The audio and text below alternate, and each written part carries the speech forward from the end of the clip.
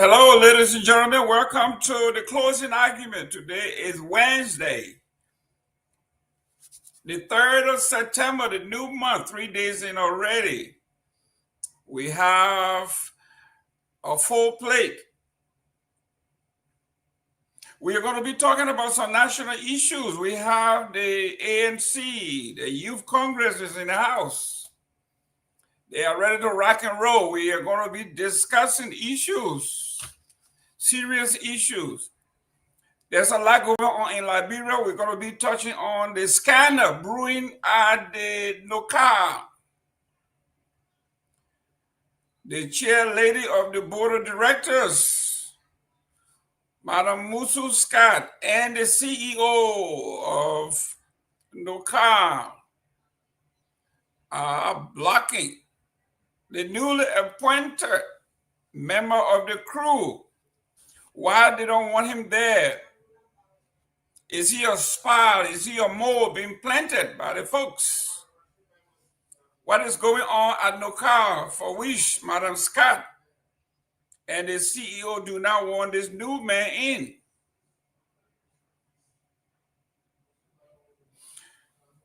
Does the chair have something to hide? She just got that job.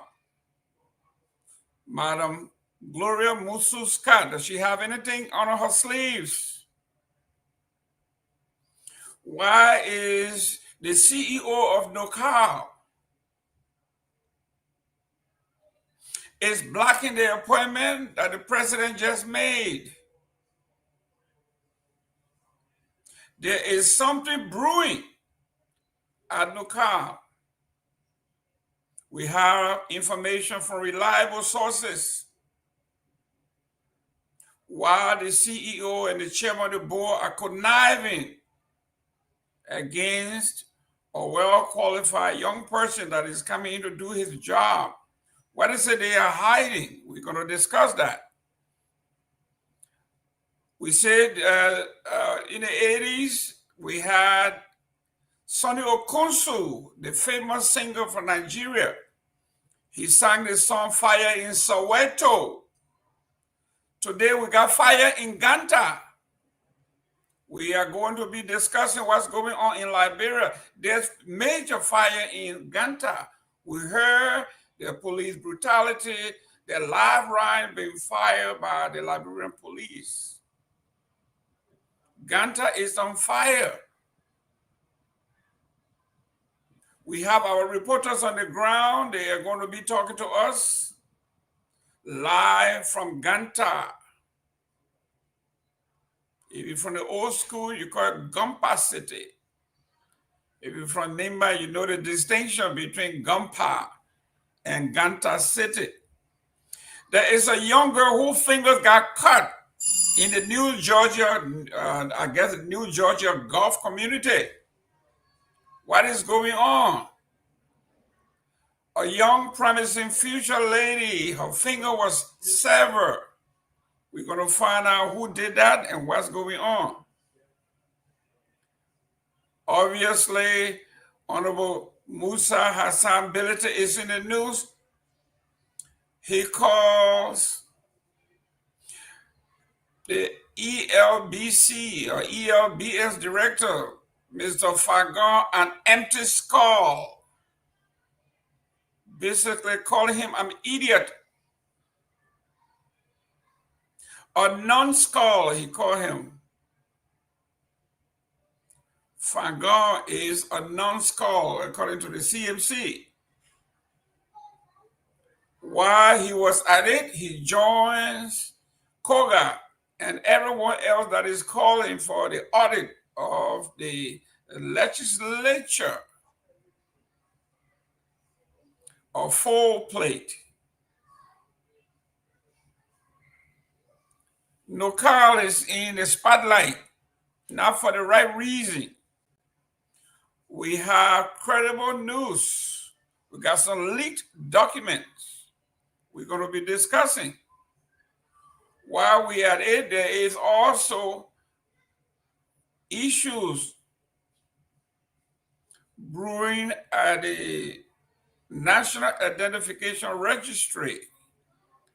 There is a young man by the name of Mr. Bele, who was appointed Deputy Director for Administration. The president sent his letter of appointment. By the time he got ready, he got another letter from the Minister of Interior, Mr. Tomalin, appointing him to another position. Mr. Bella declined. We are going to delve into all of these things that are going on in the Republic. Let me welcome Mr. Samson Masare. Mr. Masare, welcome to the show. Thank you, Mr. Gayman. Thank you, Mr. Gayman. It's good to be back here. Last night, so we had a very combative show last night with the PAP chairman, and today I guess we're also going to be having another fascinating discussion, especially with the bulletin I saw you reading. Yes, you know, when folks talk about the youth wing of every political party, they are basically leadership in waiting. These are the folks who are supposed to take over the leadership when the present generation leaves. So I surmise that this generation from the ANC, they will be combative. They understand the issues. We'll be discussing national security, the economy, and everything else that Mr. Cummings should be discussing.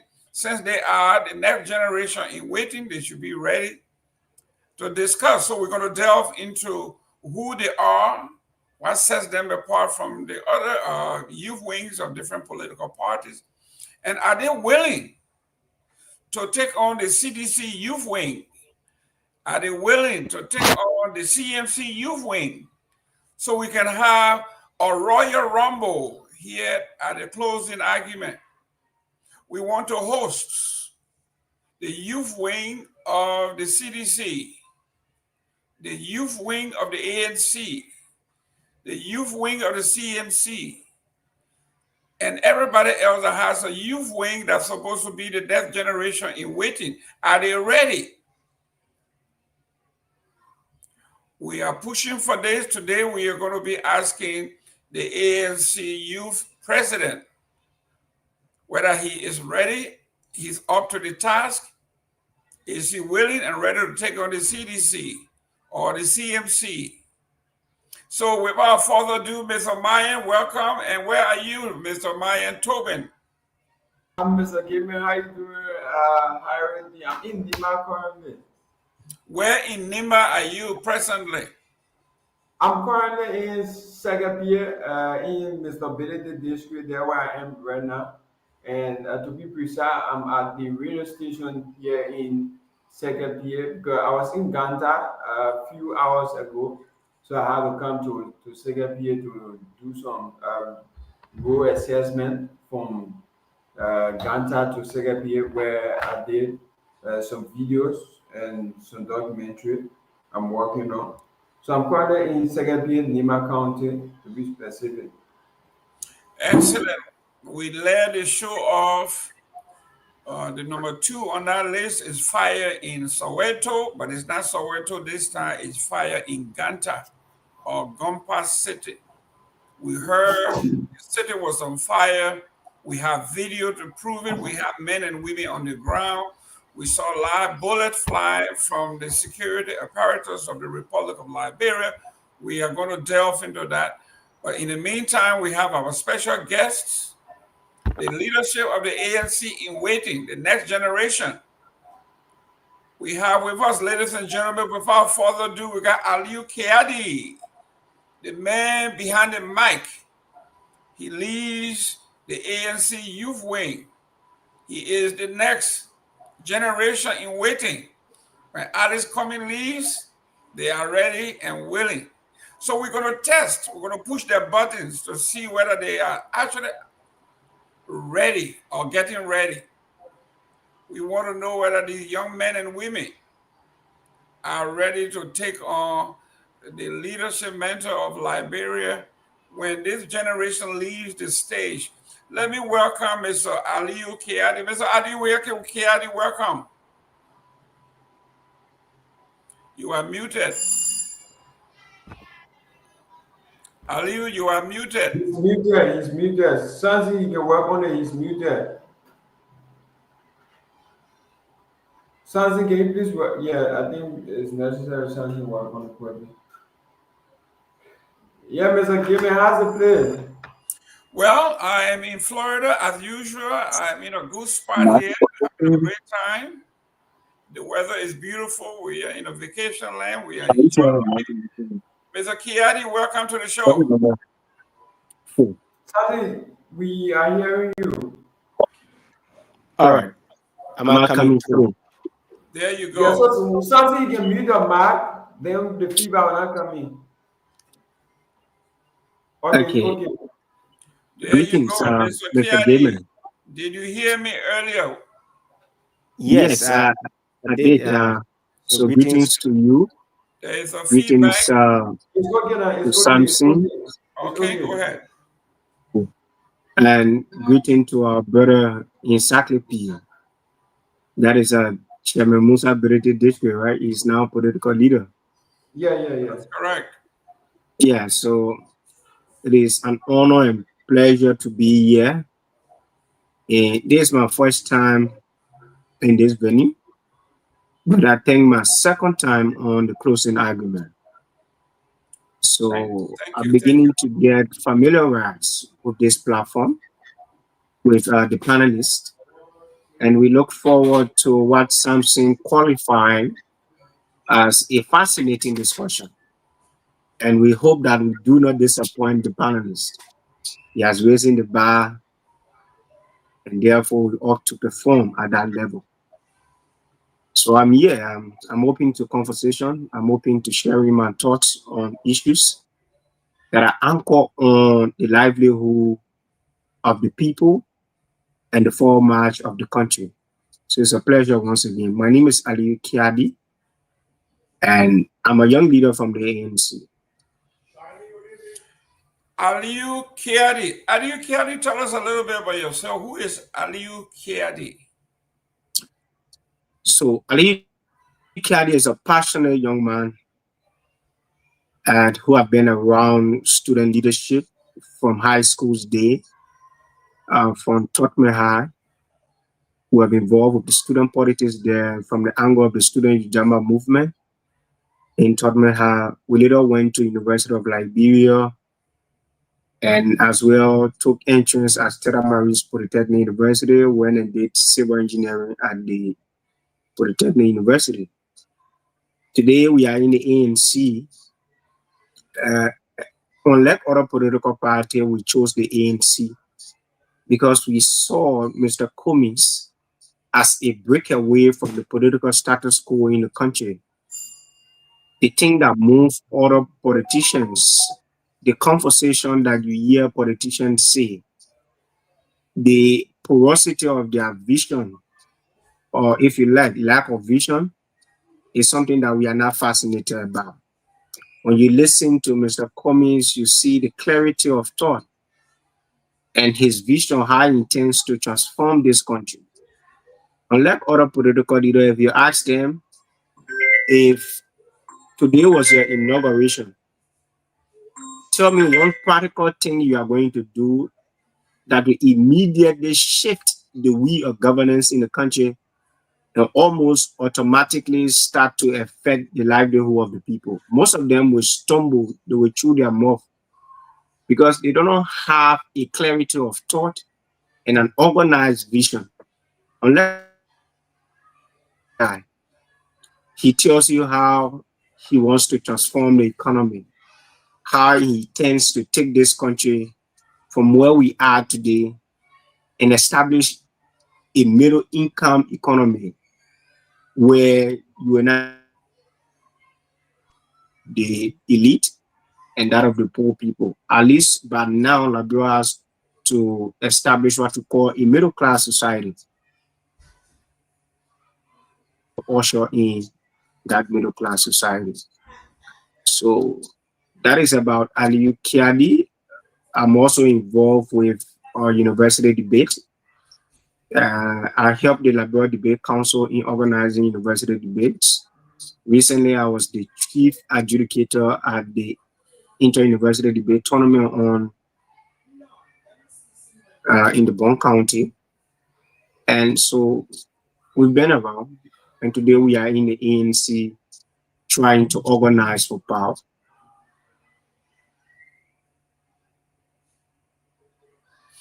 Great. Ladies and gentlemen, do us a favor, share this show. Today is going to be rough. I can tell you,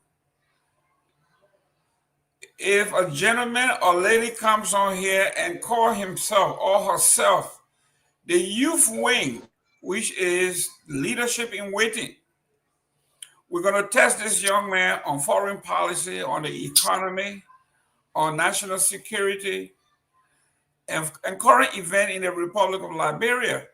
Mr. Kiadi, welcome to this show. Tell your folks to share this show. We want to know, though, you say you went to Torgbean High School.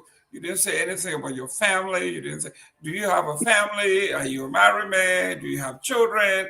Where were you born? And we want to know, who is Kiadi, man? You didn't just see the ANC just didn't bring you and drop you over. You came from somewhere. Yeah, Mr. Gayman, I think you want some details, right? Okay. That's correct. Obliged. So Ali Kiadi is from Grand Cape Mount County. I'm from a town called Vonzula. My father is from Vonzula. My mother is from Medina Town in Grand Cape Mount County. So both parents are from Grand Cape Mount County. I'm married. That's good. I'm a married man. You and I have we have a lot in common because I grew up in Cape Mount. I spent a lot of my formative years in Cape Mount in Congo, and then I went to Congo Public School. I went to LKC. Then I moved to LMC in Bomi before I went back home to Buchanan. So yes, we have a lot in common. But it's great to know your folks from Cape Mount should be very proud of you. You are doing very well.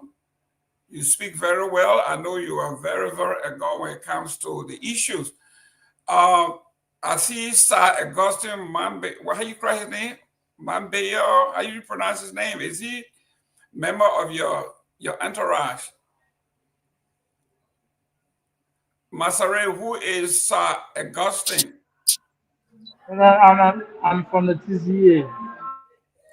You from the closing argument?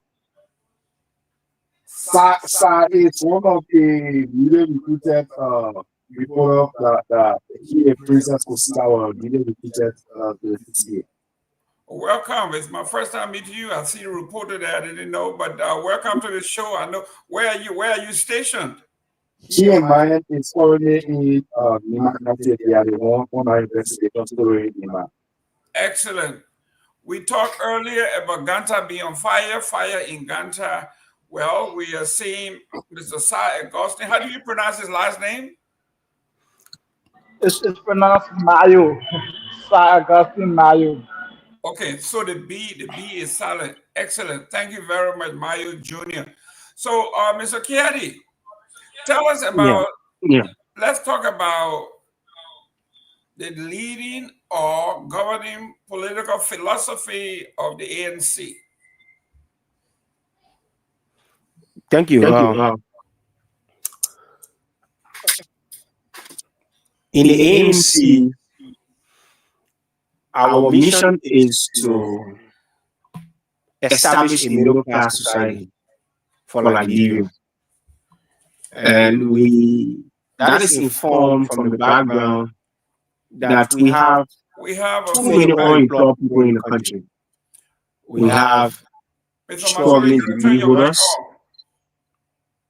Pardon? We are having an echo. Go ahead. Yeah, I think I'm hearing myself. Okay, go ahead. Okay, so there are too many unemployed people in the country. We have struggling degree holders and unemployed graduates across the country. And every year, all the universities across the country continue to put out graduates. And as they put these graduates out, they and the ANC thinks that is problematic. We shouldn't be having a country that is so in down in terms of natural resources, but then you have, let's say, an incorrigible government, a government that is immune from transparency and addicted to impunity. This is the country we have in status quo. The ANC is saying we should break away from that. In Liberia, where we can employ our people, invest in private sector growth, attract foreign direct investment, strengthen our laws, improve our schools, improve our healthcare system, that Liberia is possible. But what is fundamental is that the leadership is bereft of vision. When I listen to people talking about corruption in the country, and to some extent it have started the growth of the country, yes, to some extent. But what I think is lacking, and this is where the ANC is providing the fill in the blank, is vision. Most of our leaders do not have vision. They basically do not see beyond the cars they drive and their offices that is conditioned with air condition. What they look at other countries, you look at Burkina Faso, you see Adama Traoré. You look at Russia, you see Vladimir Putin. You go to China, you see Xi Jinping. The reason why I'm mentioning those scenarios is that in Burkina Faso, I bet most of you on the show do not know other leaders other than Burkina Faso president. If you watch, you will not know other leaders except Putin. Why is this important? It is important because for every country to strive, the leader at the top must be committed to a certain vision that is going to drive the country from what it is currently to what we want to see happening in our country. What is the president's vision for Liberia? President Joseph Imo Boaka. So the vision should be driven by the hair, but unfortunately, if the fish gets rotten from the hair, then you will not get anything happening in the country. What is the vision for Liberia? You have B Mountain in Cape Mount. People read the letting report. Most of these companies annually they make over 800 million United States dollars, and they give the country chicken change, and you expect to develop on the basis of what you're receiving from those concession companies. Lack of vision. Our leaders do not have vision. For the country is not forthcoming. But listen to Cummins. The guy will tell you, how do we transform the economy? How do we invest in private sector growth? And I said something before on one show. When former President Weah was president in this country, it was easier for him to bring Samuel Eto'o, Didier Drogba, JJ Okocha to the country. You know why? Because those are people within his cycle. Those are his friends. Who are Ellis Cummins' friends? They are the investors, the corporate groups, those in Wall Streets, investors across the continent in the sub-region.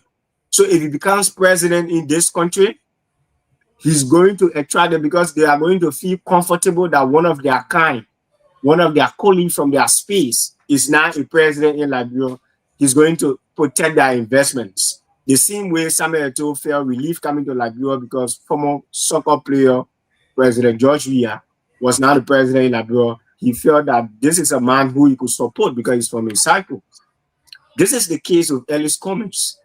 Now, some of the political pundits in the ruling party or some other places will argue, but why is he not bringing those investments now?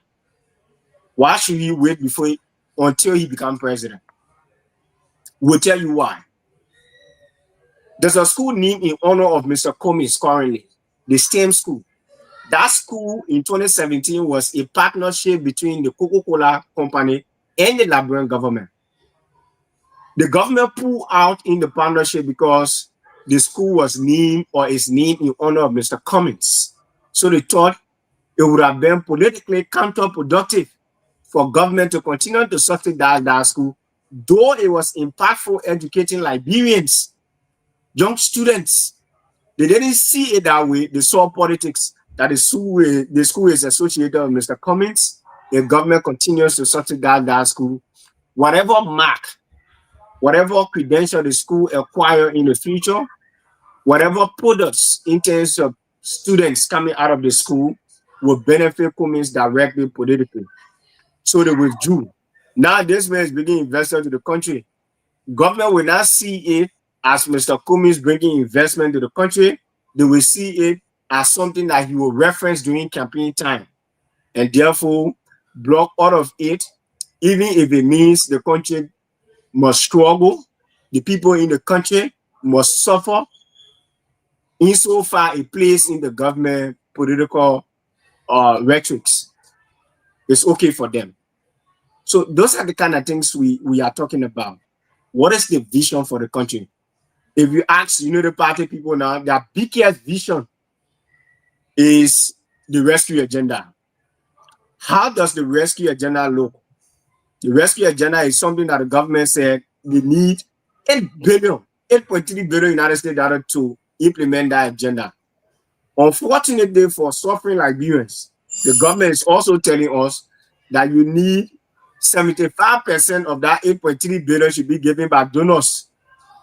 How will a country set a foundation of donor funding for your national development?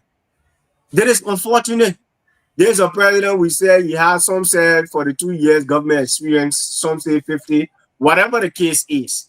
But we thought that this president from day one would have understood what is required to be done in the country to transform the country. But if you base your rescue agenda on donor funding, now that you say is having donor fatigue, other countries are putting emphasis and premium on their domestic affairs. Liberia is saying for rescue agenda to be implemented and achieved, we need 75% of that money coming from donor funding.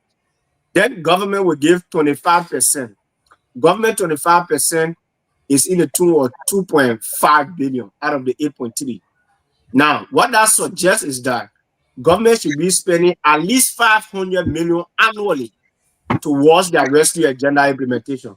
Unfortunately, in the current budget, you have less than 100 million being spent towards the rescue agenda. It tells you in summary that this agenda is only meant to massage the political ego of Joseph Boakai and rescue photo. This is an elusive agenda that can only be achieved in oblivion or utopia. And that is unfortunate for our country, Mr. Gayman.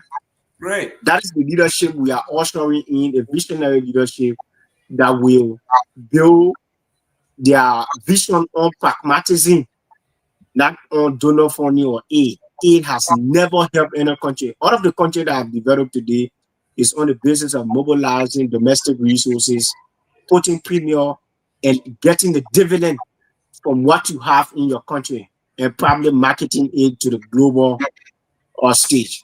Thank you cannot base a country or develop a country on donor funding strategy. Thank you. Let me welcome Honorable Victor J. Nagbe, or J. Victor Nagbe, the man from the Southeast. Welcome, sir.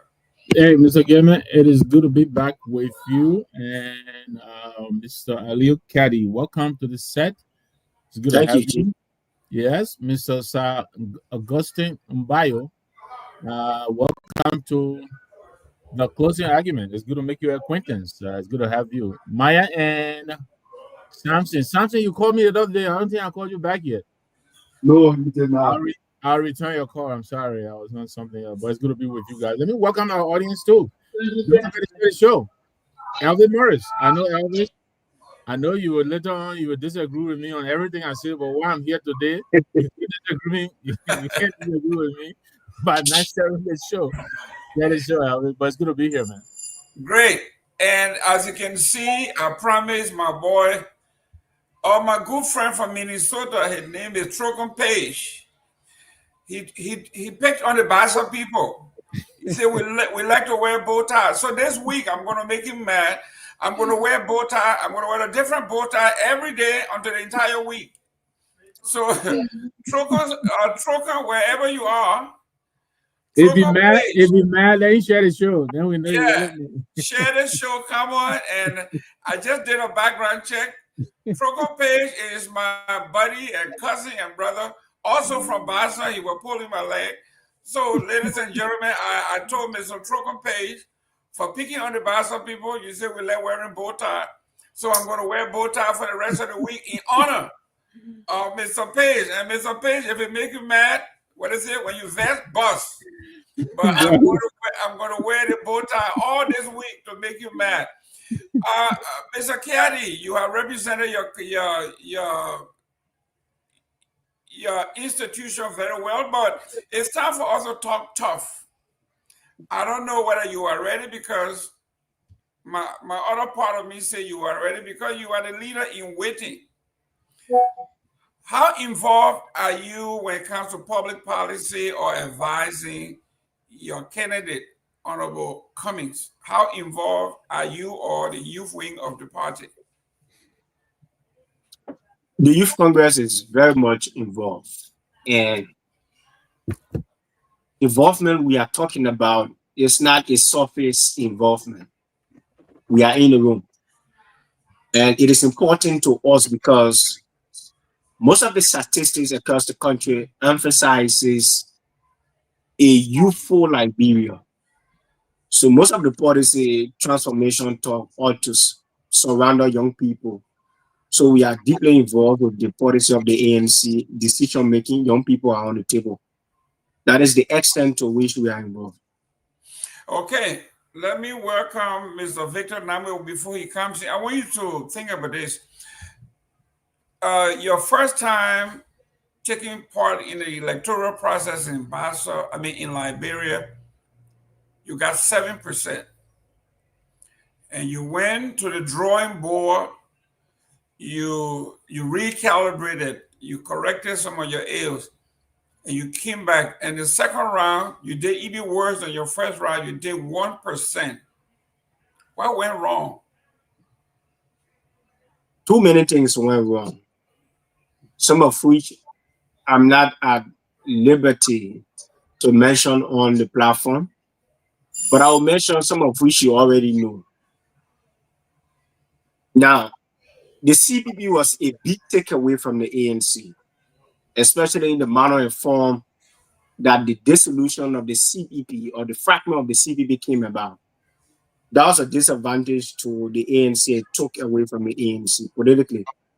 Now, many Liberians across the country buy into the notion that President Weah must go. At least majority of the people in the country said, President Weah, we don't want you coming back for second term. Now, it was left with a decision to be made in the opposition community. Who then do we rally around in the opposition community? It was Mr. Cummings. It was former Vice President Joseph Boakai.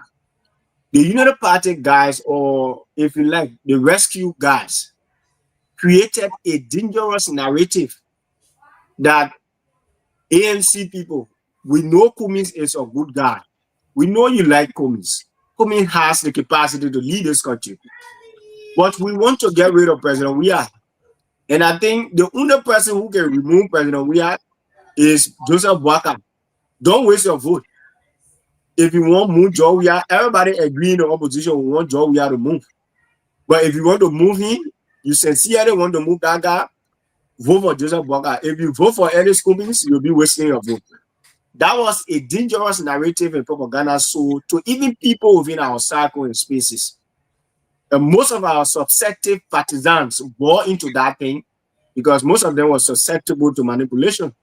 So they bought into it at the disadvantage of the ANC. But I do not blame the United Party people for selling such a dangerous narrative. We blame ourselves in the ANC for not establishing an effective political machinery to respond to some of these propaganda effectively and nipping in the bud. So that was a propaganda that so in the favor of the United Party, not necessarily because those who voted them were original United Party partisans or followers, but because they all shared the view that they wanted President Weah out, and the only person, according to the United Party, that could take this man out was Joseph Boakai. So don't waste your vote.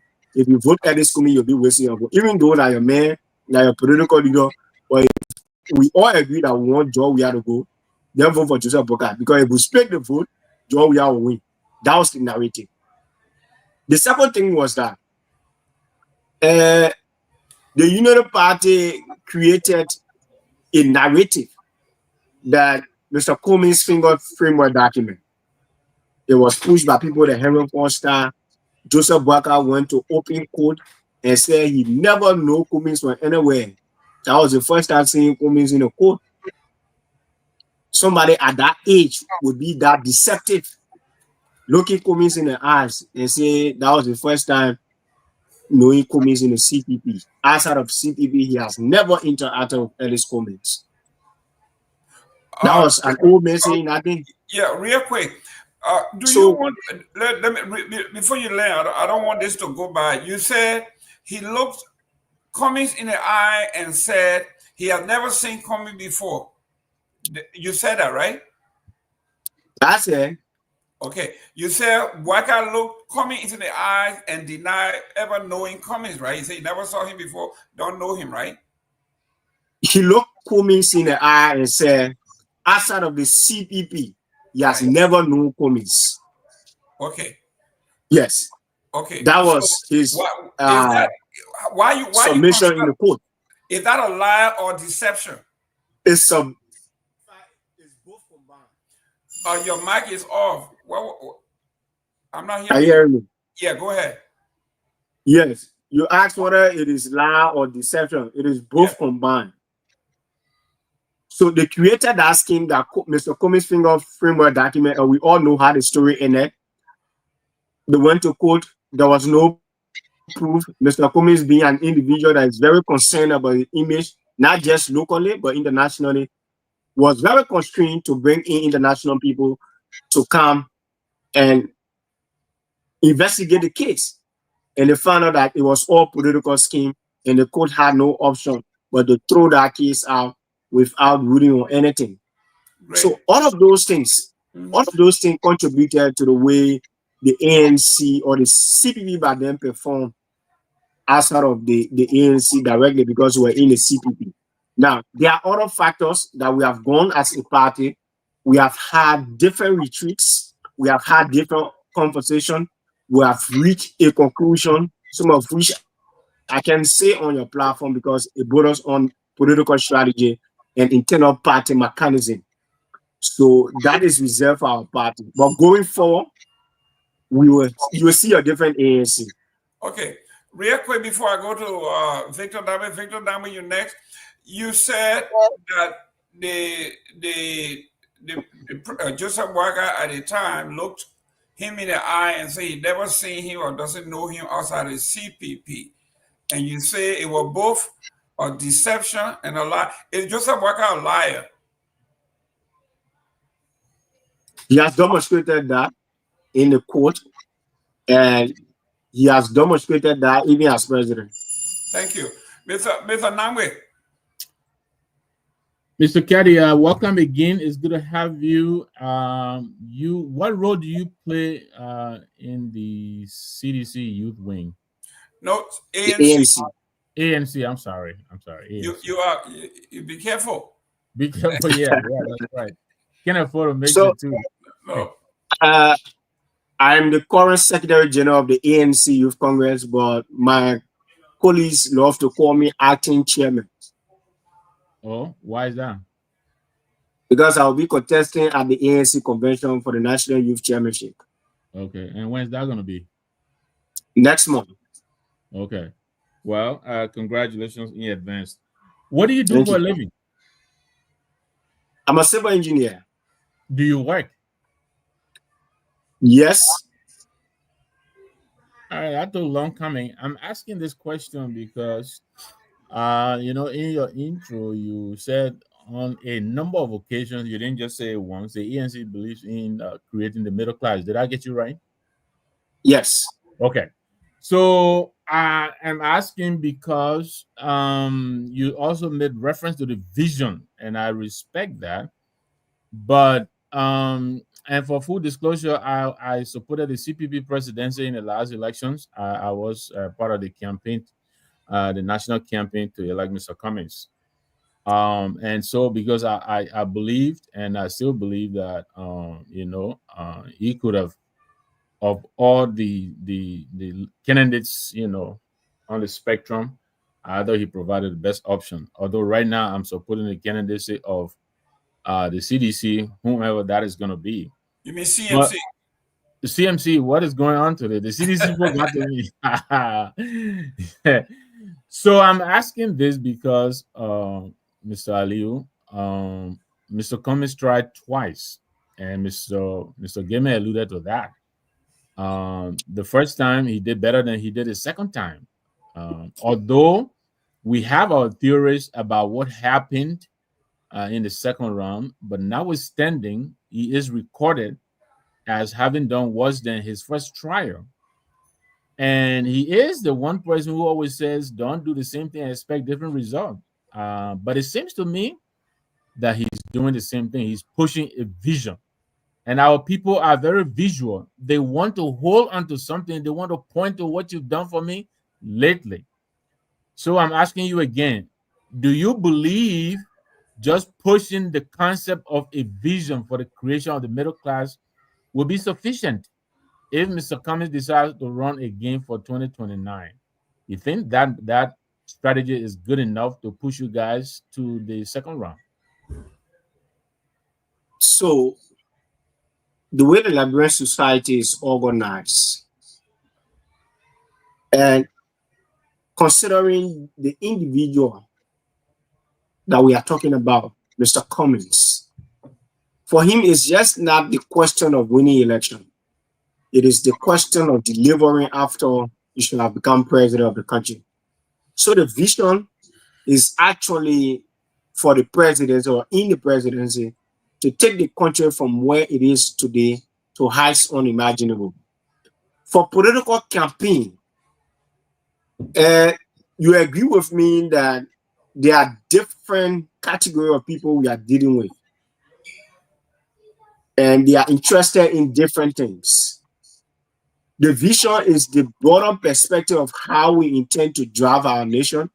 But in terms of political campaigning, we are going to be appealing to people on things that are important to them, giving people incentives in terms of issues to gravitate towards the ANC. A classic example could be in 2018, the UNDP reported that we have close to 100,000 Zogos in the country.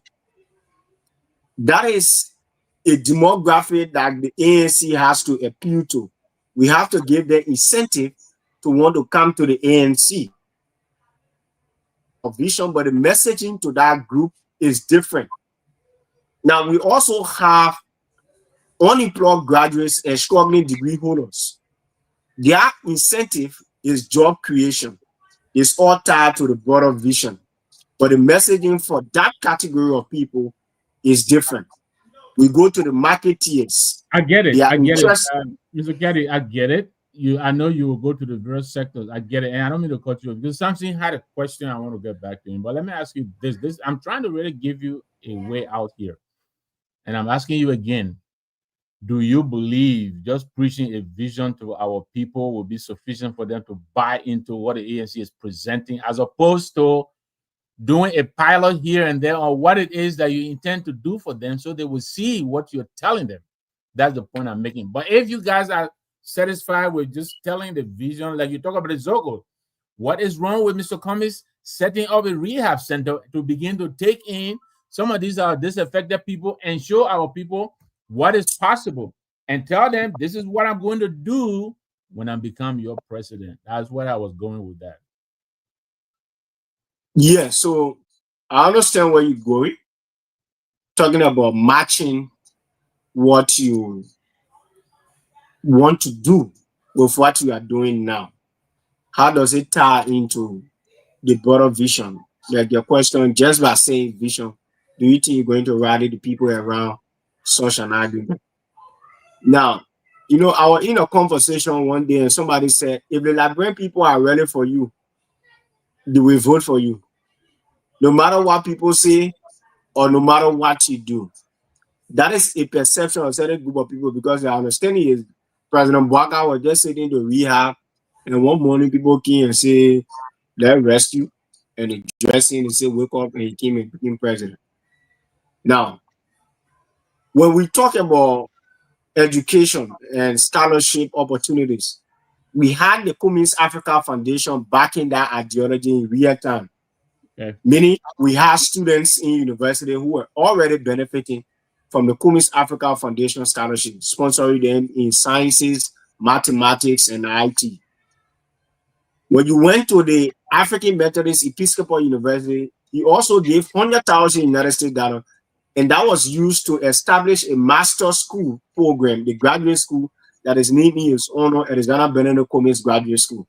So whatever we say, we are going to be matching them with what we are doing on the ground, so as to appeal to the people that we are not just saying these things. These are things we are also doing to suggest to you that we are passionate about what we say. We are practical about these things we are saying, not just the political rhetoric. So I get your question in that regards.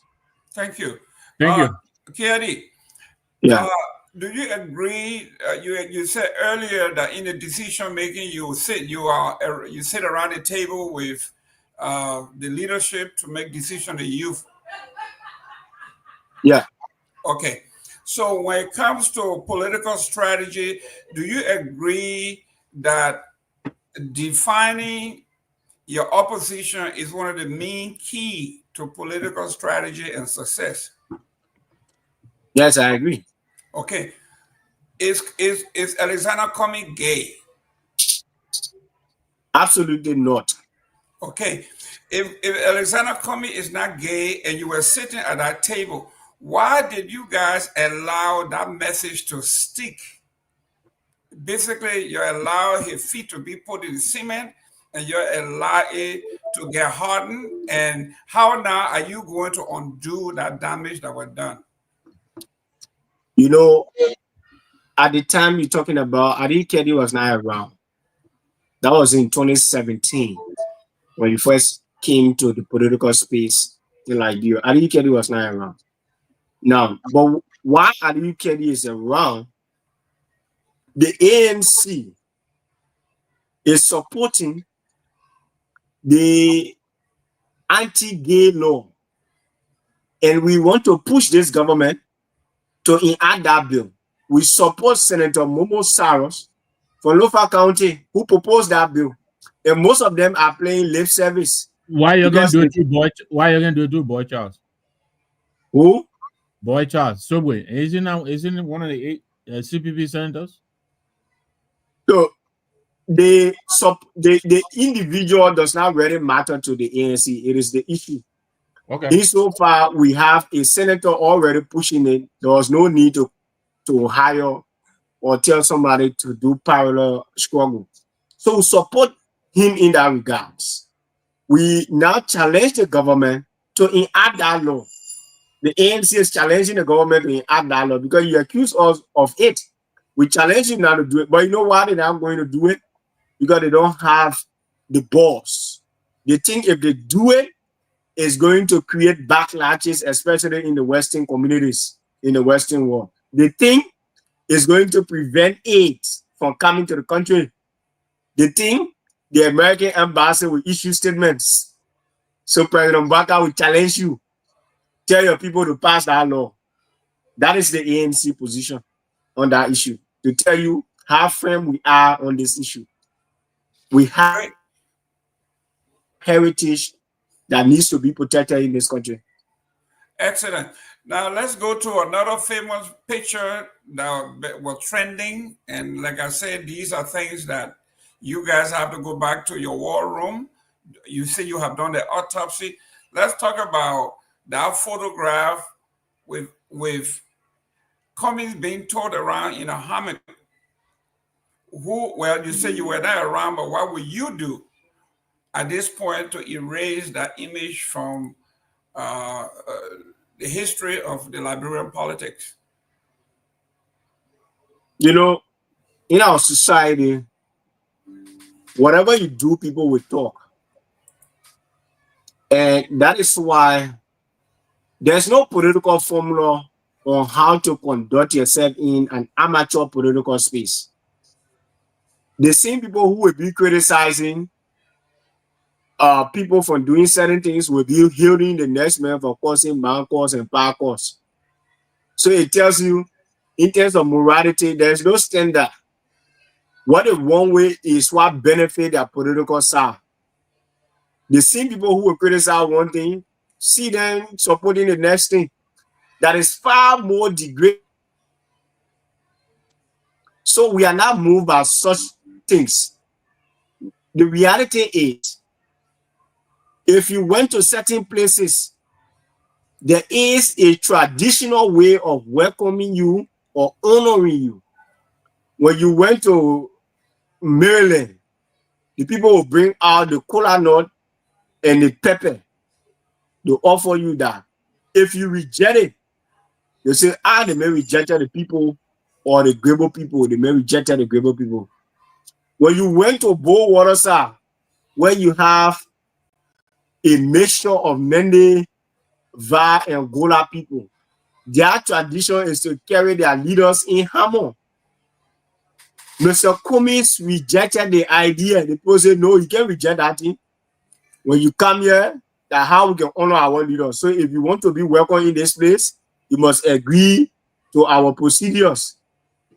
But most of the people who were not there, they are the ones running with that narrative that is elitism. How do common people, our indigenous people, you qualify those people traditions and their way of doing things as being elitists? It was not Cummings' security carrying him or bringing the hammer. Cummings did not carry the hammer to Grand Kemal County. It was something that the traditional people brought out. So you're saying the culture of the people is not elitist. It's not higher up. You are also accusing the people, not necessarily Cummings. You are directly attacking the cultural heritage or the traditional value of that particular people in the country. So it is about how the people welcome their people. I believe even the country you from, there are traditional ways through which people welcome you. When George Bush came here in 2008, I was seeing the video, people welcome him with white chicken. Some places you go, they give you country cloth.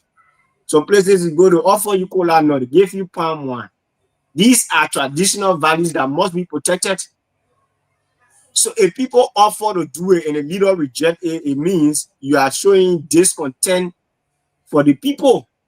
And you do not want such a narrative. So I do not blame Cummings for that. Thank you, ladies and gentlemen. If you just joining us, we have Mr. Aliu Keade. He represents the ANC Youth Wing, and he's doing an excellent job representing the next generation of ANCers, people who will take over when we leave the stage. So Mr. Cummings is grooming, or the organization is grooming a group of young men and women that are capable, should be capable of taking over. And he is an engineer, civil engineer. He will be building our bridges. So here we are. He's doing an excellent job today representing the ANC. Let me welcome Dr. Henry Peabody. How you doing, sir? Are you back in the country? Yes, sir. I'm back. Good to see everybody. I'm back. Good to see you, sir. Good to see you. So Nagbe, everybody, good to see you. Good to see you. Excellent. Excellent. Welcome back, my brother. Good to be back. Good to be back. Yeah. Good to see everybody. The Terminator is back. The Terminator is back. He's back. in my Germanic accent, Mr. Schwarzenegger said, I'll be back. I'm back. So he is back from Grand Bassa. He's back from Liberia. He's back from Accra. So, Dr. Peabody, we have the ANC young folks here, being led by Aliu Keade, a very eloquent young man who understands the policy of the ANC, and it looks like he's being groomed to be around the table of decision makers. You have any question for him? Well, I guess you guys have answered asked the question, but I was just trying to see if it makes sense. What is the youth doing now? What is the goal now on your party? What the ANC youth? What have they been involved in since election time? You guys, since the election, what Are you guys still functional? Are you guys dormant, or what? What have you guys been doing since election? Yeah, thank you. Welcome, Mr. Peabody. It's a pleasure sharing the same space with you tonight. So we have been involved with different activities in the ANC post-elections. We have been involved with what we have designed under the banner of Hap Friday in the ANC, where we engage our district leaders. We recruit people in district on every Friday. On Friday, we'll be in another district. I will not announce before reactionary try to undermine the process. But we'll see you in that district, we'll go live. And so we also design what we call the State of the Youth Report, where we follow up all of the political issues, social, economic issues in the country on a particular month. That this month, we issue the third State of the Youth Report. We talk on the issue of drugs in the country, how it should be treated with the urgency that is required. We think drugs issues in the country is only in the speeches of the president. It's not reflected in the national budget, and that is problematic. We also think that the human rights report on Liberia is a mirror that Liberians should look in and start seeing arbitrary killings and start seeing sanction and censors of the media and start seeing broad day disregard for the rule of law. We also flag issues on the World Trade Center. The Liberian government have imprisoned tens and hundreds of World Trade Center young people. They are putting them in South Beach prison only because they have skills in IT and cybersecurity. We think the Liberian government can transform the World Trade Center into a national hub of technology and innovation. This thing I'm talking about happened in South Korea. The South Korean government did not jail their hackers in the country. They transformed them, they brought them into government, and those people started preventing hackers from hacking government systems. We think the government can transform the World Trade Center and introduce something where young people can start to build apps, start to checkmate information that people bringing documents into the system. These young people have the skill sets to do it. But if you start drilling your brightest minds in the country, there's a country that is doomed for failure under this regime, because no country in the world will grab the brightest of minds in the country and put all of them behind bars. I think their energy can be redirected into something good. So we have been doing a lot of things across the country as young people in the ANC. And I think the time is right that the politics of the country is no longer the older people thing, because the decision will affect us. We think there have been conversation about the young people. How do we transform the system? How do we improve the country for the young people? Those conversations have been happening between and among other folks. You have talked about us. I think it is now time that you talk with us on things that we think can transform our own life, because most of these decisions brought us on young people, considering the population parity in the country. Thank you. Thank you very much. Ladies and gentlemen, we have Mr. Kehleboe. If you have never met this young man before, go and look for him. It looks like we got a gem. He talks well. He understands the issues. Hopefully, the folks in the ANC can put some of the young folks up front. Just before we go back to him, let me tell you what brewing in the Republic of Liberia. And before he takes his leave, we'll ask him to take a shot at some of these things. For discussion today, there's a lot of stuff brewing in the Republic of Liberia. Why is NOCA defying President Joseph Yuma Boakar's appointment? A brewing controversy has emerged at the National Oil Company of Liberia, NOCA, over the refusal of the board of directors and the chair, Madam Gloria Musu Scott, and the CEO of NOCA, Mr. Fabian Micah Lai, to implement President Joseph Boakar's appointment of Sir Isaac Hine Atiobi as Vice President for Operation. A Stone Unity Party member is credited for significantly doing much to bring this president to power. Why are these two people ganging up against him and they don't want him at no car? He has been appointed by the president but been blocked. We talk about it. What is Musu Scott is afraid of? What is the CEO afraid of? Do they have something under their sleeve? We got credible leaked documentation here why Musu Scott and the CEO do not want this man in their midst. They're doing all they can to make sure that he comes nowhere near the car. We discussed that tonight when our friend here, the young scholar, when he leaves. But before he leaves, let me test his wit. Let me go to my Samson. Samson, our guest is here. It looks like I got to give you guys at least one or two questions in, so it don't look like the old folks are stopping the young folks from asking questions. Yes, Samson been waiting. Yes, Samson, go ahead. You have any question for this young man? Young man.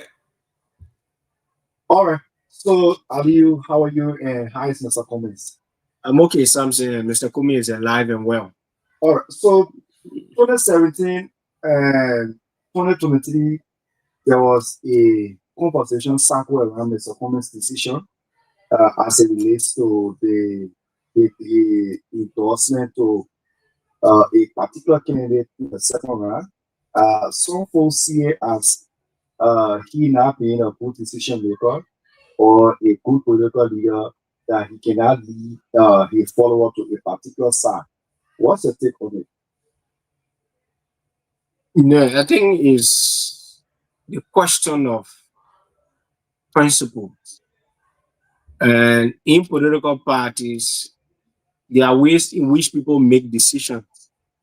Even in the national legislature, you have people voting for, you have people voting against, and you have people abstaining. So it's part of the democratic process. What Mr. Cummings did in the past is not anti-democratic. If you follow democracy, people have the right to vote. People have the right to vote against, and people have the right to abstain, except you want to develop a new democratic principles or pattern, but it is allowed. So if it was something that he had done outside of democratic allowance, they would have conversation about it. But I think Mr. Gayman will agree that abstaining from voting on certain key decisions or participating in certain policy issues is something that is allowed in democratic spaces. All right, so follow up. Yeah, go ahead, follow up. Not 2017, but 2023. Many folks have problems with Mr. Cummings' alignment with the older politicians like Louis Brown, like George Whistler, like Mr. Musa Hassan Berete. The concern was Mr. Cummings is pushing an agenda of not supporting the old order system, that those who said past government and did not perform, and he brought them on his campaign thing. What's your take on it? Thank you, Samson. You know, in politics, you do not choose your followers choose you. And you know, when Cummings becomes president for the country, he's going to be president for armed robbers. He's going to be president for the criminals in the country, the Zogo, the rapists. He'll be president for everybody. So you cannot be oblivious of the fact that when you become president, only imam and pastors you'll be president for. Now, so you still need to work with the corrupt people in the country to transform them into something you want to see happening. All the country, look at Burkina Faso today. The corrupt leaders that were stealing the iron ore, the gold and diamond from the country, because you have a visionary leader in Tuareg, the country is taking a different shift. So what is important in Liberia, if you have a leader that is dedicated to certain vision, if you have a leader that has the mindset to transform the country, all the other people you think they were initially corrupt will start to follow suit. I gave you a classic scenario. Many Liberians thought that the system under the Ministry of Foreign Affairs was something that was disastrous. When Mirabel went there, we saw a systematic change. You only need a leader to drive that change. So if Mr. Cummings become president, you still have Louis Brown being Liberian citizen. When I invoke a citizenship, even those that are in South Beach for killing people, he will still be the president for them. What he would then do is to transform or create a system where you now transform those bad people or those perceived bad people into good citizens of the country. You rehabilitate them, later integrate them into society. Those people who were once committing crime will be better people if you even want to be religious about it. When Jesus Christ came with his gospel, he collaborated and he worked with some of the worst criminals and shared the good news of them, and he became pious. When Prophet Muhammad came, he collaborated and worked with people who were worshiping false God, and he said those things were wrong. So Mr. Cummings is ushering a change, but he needs to, most of whom are condemned, some of whom are good. He still needs to work with everybody to create a society that other people in different countries can be proud of. We are not going to isolate people because of some criminal records. What we are going to do going forward is to transform a society and create a standard that we demand the best from our citizens and we punish bad behaviors. That is the country we are looking forward to. Excellent. Let me welcome Honorable Pewee. Pewee, how you doing there, sir? Keep your eyes on the road. If you have to, pull over. I'm good. I'm good. What's up, brother? How you doing? Thank you for having me, Chief. Excellent. Excellent. Ladies and gentlemen, our next topic, not only is it about Nukar, but we also have fire in Ganta. When we say fire, way back we had a song called Fire in Soweto, but we got fire in Nimba, Ganta in particular. We want to show a short clip of what is to come. Myean, if you had that clip, please play it real quick for us to go, and then we'll go and give our brother. Which one clip? We have so many clips from Ganta here. Which one? The family members or who are you talking about? When the incident took place or what? Yes, we want to see the incident with the fire. I heard there was some gunfire there, if it's true. And if exactly. you have it, let's play it. Exactly. So we have that video in queue already. So let me see whether we can put it out for the public so they can be good. While you cue the video, let me go to Sir Augustine Mayor. I love that name. You know, that's a beautiful name, M-B-A-Y-O-H. The B is silent, so it's Mayor. I like that. Sir Augustine Mayor, how you doing, sir? I'm okay, and thank you for the pronunciation of my name. Yeah. So the video is ready. We can take it now. Let's go. Ladies and gentlemen, this is the video from Ganta City. Okay, so thank you. What is happening? I have to cool down myself. I have to take some photo, and later on I say thank you so much. Ganta Main Street looks quiet, very, very quiet. The street looks very, very quiet. I'm walking towards the next place. I am walking towards the next place, folks. So the protest still continue. The protest still continue. The protest still continue.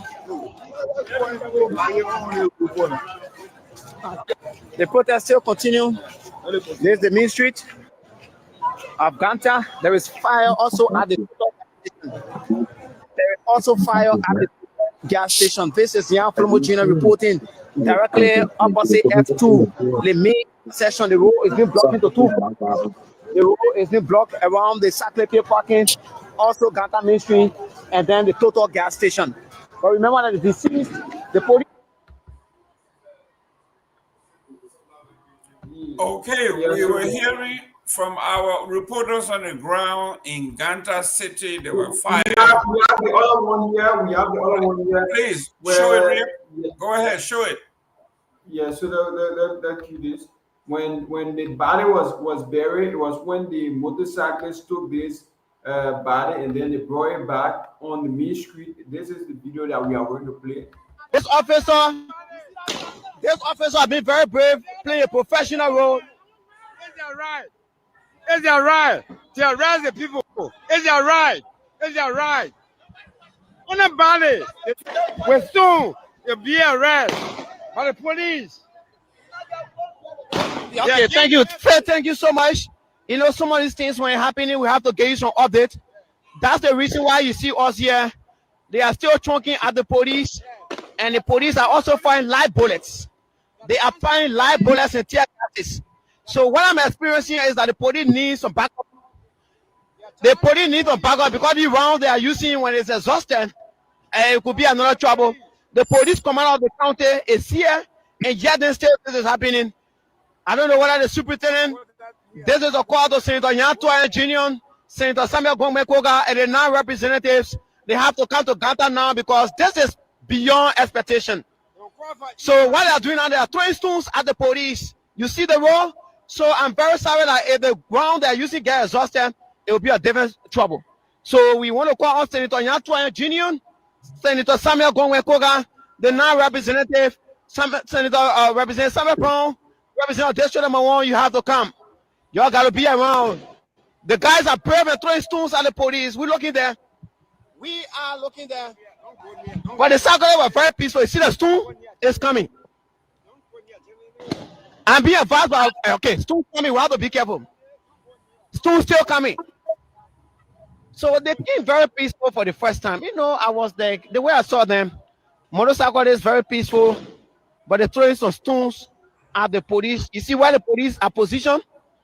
Stones coming from everywhere, every corner. So if there is a backup team that is coming, we have to be very, very fast. If there is a backup team, but I'm calling on the Nima County senators, Senator Samuel Gongme, Senator Nyenwolo Jr. to please come to Nima County, or if there's a phone call to make, you have to talk to your children. They have to speak to the people of Nima County. This is another sad situation. The police were very respectful, professional in their duties. They were waiting to receive the remains of the disease. Folks, I have to take some precautionary measure. I have to take some precautionary measure, folks. Issue. It's now a live Buddha issue. The police got no option. This is sad. No option. And if there's a backup, they need to come. This is the time to call on the superintendent of Nima County, man, call me about Gono. Call in the Nima County Senator Nyenwolo Jr. They have to come in.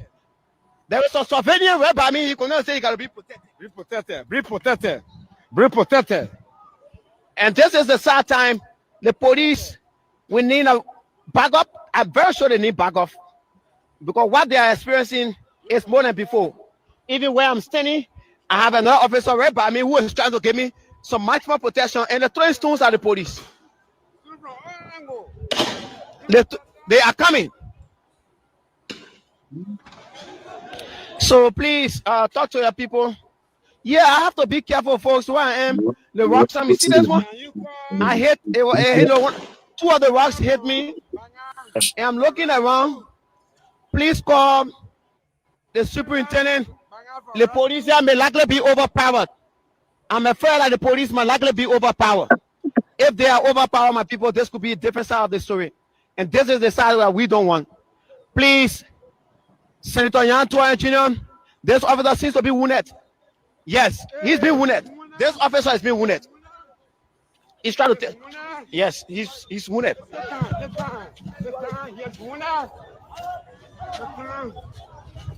Yes, wounded. Yes, wounded. You're screaming well.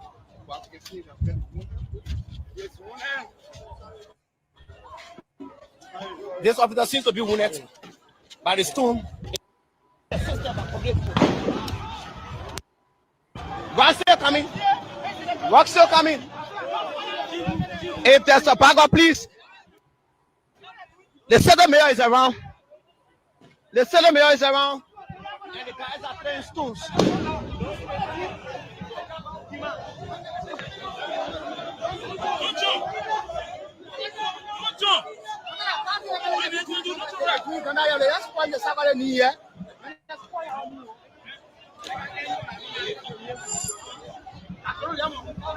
Okay. The hair of the motorcycle is still appealing. Yes, it's not easy to wear, and please like and share. But the police actually need to back off.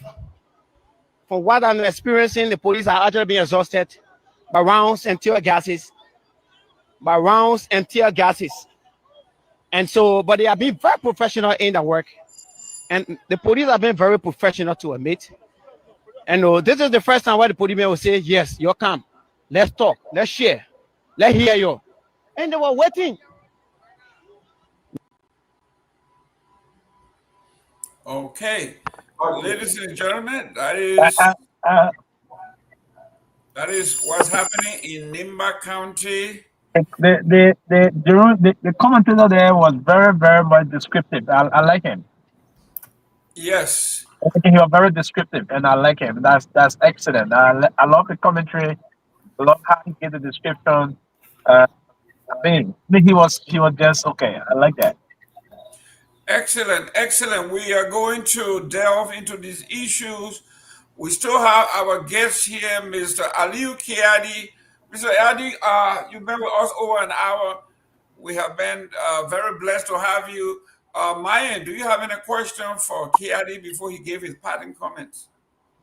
Okay, so I just want to add up to some of the questions that you have asked him. So basically, let me unmute him first. Maybe if I ask you so you can be able to respond.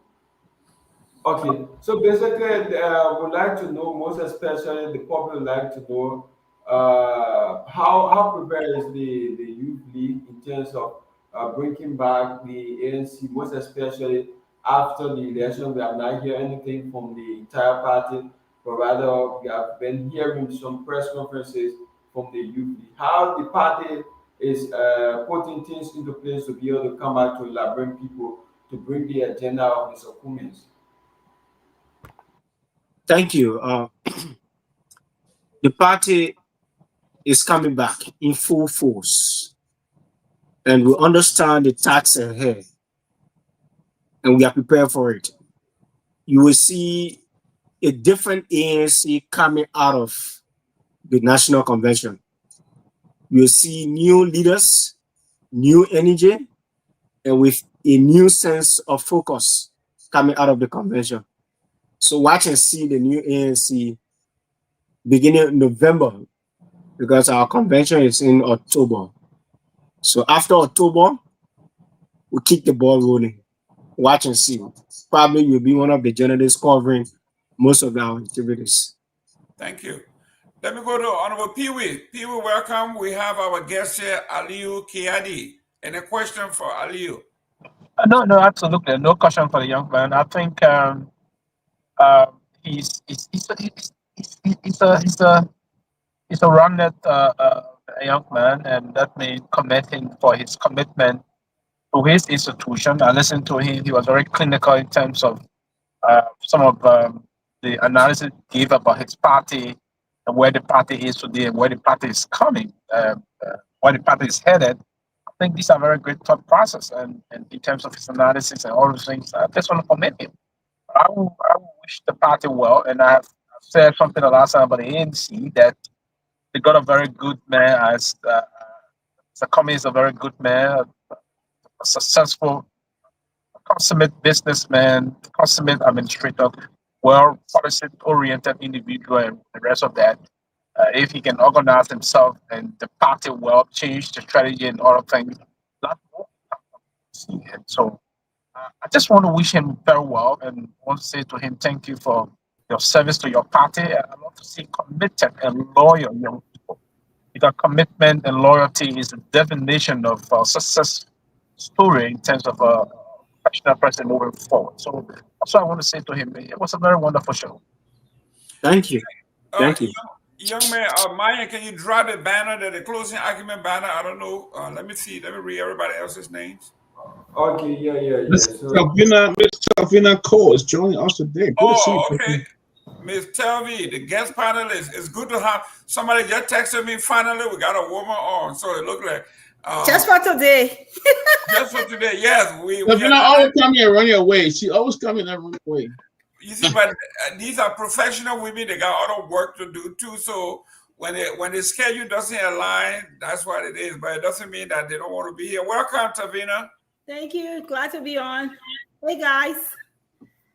I know you just come in. We have a young man here by the name of Aliu Kiadi. He's from the ANC, and he's here to proffer, defend, and trying to rebrand as everybody else who loses a game or a political fight. You have to go and do what politicians call an autopsy. Come back where you need to rebrand, where you need new messages. He's doing very well. Any question for him or any observation, and you follow the show? No, I was listening to him off and on while trying to transition from work to this to the show. I know I heard you talking about something they're doing in the county, and stuff like that. Are they? Is it just the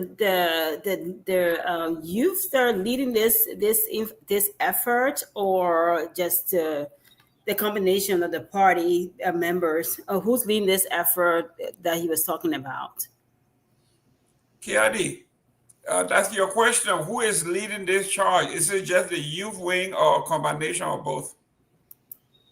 Thank you. So what you heard was a response to a question about what are the activities the young people are involved with. So in that context, I was trying to give our answer with regard to what we are engaged with as young people in the party.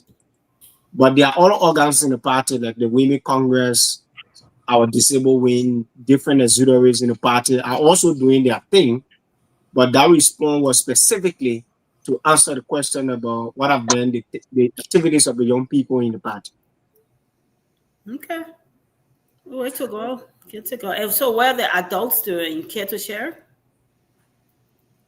Yes.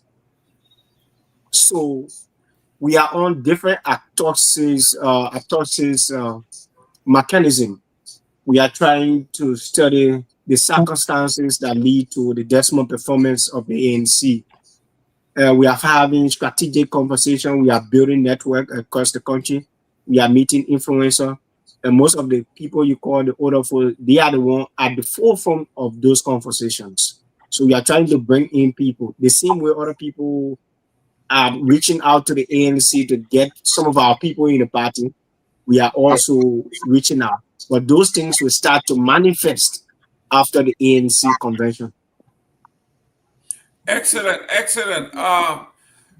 Ladies and gentlemen, we have a young man here who represents the ANC. We're talking about in any society or any organization, after a loss, it is not an easy thing to lose in a political fight or any fight of any kind.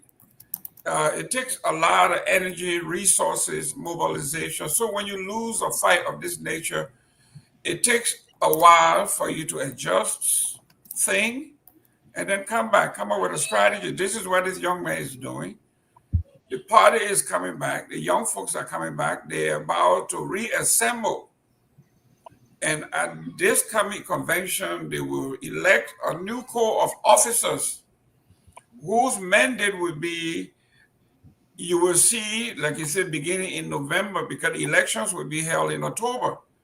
Come November, you will have a new group of leaders on the ground, and they then will have their own manifestos within the manifesto as to how to rebrand and where to go from here. Mr. Kehleboe, you have done very well for yourself and your party. Your parting words. Thank you, Mr. Gayman. I want to appreciate the closing argument family for granting us this opportunity to share our thoughts with our people across the country. It is also important to comment on something you said about what is happening at local, that people are rejecting presidential appointments. Now, why do I think that is happening? People don't just reject presidential appointment, except they have the feelings that those appointments are actually not coming from the presidency. They know who are making those appointments. People are very reluctant to challenge presidential powers. When you see people in the cycle of the presidency rejecting these appointments, it means they already know who are the people cutting the shots.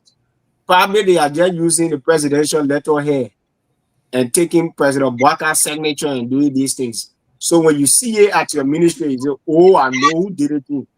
It's not the president. So it gives you ground to reject those appointments. But no presidential appointee in that same will reject an official, knowing full well is for the presidency. He dare not. But again, there are allegations of people like deputy minister at the Ministry of Presidential Affairs, Ministry of State and Presidential Affairs, that these people are smuggling in names. When the president tells them to do something, they put in their own names. The Internal Affairs Minister did the same with the identification agency because he felt he has some family attachment to the presidency. So they are doing things with the military. Unfortunately, this is the kind of government we have. For us in the ANC, we are not surprised because we never for one thought that this president is a hands-on president. And why do I think so? I've always held the view that leadership is tested in times of crisis and controversy. Leadership is not tested in times of calm. We have tested former Vice President then, Joseph Boakai, with leadership in the CPP. It was under his leadership that the CPP crumbled. Today he's president. So for us, we are not surprised. He cannot give us what he does not have. So for the people who elected him on the mantra of rescue, they are the one weeping, sharing tears. For us, we predicted this outcome, and we think we just ought to live with it until 2029. But that's the country we have. We ought to live with it, Chief. Mr. Kiari, before you go, could you commit if I were to invite the CDC Youth Wing, the ANC Youth Wing, the CMC Youth Wing, for you guys to come out here and debate national issue as it relates to where the country is and where it should be? Are you willing to sit and debate the issues with your comrades? Yes, I am. Thank but you. Do you support the Unity Party, man? Because it will be like all opposition telling me people against one Unity Party. Well, guess what? What? Among the opposition, one of you guys will be president. Somebody will be president, and that person has to set themselves apart from everybody else. So, despite the fact that you may merge at some point, there has to be some dichotomy. The ANC has their own leadership style. The CDC have their own. The CMC have their own. So, at some point, we have to understand what is the difference. It's not only that you have a differences of ideas, but leadership style, and then we want to have the measurement. Where do we draw the line? So all of these things, but I'm glad that you accept the notion to come back and debate your counterpart. We will pass it on and see who wants to debate you. From what I see tonight, it may not be an easy thing. They may not want to debate you, but who knows? We will see. It's an intellectual heavyweight to intellectual heavyweight is out there. Thank you very much for coming. And if you want to stay and partake in... Open to having those conversations, yes. And so we'll come back. If you want to remain in studio to participate, that's fine too.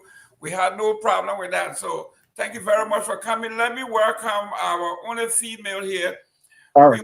We want to start off with what's happening now at Nokal. Nokal is the Liberian oil company. This is where we're supposed to be greasy. We're supposed to be wealthy. These are the folks that have our nation's money. I was coming here and there was a piece on CNN that Sierra Leone is now the next oil producing country next to Ghana, about to start mid-2026, set and ready to go. Crude oil, they are going to be next to Ghana. I mean, it was a huge. So the question is this going to be a curse or a blessing? So you've been the only female, and hopefully I think the smartest one here. What should we be doing at Nokal to put us at the level of our partners next door? What have they done right? What can we do? From what I'm hearing, it looks like we are not starting right. We are fighting. There What's you this go. picture? Yes. There are the two folks that the president brought on. Then he brought on somebody else to join them, and these two joined together, and they say, hell no, he's not going to come here. But did they say why? Eh? Did they say why did he want the other person? Well, this is why we are here to probe. Why would the president have confidence in you two and bring in somebody else to join you, and then two of you combine and say we are going to block him? This is why we are here. We have the evidence from reliable sources that Honorable Musu Scott and the president, the CEO, do not want this young man there.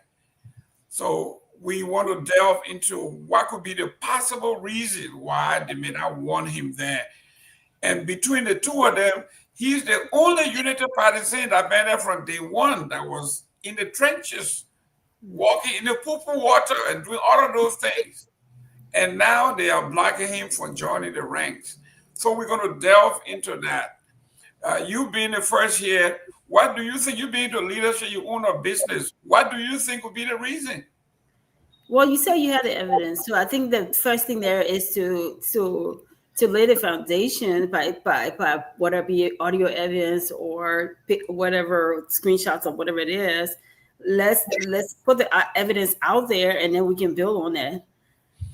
Don't you think? Yes. Well, from our understanding, the president has been alerted that his letter appointing this young man has been blocked. In fact, it's two in the same week. There is a gentleman by the name of Bele. The president had appointed Mr. Bele to be the deputy operating person at the I think the National Identification Registry, NRR. And the Minister of Interior single-handedly wrote another letter demoting that man before he could even take office. And he has declined and taken the fight back to the president. So these are two letters. We are not talking about, they say, we're talking about in the public glare. Mm-hmm. Why could this be happening?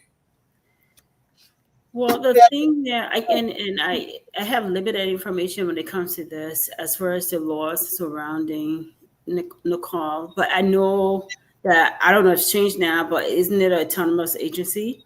So if it is, isn't it still an autonomous agency? Because I know every government has been doing all kind of crazy stuff, so I don't know if this government have changed that. But I know in the past it was an autonomous agency.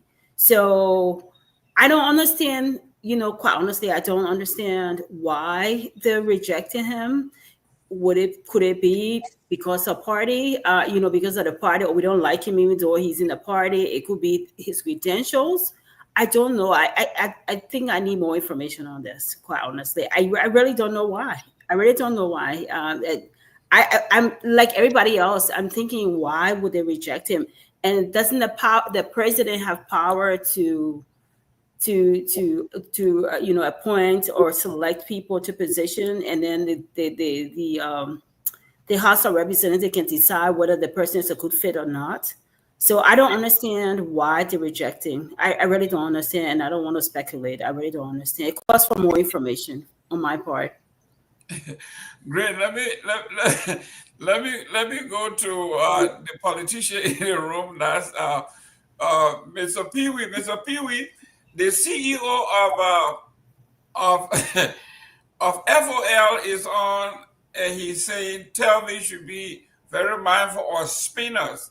We hear the spin stuff. Who Dennis Jai? Dennis Jai is saying, be careful with master spinner. Of course. I'm not going to indict myself. You crazy? Mr. Dennis Jai, I'm not a master spinner.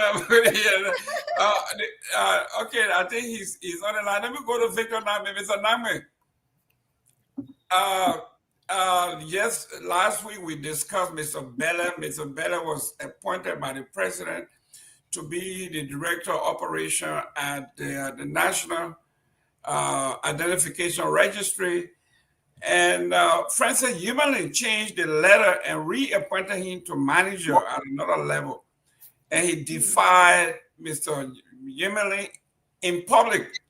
It was Front Page Africa that carried that letter that he refused to be demoted. He wants the exact position that the president nominated him for, and he showed a green letter from the president. Why is this happening? This is the second time in 1 week. Yeah. Look, I am with Telvina here. I don't know the details and the circumstances, but I can say overall, there seems to be no fear of this president by his appointees. I mean, a number of them have defied him, and he's done nothing. And so I think there's a general attitude in the government that you can do whatever you please, and there will be no consequences. The appointment you reference to the internal affairs. The minister decided it was within his purview to reduce and demote the appointee to a position that he felt he was more suited for, even though he himself is an appointee of the president and he doesn't fit for that job. He's a rebel. He's on record. And yet the president went ahead and appointed him as internal affairs minister. And he is there, and the president has done nothing about it. So he's not the first. This is not the first time the president is making. I mean, we heard of Delon and Yombly taking the president appointment letter and crumbling it into a ball and throwing it in the trash can and sending it back, telling him to go and do another appointment, and he did. Even though in that instance, you can't fire them, but I mean, I'm not surprised that this is happening. I'm not calling for a dictator president, but you got to know the extent of your powers, and you got to use your powers, wisely. You can't waver and shake, the weight of your own authority. You got to know your authority. I don't think this president exerting himself as he should. I mean, how many cases of corruption haven't been reported in the press, and he's done nothing. I can count from the MCSS, to the airport. I mean, how many times have the light not gone off on the airport? What is he doing about it? He almost got killed on the airport. Has anybody been fired at the airport? Absolutely not. So people know, the word is out that you're on your own here. Just do whatever you can, and you'll be okay. So if these people define the president, Gloria Scott was the UP lawyer. That's why they sprung her out of jail after the murder charges that were put, leveled against her. They sprung her and sent her to Nokao. And I'm not knocking on her qualification or whatever it is, but this is a government that it believes in the unorthodox, method, the informal administration. Tomalin is on record harassing another female. The tips are all around. The same Tomalin at Internal Affairs. And what has this president done with him or about him? Absolutely nothing. So I'm not surprised. I won't be surprised we sit here and people begin to appoint themselves to positions and remain there. So, Telvina is not alone if not understanding or not knowing what it is that is going on in this government. This is a child's play. This is not a government. This is the only thing that's missing in this government is the potter, and the clay for the small children to go and play outside. So you're the president of the Republic of Liberia. You appointed, and other appointees are telling you, no, Mr. President, I'm not going to let it happen. And what do? Nothing. Dr. Peabody.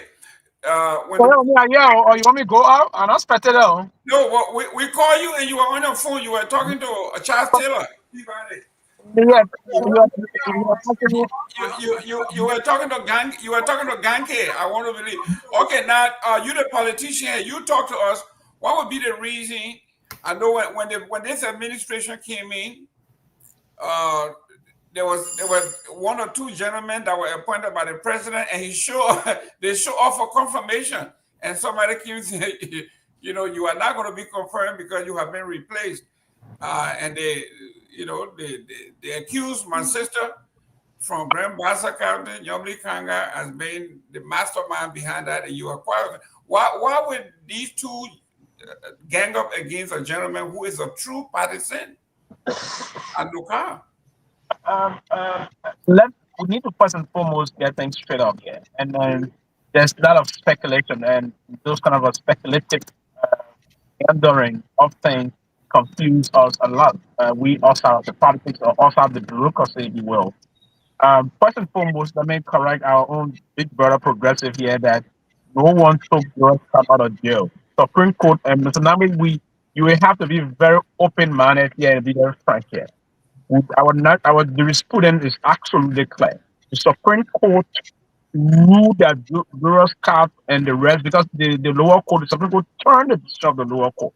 Right, so the government did not. There was no political maneuvering or manipulation in that matter. I do respect the highest court, and the constitution of our country is emphatic about the highest court. So that is totally wrong. So, Sylvester, this is the Supreme Court that called that they And got the call from. No, let me come because you let me tell you. This is the same court when Julie Andy was in court, Prophet Key and Julie Andy. You don't remember that story? The court is the court. We should always respect the Supreme Court. It's the final of our justice system. The government you got to respect, but you can disagree. Yeah, you can disagree, but you shouldn't say that the government put out of jail. Well, not the government. Listen, I do criticize this government, but what is not true, I wouldn't say that. That's what I'm saying. The court free her. The Honorable Supreme Court did, not the government of Joseph Boakai. I just thought to push this moving forward. Now, back to this issue. This guy, this Isaac guy, I think he's on the spree of this and this information. The presidency of our country is supreme. The presidency is a sacred institution. And that's why Article 54 of the Constitution and give the powers to the president to appoint government officials. Article 56 says that those appointed officials serve at the will and pleasure of the president. There's absolutely nobody. That man is on the spree to just probably get some attention. He wants some job somewhere, but how would the president challenge his own authority? No one challenges the president authority in the country. Only the president got that. Even the Constitution of our country says, Gayman, that the power inherent in the president cannot be shared even with the vice president. Why would the president want to? There's no one that can question the authority of the chief executive. So, this, gentlemen, my information is that there's no letter whatsoever. We communicated, I need to put something like that. The president of the Republic of Liberia appointed Tomalin is heading NOCA. We have Emmanuel Ezango is the vice president for finance and investment. We have Grace Basigia is the vice president for operation. We have Waka Jaliba, the vice president for administration and the rest. I think we choose the rate is for public social something. We have one for Ezango is already vice president for finance and investment. Why would the president appoint two vice presidents for finance and investment? See, so we get things mixed up here, and it is in the mix of this mess and this information this guy is moving on. If the government is going wrong, I will be the first person to call the government to the book. But this information is not correct. Someone is seeking attention. Tomalin is not stopping no one from being appointed. Tomalin is trying to move in and to get the job done that he's doing. A young man that I have known before, you know, work together professionally from the General Audit Commission. But aside from that, it's a competent person trying to get his job done. Now, listen to you quickly, Gayman. You said something about some of the oil fight. The way we are going about the exploration process of NOCA, there's probability, there's high hope, because the basin we own and the way you see Ghana, Sierra Leone, and we there. So we have a very huge, it's just a matter of time, and we need to engage the appropriate companies that will engage in those kind of exploration. As Fabian said the last time he appeared on the show, that we do have a very good prospect. Prospects are very wonderful. We're going to get it, and when we get it, it's going to do a lot more for us. So it's just the basis of those things that we have to do. Just the basis of that, so that we will operate the show and understand that those things will go on accordingly as we move to the cracks again. So yes, it is important that we do that, and it's also important that we spread the good news. But before I end here quickly, Gayman, I will want us to take at least 10 minutes or 15 minutes to discuss what the CMC grow. Listen, they say, well, everybody that speak equity, your hands should be clean. I want you to talk about that, Gayman, and Mr. Nagbe, we all.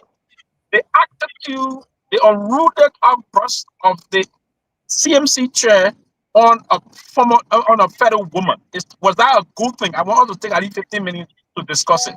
And I challenge you, Gayman, to take at least 15 minutes of our time to discuss that. Thank you.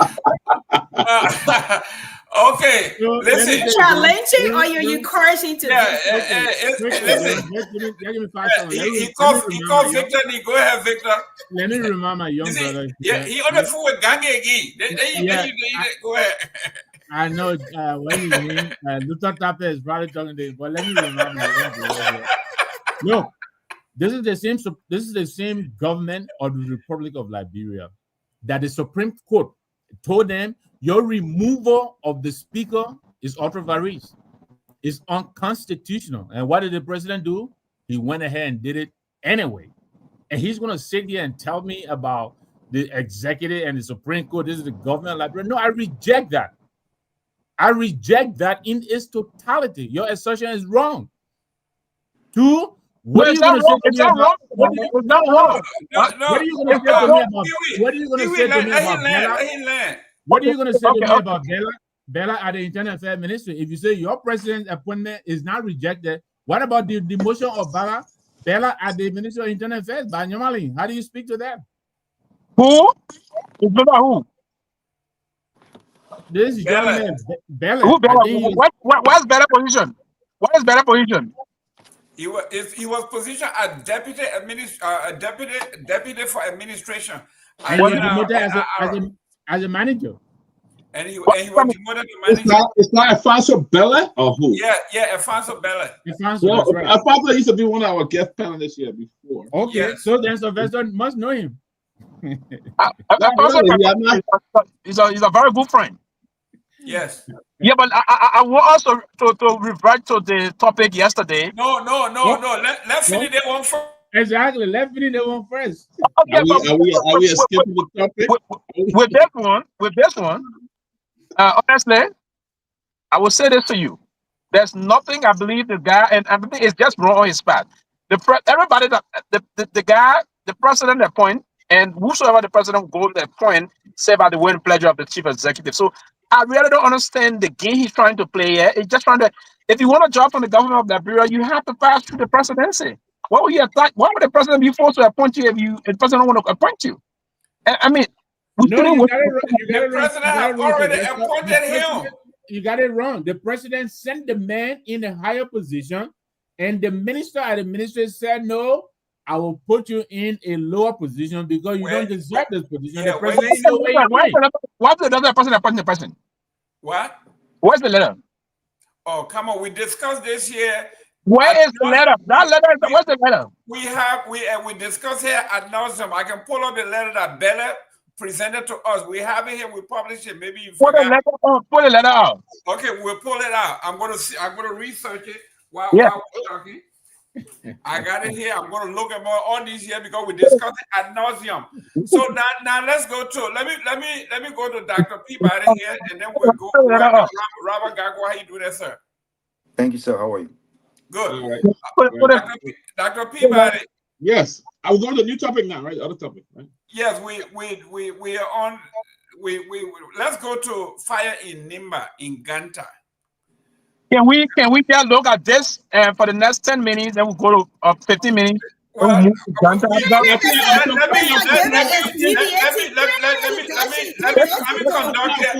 I see you don't put your Terminator glasses on and you're ready to fight. Wait a little bit. Dr. Peabody. Let's go to Nimba. What is going on in Nimba? Let me go. Like Telby said, we got to lay the foundation. Let me go to our reporter on the ground. Mr. Myean, what is happening? Why are you in Nimba? Okay, so Mr. Gayman, I'd like to say thank you and thanks to everyone who are on the show tonight, and most especially to our listeners and our followers. We entered Nimba County this evening about 4 to 5 o'clock, where we started the investigation. We are 2 on this trip. I have my colleague, Augustine Sa, who is also here, So I will just give update about what we came for, and also he will add up to me.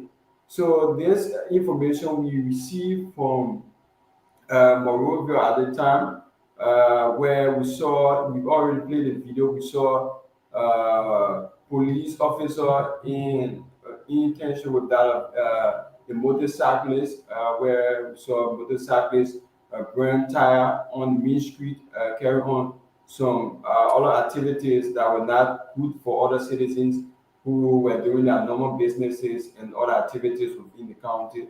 So basically, when this incident sparked up on yesterday night, where everyone on the social media were focused on Nima County, what's exactly happening within Nima County.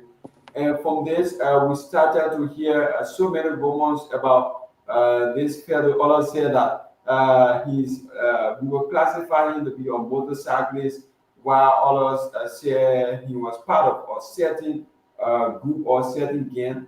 So as a result of that, that was the cause of his death. So that's why we kept all of the rumors, all of the speculations, and we came on the scene, we came on the ground to find out about what exactly happened. Because if something happened within Liberia or something happened somewhere, if you don't go on the ground, if you don't have credible information from there, you will rather follow others to be able to spread out rumors within the public. So basically, that's what we are here for.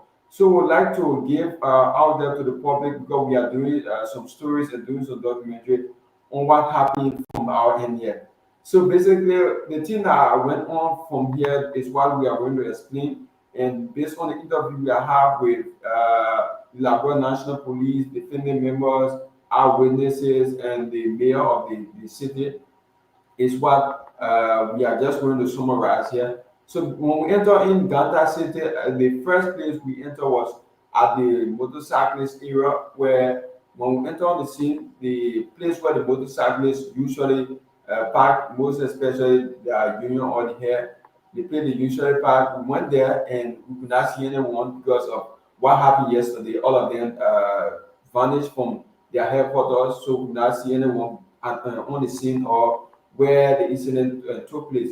So when we left from the motorcyclist area, we went at the family member's house, where we saw some of the family members, and the place we went was where he was selling.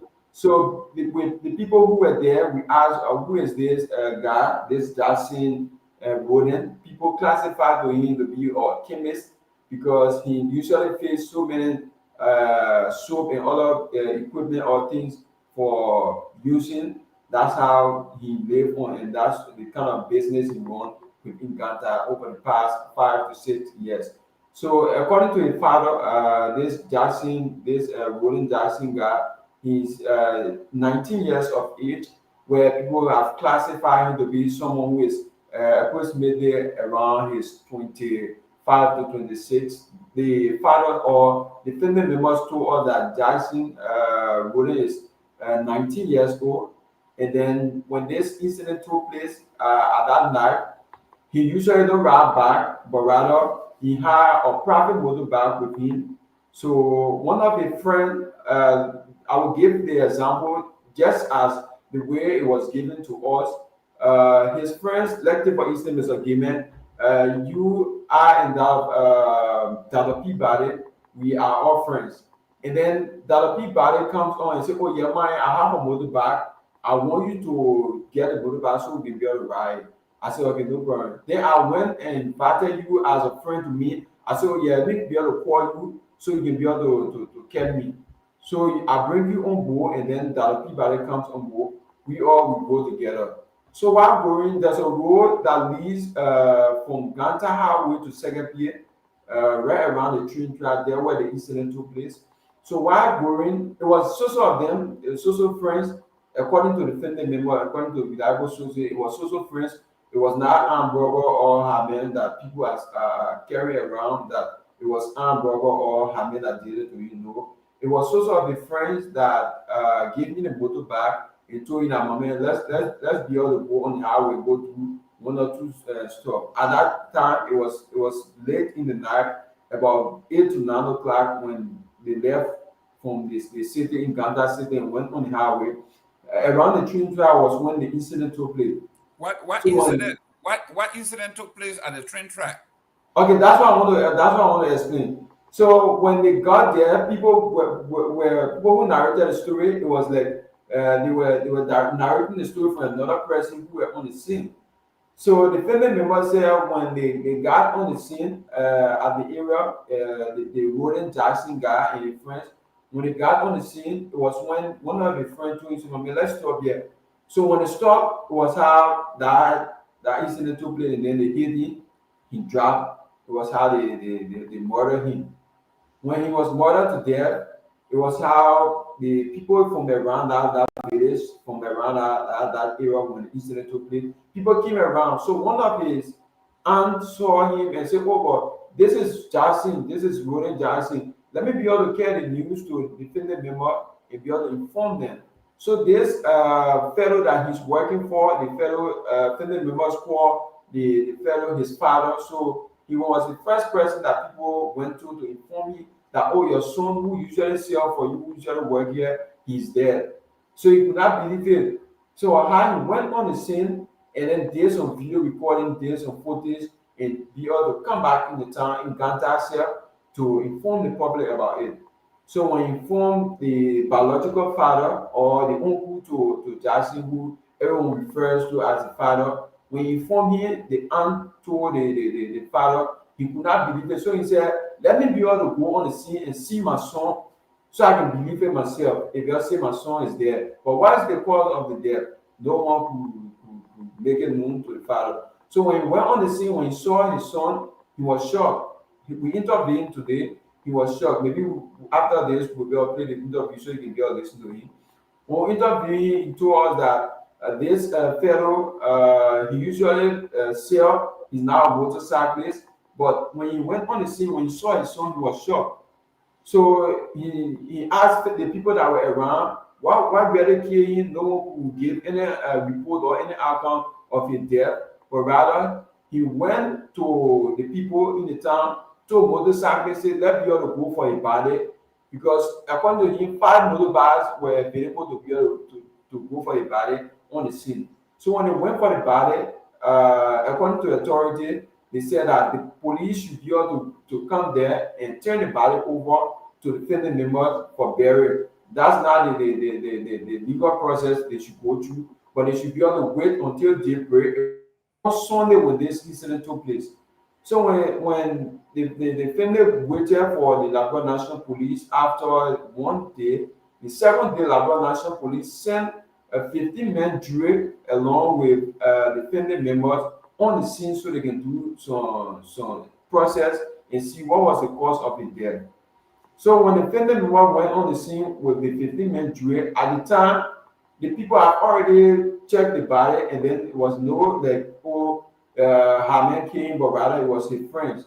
So on that scene, the Liberia National Police placed a call to the other checkpoints along the Seleke to Tapatan Highway between Ganta Way. It was how they caught 2 of the friends.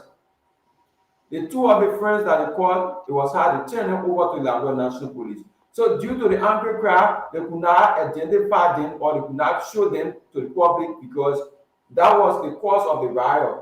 When the motorcyclists knew that the Liberia National Police had already arrested 2 persons or 2 suspects, it was when they said that if the Liberia National Police cannot turn the suspects over to them, then they will be able to burn the police station down or they will be able to go after a Liberia National Police officer. So it was when that riot came about. So after the riot came about, the people started to protest on the street. Police officers that were in the city at that time, they were not many. According to the police report, they were not many. So as a result of that, they had to call from Kakatan Highway, Banga Highway, so they could be able to send for reinforcement. And then it was how reinforcement came alongside with gun. Because the police officers that were on the scene, they never had gun, never had any protection to be able to help prevent the police station or to help prevent the guys at the time. So rather, they were able to collect other guys from on the other side to be able to back the police up so they can be able to push the guy away. But the tension was too much. So in less than 30 minutes, they saw police officer arrive on the scene and it was able to handle the issue. So the motorcyclists, after the issue was handled that day, the motorcyclists went back for the body and then dug the body up and removed it from there, brought the body in the town to the police station, said that if the people cannot be able to turn the two suspects over, they cannot be able to bury this body. So after everything, the people took the body and then secured the body. Police people, they took the body and secured the body. It was how the court in the city corporation told them that this body you can be able to take it to the funeral home so that they can be able to be there until we be able to put this entire issue to resolve and then put the motorcyclists to handle the issue. Because the police people told the motorcyclists, whatever issues that y'all think that we can be able to handle, let us come together and then handle the issue. But nothing was done by the motorcyclists, but rather they said that this issue had been something like it been happening to them over the time that people been killing them. So as a result of that, they want to be able to kill those two suspects that were arrested. So if they cannot be able to see them, it means that they will have to do things that will be terrible for the other citizens. Okay, so how did they get to the shooting? Because what we saw was throwing stone at the police and it looked like some live bullet were fired. How did they get to that? Because I know it's taking a very long time. I just want you to cut to the chase. Yeah. So for the firing and the throwing of stone was as a result of when the motorcyclists brought the body at the police station that they were demanding that the police turn over the two suspects that were arrested. If not, they would be able to penetrate to enter to the police station to get the two suspects out. That was the cause of the throwing stones and the firing of live bullets. Excellent. So what is the status now of Ganta City? Is it quiet? Did anybody get hurt? Did anybody get killed? What's the status now of Ganta City? No, we have not gotten any report of death or injury. Yes, we have a lot of people who were injured, police officers, some of them were injured badly, and then we went at the police station. We talked with the county commander, and then they gave us some information, and he told us that we cannot be able to intervene on record, that we will be able to do a live coverage because it was already sent to 122 in Monrovia Central Office that they will be able to give the Liberian people update about this information on tomorrow. So they can only be able to give us this information off record that we'll be able to explain to our viewers and our followers about the incident from the Liberia National Police. Great. Thank you very much for your reporting. We saw the video. We will wait for tomorrow to get the report from the National Police and the local newspapers, and then we will look at both sides and report to our audience as to what's happening in Ganta. But what I saw for a beautiful city like Ganta, where people work so hard to see what's happening there, we would like to get to the matter. Thank you very much for the reporting. Let us get to the next one here. Let me start with Robert Garguah. Robert Garguah, the leader of the CMC, Mr. Musa Hassan Bility, referred to Fagon as a numbskull, empty head. He said he is basically an empty suit walking, talking, that has basically nothing between the two ears. This is his take on Fagon. Are you surprised that the leader of a political party is so blunt against a government official? No, absolutely not. I'm not surprised. In fact, I think that the leader of the CMC could not have been more accurate with his description of the man. Musa Bility did not have to say that Fagon is a nutshell. I think Fagon over the years have displayed the description of him. Remember, this is the same Fagon that was pressured under the then George Weah administration by the government that he currently works for to be dismissed when he were using divisive rhetoric against those that he currently worked for, right?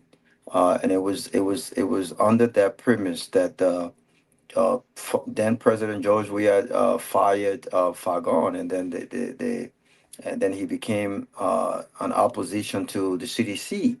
But no, I think from all indications, I think Fagon has displayed.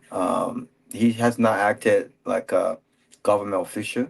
When you are appointed in these public spaces, you work for the Liberian people. You are a representation of the Liberian people.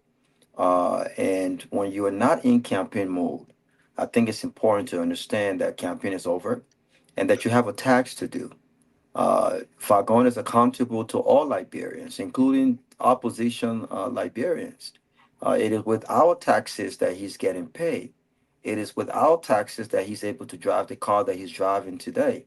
It is with our taxes that he's able to afford security. I mean, God help me. I mean, I hope I'm not exaggerating.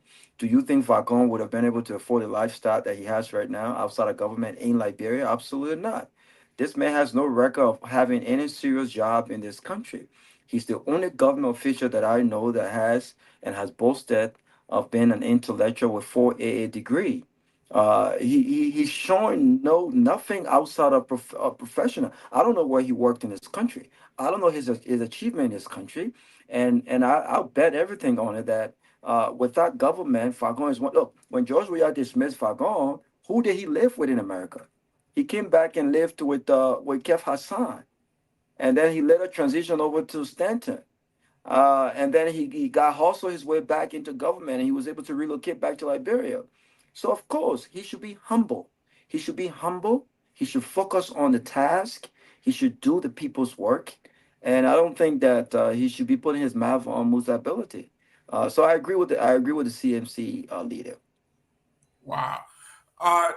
Let me go to Telvi. I know you don't like to get into these things, but it's all about current event. These are the two guys going at it. Musa's ability saying this man should not be where he's at, and because he's not qualified for the job, just being a propagandist or provocateur is not a resume for leading an institution that's supposed to serve, should be non-political actually, but he has turned it to be basically the third wing of the Unity Party.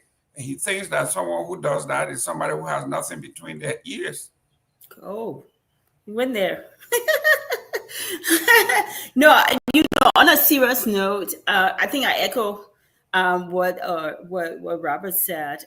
But the case of Fagon is not a unique case to Liberia. Everybody comes to power and they reward government, either the people who fight for them on social media or whatever, or sing their praise with government jobs. So clearly, like most others, Fagon should not be in that role. But again, he was fighting for them like he was fighting for CDC in his wife's Kobo shop or African shop. So they rewarded him then, and so they rewarded him now, and so were other people. So, it's a political fight. Let him fight, But one thing I know that Fagon will come back, to my big brother Musa. So it's an after school fight. I didn't do that nonsense, That's what I have to say. Mr. Kehleboe, we know Fagon is not a man who will run away from a street fight. That's what he likes. He likes to get dirty. And it looks like, I don't know whether Musa is fighting in his territory by going into the gutter with Fagon. Mr. Kehleboe? Sing some music. Yes, thank you, Mr. Gayman. I was in a communication with CMC, one of your leadership. I know you. Then you're going to say, Mr. Gayman, you have me here all day. No. You don't like me. I was in an important conversation with CMC because I have an opinion on what happened in this country yesterday.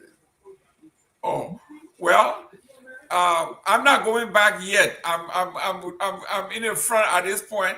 We are talking about Musa Ability versus Fagon. Do you think it's a fight that Musa Ability should take on, or Musa Ability is bringing himself to his level? No, I think Fagon is in his own world.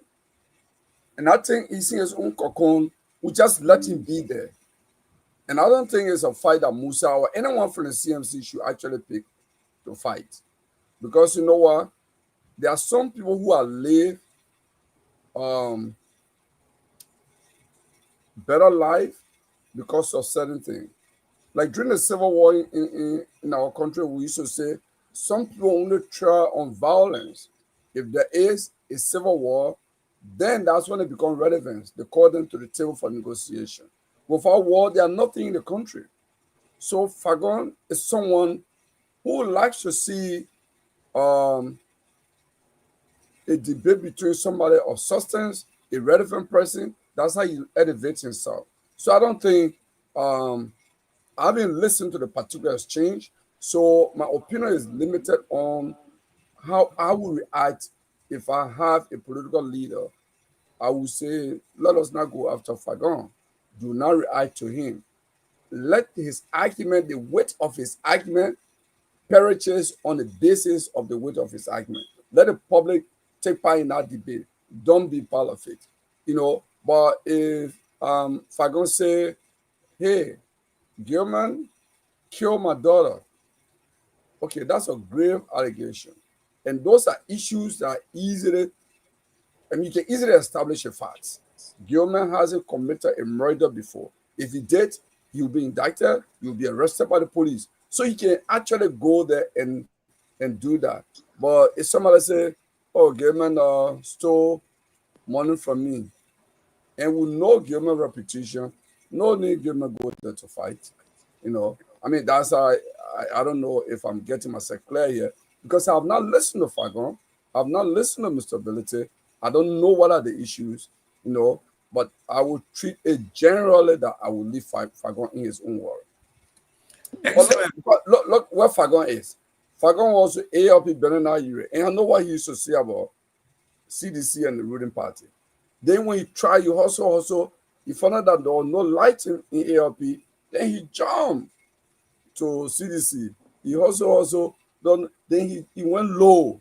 The second time he came by, he said, oh, we had a founding member of CDC. And he was nowhere near when CDC was being funded. But he just created a narrative that we funded this, our party, we funded it. And because in Liberia we don't check facts, Fagon claimed to be one of the funders of the CNC, which is the CDC, which is not true. CDC was organized, the idea of CDC was organized here in Minnesota. I remember one night Samuel Kofi Woods came and slept in my house here. I hosted him. He wanted me to accompany him to the meeting with Joshua in Florida. And my position, it was well established. I said, I cannot go there with you. And I explained why I cannot go and why I thought it was a bad idea. And I can go into the detail. But I know who are the guys behind CDC. Eugene Fagon was nowhere near there. But at some point, he claimed that he was one of the funders. And he just went on and making all these claims. So people like that, we don't chase them, because they are consummate liars who can turn black into white. We don't follow people like that. Great. The next topic is going to be, I'm coming to the doctor here. They said Deputy Director for Record at the NPA, Queen Johnson, alleged that the MCC boss is corrupt, incompetent, and should be dismissed by the president. And the MCC boss defender came and said she smokes too much weed. That's why she talks like that. Dr. Peabody, let's go, before we get to that, I'm coming to tell me, I know she's smiling because she don't want us to go there, but we're going to go there. Dr. Peabody, in journalism, they say when dog bites a man, it don't make news. But when man bite the dog back, that's on the front page of every newspaper. Someone like Fagon is trying to denigrate or talk bad about Musa Ability. You don't think Musa Ability should leave him with people like Victor Nagbe, myself, or Dr. The good old doctor over there to head up somebody now? by him to What's the name? What's the name of the good old doctor? Okay, just keep quiet. I'm trying to find out. Don't go there. Don't go there, Mr. Gayman. Don't go there. It's too hot right now. Don't go there. I have a different. Okay, so which one you had an interest in? The dog biting the man or the man biting the dog? I have a different approach. Okay, go ahead. This is politics. Okay. And people going to come after each other very hard. Okay. You know, Falcon is with the Unity Party. He got what he does is to defend. You know, he's going to come down hard. So this is politics. I don't think it should be a personal. Anybody should feel any personal vendetta to this. It's politics. They're going to go after each other. The next thing we'll see Falcon and Chairman Bility drinking tea somewhere and joking, and then we sit down and be looking and stuff like, oh, what's going on? So these are some of the things that we expect in politics. But one of the things that I want us to talk about is, you see, what I like Mr. Bility. Mr. Bility is very cool. He's very calm. He's very collective. You know, he has thick skin. He can deal with fire when fire comes, and he behaves as a leader. But I wanted to, what I know is not, but what I wanted to talk about is what you had somebody representing Mr. Bility, portraying a different character outside of what Mr. Bility stands for. And that was totally wrong. I mean, what happened, that was totally unacceptable because we know Mr. Bility. I know him very well. I know him personally. I had several long time. We had time together. We talked. And this is a guy who can stand any fire that comes. I think he's somebody that we should learn from when it comes to politics. We should learn from him. And especially as leaders. What I see that back and forth with he and Fagon, that's something I'm learning from because he's collected, he's calm, he's taking his time to do it. And that's what leaders should be like. A leader is the one who takes control of it, who takes side in a situation and come back. And you know, but I wanted to talk about what happened yesterday because that you know, I'm a sympathizer of CMC. And when I see people who should be the leader and to lead us into the next direction, and they are leading outside of the direction, then I think we need to talk about it. I think we need to talk about it. And what is that? Are you talking about, Dr. Peabody? Well, yeah, but you know what he's talking about. No, Robert. Give us a play game. See, I told you would not for that. Stop Dr. Robert Garguah, don't speak for the doctor. Doctor, please divine your thought. What is it you're talking about? The man was very clear. Well, guys, do you know the breaking news? Yeah. The surprise is for Henry Peabody, that is probably known to be a sympathizer of PAP, to say he's sympathizer of CMC. I think that's a surprise here. Breaking news! Breaking news! Yeah, Dr. Peabody is a sympathizer of PAP.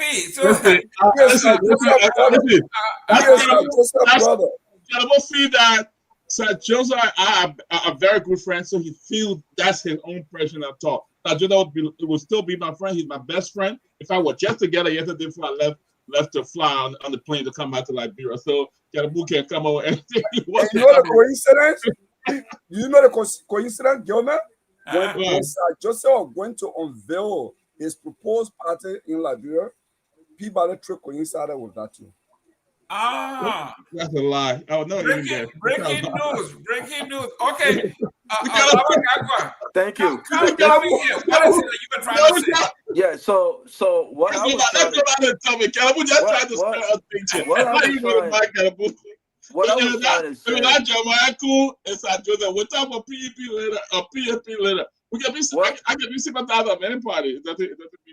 What I was trying to say is, I think I have a different opinion on what happened yesterday than Dr. Peabody. Listen, I've listened to the exchange, and I just want to say this before I even go into it. I think Stanton, since we're talking about leadership, I don't expect any leadership from Stanton with a spoon.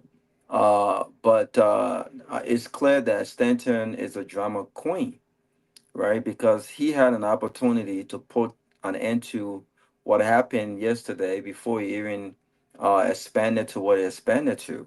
So he knew that this was good business, this was good media, and he allowed it to continue because it would have made headline news, and it did, and it has.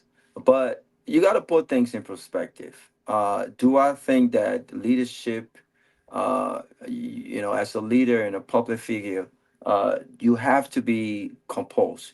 You have to have thick skin. You have to know when to take a bit and when not to take a bit. You have to understand strategies. And I thought that Jackie's question, and by the way, you guys know Jackie was one of our panelists yet. I felt like Jackie's question was stupid in the sense that it was hypocritical, and it was politically influenced with a narrative that is attempting to trap CMC. And here is what I mean by that. So what was Jackie's question? Jackie's question was what has been peddled out there as far as the hearsay. There have been rumors that CMC is an exonerate. This is quote to quote. This is what she said. There have been rumors that CMC is an exonerate of CDC. And Musa Ability has in the past been affiliated with CDC from its inception, right? And so would CMC collaborate with CDC? That's a stupid question, right? I know for a fact, based on what I've heard, before 2027, before 2029, Unity Party is attempting to play this got you with other political parties. CMC is one of those political parties. If you're going to ask the global chair of CMC, based on hearsay and they say that CMC is an auxiliary of CDC, and whether or not CMC is a possibility that it might affiliate with CDC, absolutely yes. CDC is an opposition party just as CMC. There has been no record of any opposition political party with any attempt or expectation to affiliate with the ruling party. Unity Party is no exception. Unity Party served 12 years, and in 2023, they affiliated with every opposition political party against the then ruling party, CDC. Alex Cummings affiliated with CDC as an opposition. So what is this question about? About CMC affiliating with CDC, other than this attempt to say, well, you argue then as an ANC supporter, as a CMC supporter, that George Weah and CDC were bad for Liberia. How now can you collaborate with what was bad for Liberia 6 years ago in an attempt to remove Unity Party? You know why? Because it's a norm.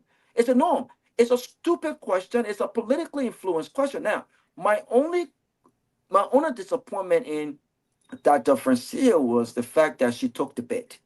She took the bait.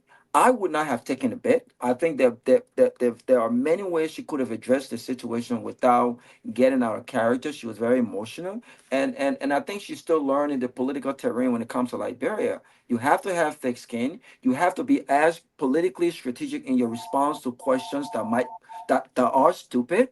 But just because someone asks a stupid question does not warrant them being called stupid. A question can be stupid, but the person asking the question ain't necessarily stupid, right? One last point I want to make is I think there's a misconception of whether or not Francis said, excuse my language, your ASS, as opposed to, and I'm still trying to listen to the recording. Can we play that tape? I can see the clip. She did say that. And I'm still trying to listen to the tape because some have argued that in her response, she was trying to say you ask, but because of the series, it came up as if she said your ass. I heard your ass as well. No, she right? said your ass, and she said shut the hell off. Oh, okay. So I heard your ass, but some are saying. Do we have the clip? Meant to say Myean, can you play that clip? Myean, can you play? Let's play the clip. We don't need that clip from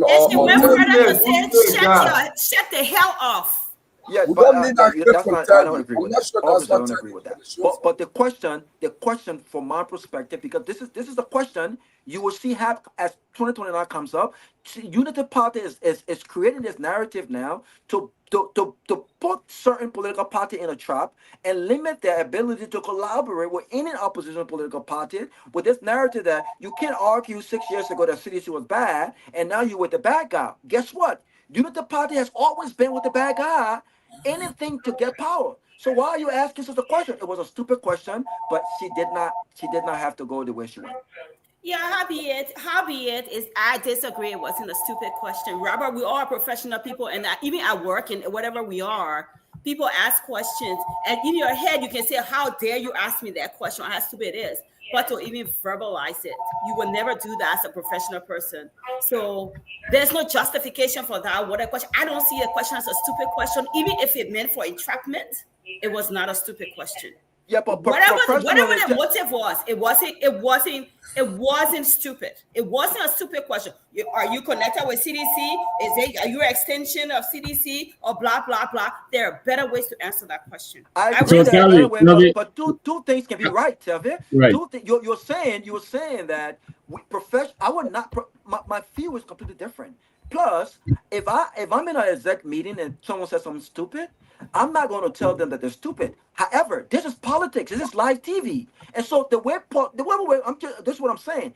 Politicians respond sometimes, even the most professional, not in the most professional way. We see it happen all the time. The choice of words, though. Yeah, I agree. The choice of words. And even if they respond that way, they are held accountable for those words. Yes, but again, you can say to someone that the question you asked was an unintelligent question without calling them stupid. Now but you can't say because you said it's a stupid question somehow make the question not stupid. It was a stupid question. Let me bring Victor. Victor, your take on the issue here, because someone sent me a post that you posted and they all over you because you made a post.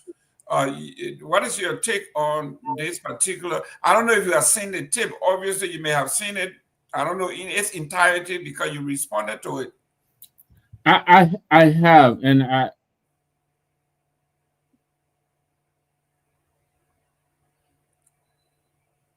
I don't appreciate you on this show, on this platform, telling me what to be. I know I'm the global chair. You know what you are doing. Except you're stupid, you don't know what you're doing. You ask. Except who's stupid? You are. You are a global chair. You using the word stupid. You properly represent against the military. As a global chair, you are not properly representing. You need to control your emotions because you're losing it on the show. Yes. You losing your emotions. You're losing your temper. Don't do that. You're a global chair. You better than that. That's I feel, Jackie. Okay, but then use the word stupid and show the world who you are. You cannot tell me what I need to do. Okay, use the word stupid again. Tell the world who you are as a global chair. I am. Be calm. I am. Be calm, collected, and represent properly when you are on the global stage. That's my advice, so you can take it or leave it. I don't want to take up this. I'm done. I am done with this topic. You know why? But I can see you are being very combative when I ask you the question. Global chair. Global chair, you will have questions all the time. And I think the question I asked you was fair. Global chair, but Jackie, when you come on, the question I asked you was fair. Questions, when you ask a question that doesn't add up, when you ask a question to denigrate CMC, I will answer you in an appropriate fashion. How is that denigrating CMC? Yes, because This is an opportunity. The world is listening to you. The global chair. It's an opportunity for you to clarify what's really going on, because this question I asked is out there in the social media on the global stage. It's not coming. It doesn't matter. People are asking that. I will remove. Don't be combative. Just answer the question. You don't have to tell me what I have to be or who I have to be. It's up to you. Like I told you, it's your choice. It's your choice. There was an opportunity for you to promote CMC, and you missed that opportunity. You missed the opportunity. That's your problem. You say all the time. Let me say this sentence. I have interviewed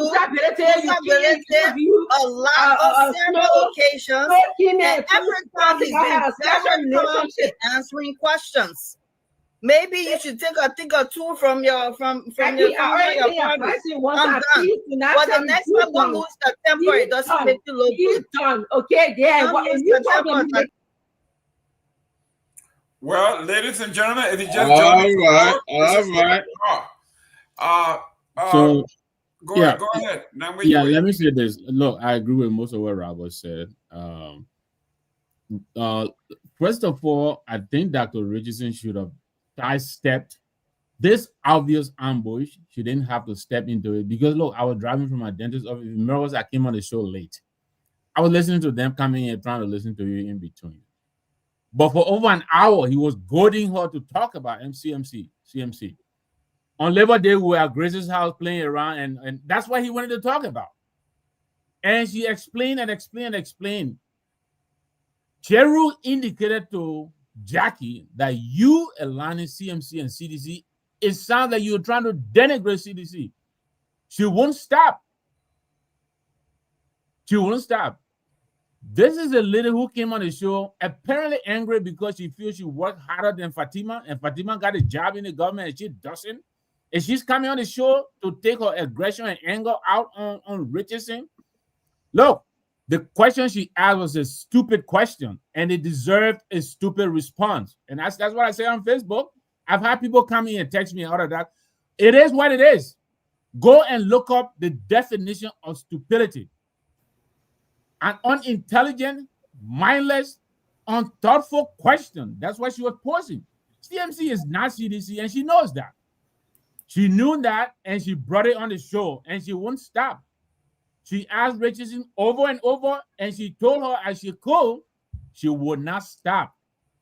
So Richardson said to her, maybe you were stupid. You didn't know what you were doing when you were campaigning for Black Guy. That's where that statement was going. And she didn't call her and ask. And she said, ask. And so all of this really is nothing over, nothing. Jackie came on the show to pick a fight. I wish that Richardson had given her a much bigger fight than she gave her yesterday. She and Richardson are now on the same level. Newsflash, they are not. She is our global chair. She deserves way better than what she's giving her Spoon. And I think Witherspoon is partly responsible for this because he set her up. What do you mean by they're not on the same level? What level? Because she got PhD? They're not because she got PhD? Jackie worked for Stacey Abrams. What else? You ask me. Let me answer. What else other than a PhD? You ask me. Let me answer. Don't answer for me. I'm curious to know. Let me answer for you. Please do. Of a party. Jackie is not. Is she? What party? A party or just 4 months ago, less than 6 months ago? She is the global chair of the party, and Jackie is not. And so? They're not equal. They're not equal. And so, now when you say on that, I wonder what Mr. Nagbe leadership roles too. Jackie and Richardson are not equal. Jackie has had leadership roles before. And even if Jackie was a third grader, that's not ground for disrespect. Jackie is the professional. Let me tell you something, Jelby. Let me tell you something. Somebody wrote today and I agree with them. This is double standard. Men cause all the time. You say nothing. When women cause, then you're all in arms. Why? Can you imagine if a man was interested that Tevin wrote that today? I'm waiting for my time to speak. I'm my Ubos. And I'm my Ubos. Tevin wrote that. I'm my Ubos. Tell me. So Dr. Richardson responded to Jackie as best she could, but Jackie did not let I think you went too far. You put your emotion into that. Tell me, it was your post. You wrote that. I wrote 150 posts on it. Okay, talk to us. You wrote that. What's your stand on this particular issue? Look, I got too much to say. Let me step back first. You got time, say it. Let me step back first. You know, let's start with Francine as the psychologist. Psychologists, the last time I checked, they were there to train to work with the minds of people and behavior. And the behavior she exemplified was just far below her profession or as a psychologist. That's the first thing. And she's making a post about what the psychology is trending. Is this how you want to be training as a psychologist? Is this how you want to be training? How your family want to see you training? Your grandchild see you training? Disrespecting another woman just because she asked you an entrapping question, or quote unquote entrapping question, or quote unquote stupid questions. We be asked stupid questions all the time. Everywhere I work, in the streets, everywhere. People ask you stupid questions like, where did you learn English from? We get that all the time. So we turn around and insult these people? Do we insult the person that asks you all the questions? No, we answer them professionally. We answer them the best way. And worse off, this woman already have a trend. Look, I don't watch Spoon for a very long time. I stopped watching Spoon since the criminal story came out. Me and you, Telvi. Francine has a history. Yeah. Francine has a history of disrespecting panelists on that show.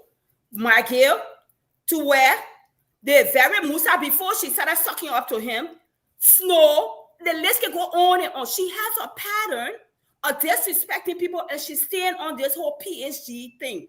What is a PhD? When you can't even do your behavior and your output doesn't even show that you're a PhD holder. She has a pattern, and the worst time that she started to do this, when she's a face of a party or the chair of a party, I've seen people say, oh, that's politics. No, that's rudeness. And when you're a face of a party, you must behave a lot better.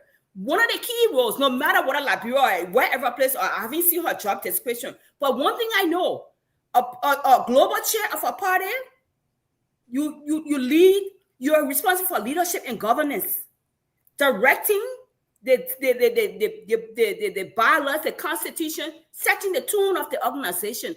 What Francine did yesterday, that's far below expectation for a party that's supposed to win, a party that's supposed to convince people, a party that's supposed to be changed. And worse off, a woman who says she stands for women, woman empowerment, woman engagement, everything women. You disrespect another woman and tell her, get the hell off. We've been hit arguments on this show, other platforms. Y'all know me, I've been on so many platforms for a long time. I just took a break. But never a time would I allow myself to go to a point where I start using profanity or calling people stupid. And yes, stupid is an insult. Y'all can say, oh, stupid is nothing. Stupid is an insult. You're insulting somebody. You're insulting their intelligence. You're belittling them. It is an insult. Whatever you want to call it. So, but you just agree with me. Just a question. You said stupid. So stupid, you said, is an insult. But stupid is also an adjective. Stupid is the same thing as unintelligent, right? So would you have had a problem with her had she said the question you just asked was an unintelligent question, as opposed to saying it was a stupid question? Both means the same thing. Well, she just didn't say you were stupid. She said, I think you're stupid, eh? And blah, blah, blah. And she was like, get the hell out of here. So she said it more than once. She didn't just say the question was stupid. I can tell you, look, Robert, the question you're asking me is stupid. I'm not going to answer it. I just not going to address it. To me, it's stupid. And I'll be done with it. And I'll move on to something else. Okay. Francine just showed herself. And, I said this on the show last week, Friday or so. I said that was the biggest mistake Musa Ability made, my brother Musa made, to make Francine, and I call her name, Francine and Grace Gower, the face of her part of his party. Those people cannot win 5% of any population, whether diaspora population or Liberia population, win them over to this party or even win their vote. The only people that can convince to join the party would be the significant other, probably the household, nothing beyond that. There is no trial where I hear Mr. Nagbe say, oh, Francine had done that, she's the chair of the party. Show me one thing Francine have started, grown, and become successful. All of them are saying, I got PhD, I teach, I help doctoral students, I grade doctoral papers, and all about the school. One thing, her organization, what she be having long time, is broken. Can't go up, no count down. Even got 5 members to show. You got work product to show, nothing. Absolutely nothing. Nothing but rudeness, Time after time, and somebody want to bring Stanton. Y'all know I'm not a fan of Stanton. Let me go there with Stanton. Today I was staying for Stanton. Let me tell you, two women, acting their kids or whatever it is, and you want to hold a grown man Stanton responsible. The very Stanton used to be there, and they would be the Francine would be dragging men, dragging other panelists under there.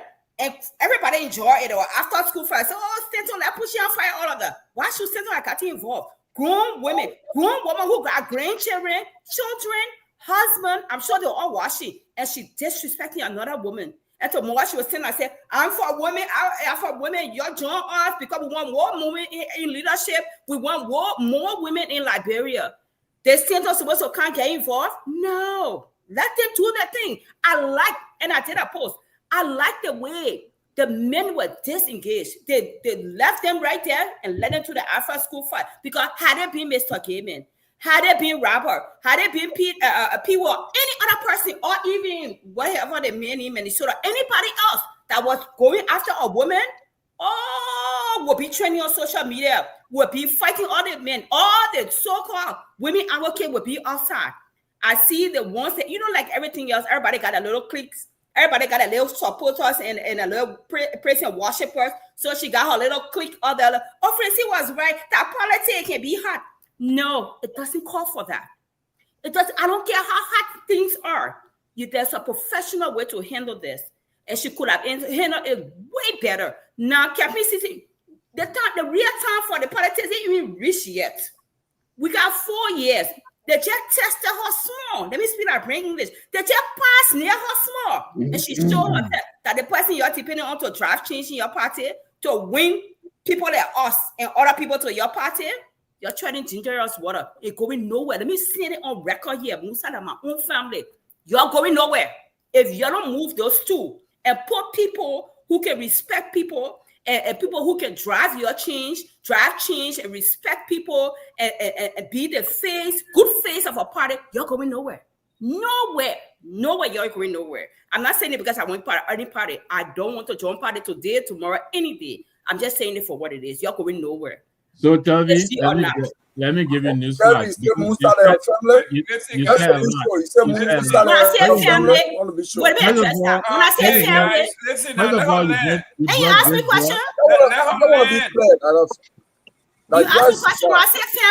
the laboratory we talking here now. When I say family, I know. When I say family, I know him very well. I know Musa since I was a little girl.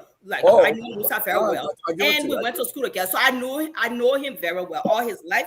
I know him all his life. Can I come in now? Yeah, Pewee, come on. Let me say this. Go ahead, Pewee. But if you call my name, Jerome, you're gonna let me quickly. No, let me respond. Give me 1 minute. Yeah. And I'm not saying it because I want to be fair to any party. Let me tell you this, Shelby. I think you came on the show. You came on the show with a lot of baggage. You bring in Grace Goa, who was never on the show yesterday. I don't know why you brought her in. That is totally uncalled for. That's one. Two, I got news flash for you. No, let him. I got news flash for you. St. Richardson started working in less than 5 months. The CMC has recruited over 15,000 people. That's an average of 3,000 per month. That's Francine Richardson working. Francine Richardson was in Minnesota. She erected a chapter in Minnesota. That's Richardson working. Richardson was in Canada. She erected a chapter in Canada. That's Richardson working. Richardson has a program coming into Philadelphia this month. That's Richardson working. Let us worry about our productivity. You say you're not a part of CMC, leave it alone with us.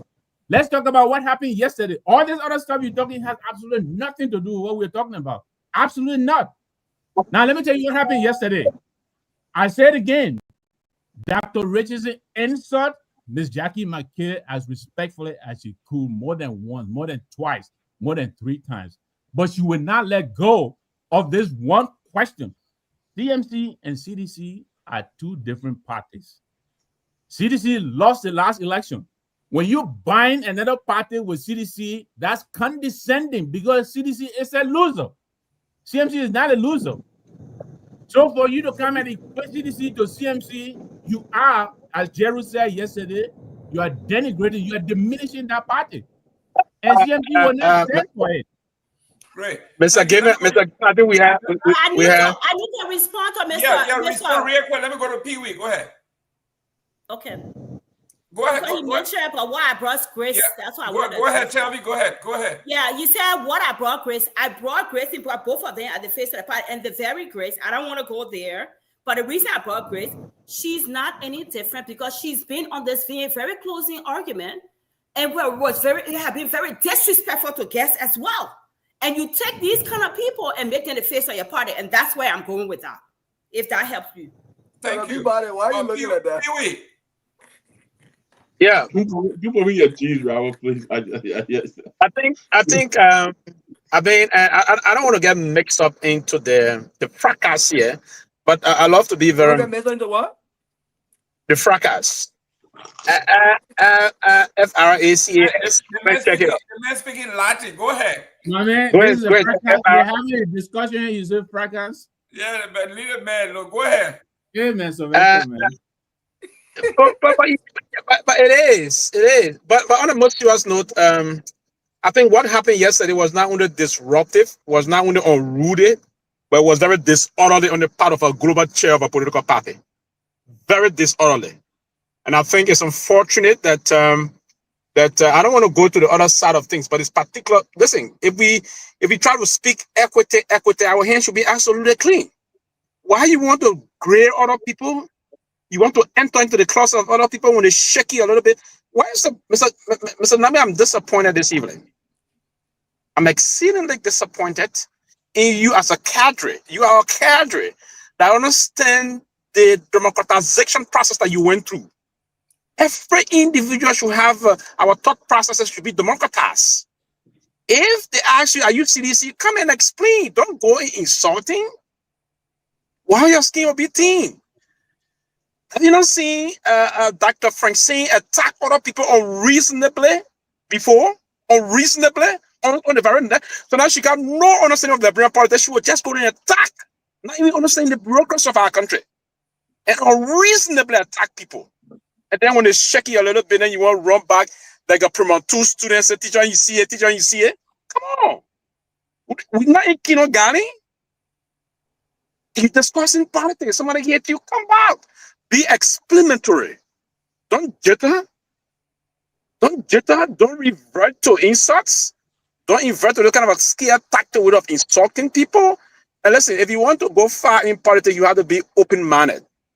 And that's the kind of a politics, and that has some of we succeeded in the Liberian politics because we cut across. People will hit us hard. We go and sit and drink with them. We eat with them. We have conversation to convince them. That's the way to go about it. But to disrespect, and that is the hypocrisy here. And it's not only the hypocrisy, but it's a kind of a spring chicken kind of a hypocrisy. If it is the issue like, oh, women agenda, there's a woman not trying to belittle another woman on the open platform. This is uncalled for. It is unacceptable. And then we want to come and justify that because it is a partisan type of thing. No, it shouldn't be a partisan related issue. It should be about the nationalism of our cause. And that's the reason it is difficult. The country is moving nowhere. If it is one of us, it's good. If it is not one of us, it's bad. Even if one of us knowingly and blatantly violated the cause of what we ought to do, we will still come again and knowingly try to support those kind of attitude and the rest of that. So listen, I was a little quiet today because my gadget be facing some technical glitches and other things. But the problem there is that we ought to be very frank. And Mr. Nagbe, you particularly as a big brother, you've been in the struggle for a very long time. You are in when you came on this show, I was one of those that commended you for fighting for the democracy, the multipartyism we spoke of yesterday. You started it. You started this struggle. Why would you defeat the same multipartyism you supported by ninjacally supporting things that you shouldn't support? I think it's unfortunate. On a serious note, it's good to call a spade a spade. Okay, are we talking about for TMC, or what are we talking about now, Sylvester? No. We're speaking about if you criticize John about certain situation, you should be prepared to criticize Paul if Paul did the same thing. Yeah, that's what I'm saying. What we're talking about has nothing to do with trying to look at the basic line of justifying moral character. justifying moral character, you hate other people on the basis of not justifying moral character, you should be man enough to hate whosoever that will engage in the same type of moral decadence that they will move through in the system moving forward. That's very important. It's just to balance the scale. On a serious note, we cannot say we want to move that very far, we want to be sentimental, or we want to be our own. When our own slip, then we say, okay, this slippage is us, so we'll protect it.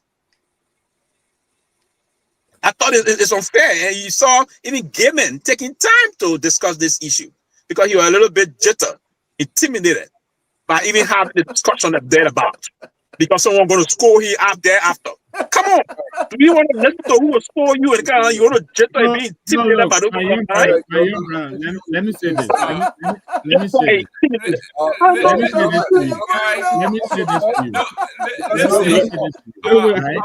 Listen, let me work out. Okay, yeah, you put on yourself 5 times. I'm coming. Let me work out a young man, Mr. Seleke. Welcome to the show. Thank you, Mr. Can I real quick? But who time to talk next? Listen, Mr. Kehleboe, I didn't call your name. Mr. Kehleboe, be patient. What? Listen. Where is Joe Manjala? Where is Joe Manjala to make the man to keep quiet? Joe Manjala coming with three skinning pig thing. You can push back, right? I'm a counter puncher. So let's go, Seleke. How you doing, there, young man? Your phone was breaking up. Yes, I'm doing good. What about you? Can I make my point real quick? Real quick now. You're 1 minute go to like 10. 1 minute, real quick. So we want to take a few calls before we go because Queen Johnson is trending too. Queen Johnson said Joseph Boakai to fire all those people who she consider crooks, including the MCC, the city mayor, calling him incompetent and corrupt. Go ahead. If you're taking my 1 minute, and why you want to go ahead. Okay, but I hope you get okay, man. First of all, I want to clarity. I've been listening to the show in the back. Brother Robert, you know, I hear you when you were making a point on this issue. And you said something that I really want to clarify.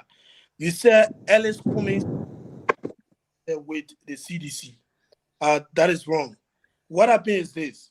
Closing argument is a big platform, so I have to make this clarity. 2023, right after the first round, Mr. Cummings issued a personal statement that he was going to stay neutral second round of the election, and the as an institution decided to endorse CDC. And there is nothing wrong with affiliating with the CDC, but Mr. Cummings, as a political leader, as an individual, has never affiliated himself with the CDC in any given.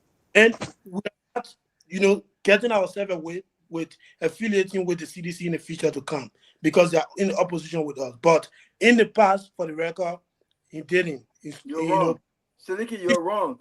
And I'll give you the opportunity. Hey, Robert, you gotta let the man land. You're taking the man. I know the man will land, but I just want him. To take. You eating the man time. Wait, just 5 seconds, Seleke. Wait. My time will come and respond. But think about it again. You are wrong. Go ahead. That's fine. I'm looking forward to hearing. Personally, for me, I don't want to make a comment on what happened yesterday. So I will just take my time to talk a little bit about the ANC convention that is going to be happening. No. You got to pay for that. You can't do that here. You can't promote your convention. We need to stay on this topic. We finished with the topic, yeah? We finished with the topic talking about convention. You wanted to clarify about the men joining the party. Now you want to talk about your convention. That's a free promo. You got to pay. But hold on 1 minute. Go ahead. Yeah, go ahead. You are mute. You just muted me. You can't do this. I didn't. Us to continue to talk about CMC to give you free publicity. No, I didn't mute you. Go ahead. You muted me. I was just informed that the host muted you. I get my full mail, so don't do that, Mr. Gayman. Okay. Allow me. I'm sorry. Go ahead. Allow me to make use of my time. I don't want to give you that free publicity. So please, guys, if you're listening to us this evening, the ANC convention is coming. No, we're not going to allow that to happen. I just told you. We're going to mute you. We almost all time. Let's go to the next person. Yeah, we're not going to do that. Hey, Myean, you want to take about a few calls before you do. We got a call. Your name and where you calling from? Mr. Gayman, you're not being it's okay. 1 minute. Go ahead. Yeah, this is Elvis calling from Minnesota. Let me just tell you quickly. I don't appreciate the way you treat Mr. Gongloe on the show. I don't appreciate that. Because our statistician, you got to show the man more respect, game, more time to speak.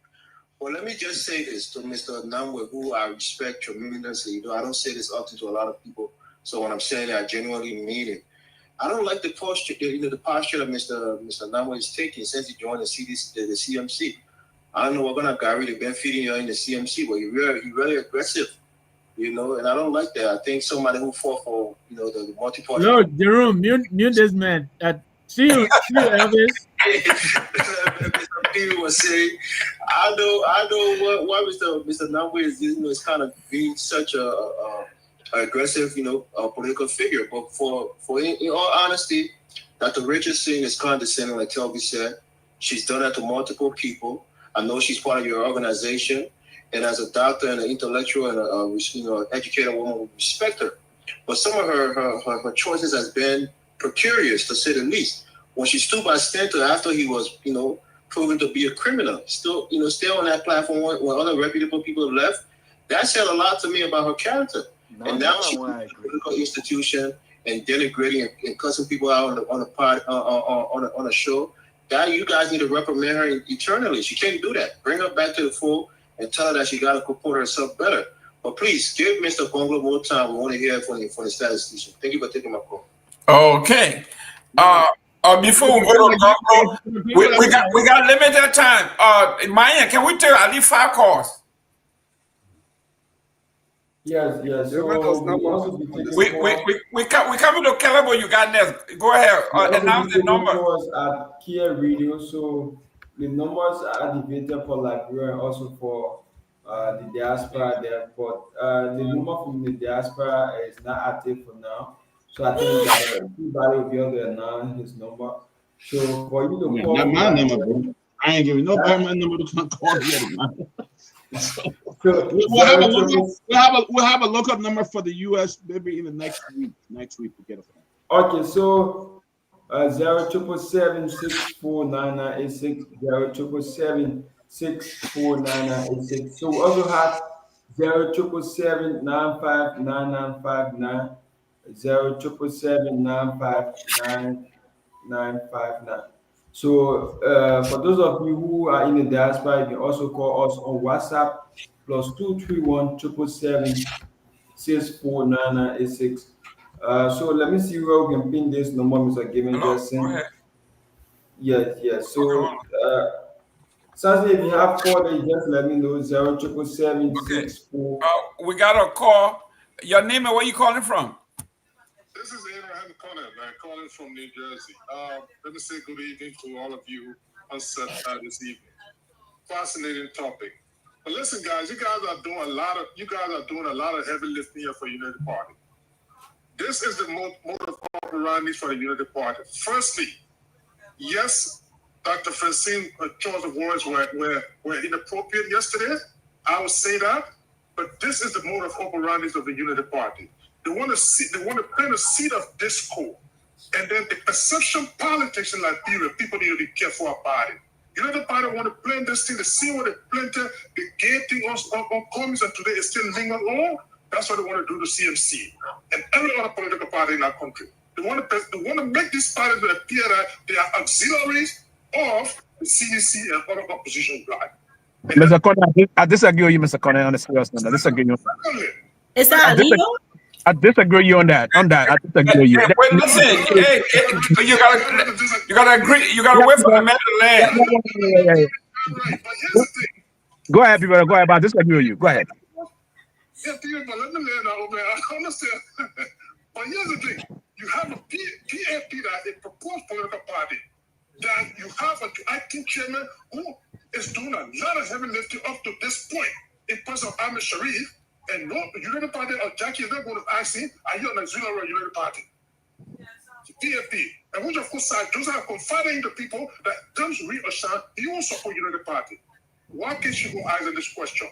but because they want to portray other parties in the place, like what it did to Cummings today, Cummings have become a political whatever you can call him in that place. Mr. Cornet, did you listen yesterday? For Eastern Listen, that's what I said. Mr. Cornet, yesterday, Mr. Cornet, quickly, yesterday, Mr. Cornet, just yesterday, Mr. Nagbe and Mr. Gayman referred to the PAP as helping verb. Was that scoring disco also? No, but listen. No, that is a misrepresentation. There is nowhere and no time. I said it yesterday on the show. I never it did. Was not true. I call PAP helping verb, and I justify it. Because the PAP is an extension of the Unity Party. I'm not supporting it. Just that come up with great things. I know the man. Okay, guys, listen. Mr. Gongloe, your turn. Go ahead. Yeah. We have someone in line here. I'm coming. Gongloe, go ahead. So let me tell you, we have someone in line here. You got someone. Go ahead. Okay, go ahead. What a call. Where do you call from? Good evening. My name is Joanne. I call from Brooklyn this evening. Okay, go ahead. I want to say hi to everyone on the show this evening, and I also want to make my contribution on the discussion concerning Dr. Richardson and the other lady.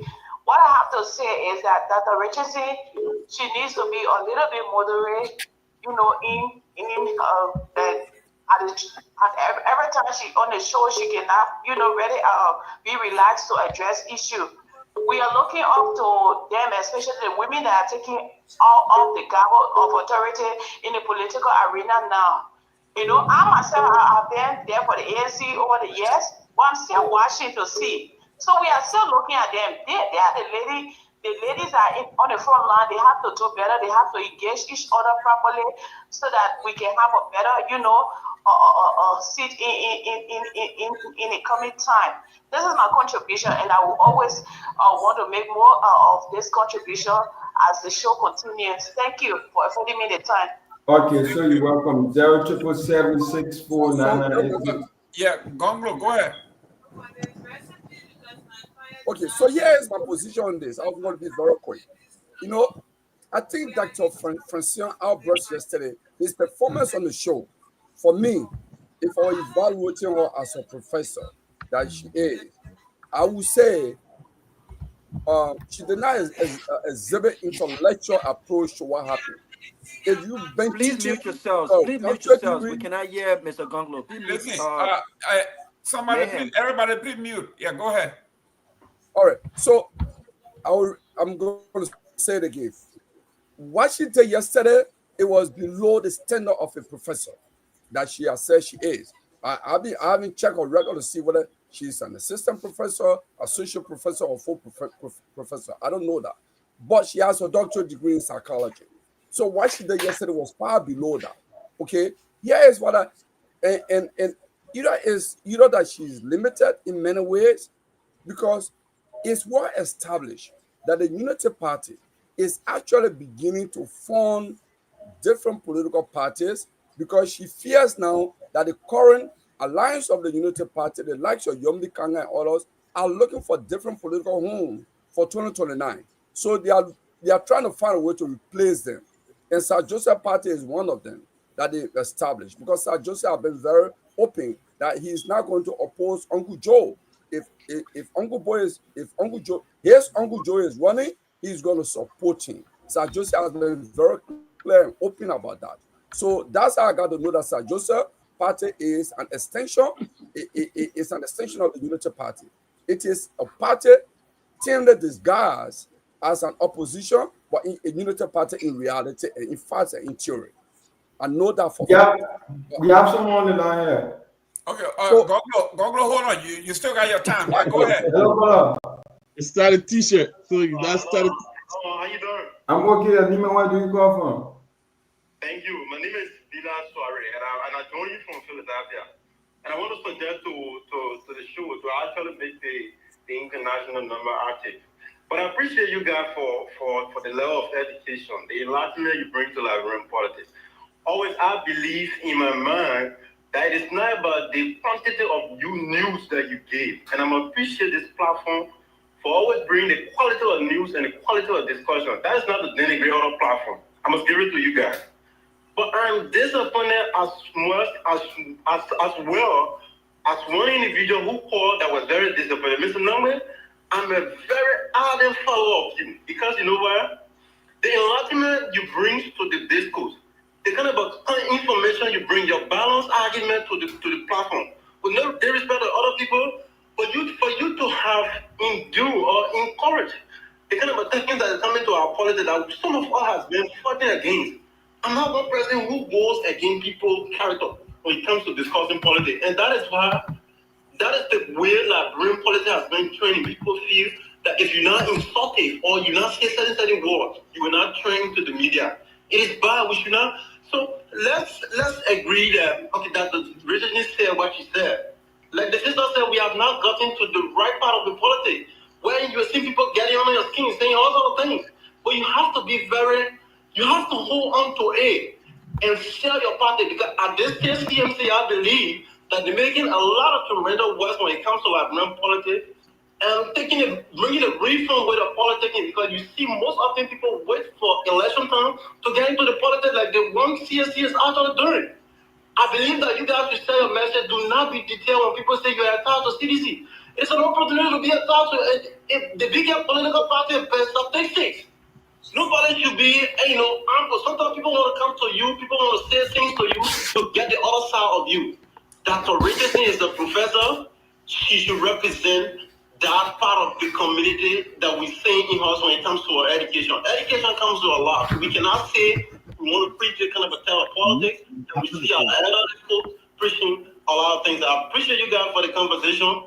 Seleke, thank you for always doing what you do on behalf of the ANC. I see most of your coverage, and I appreciate the platform too for giving you that opportunity, because young folks has not been given that platform on bigger platform to actually see some of the things I have to say in lines of politics. Thank you very much to you guys. Okay, you're welcome. Gongloe.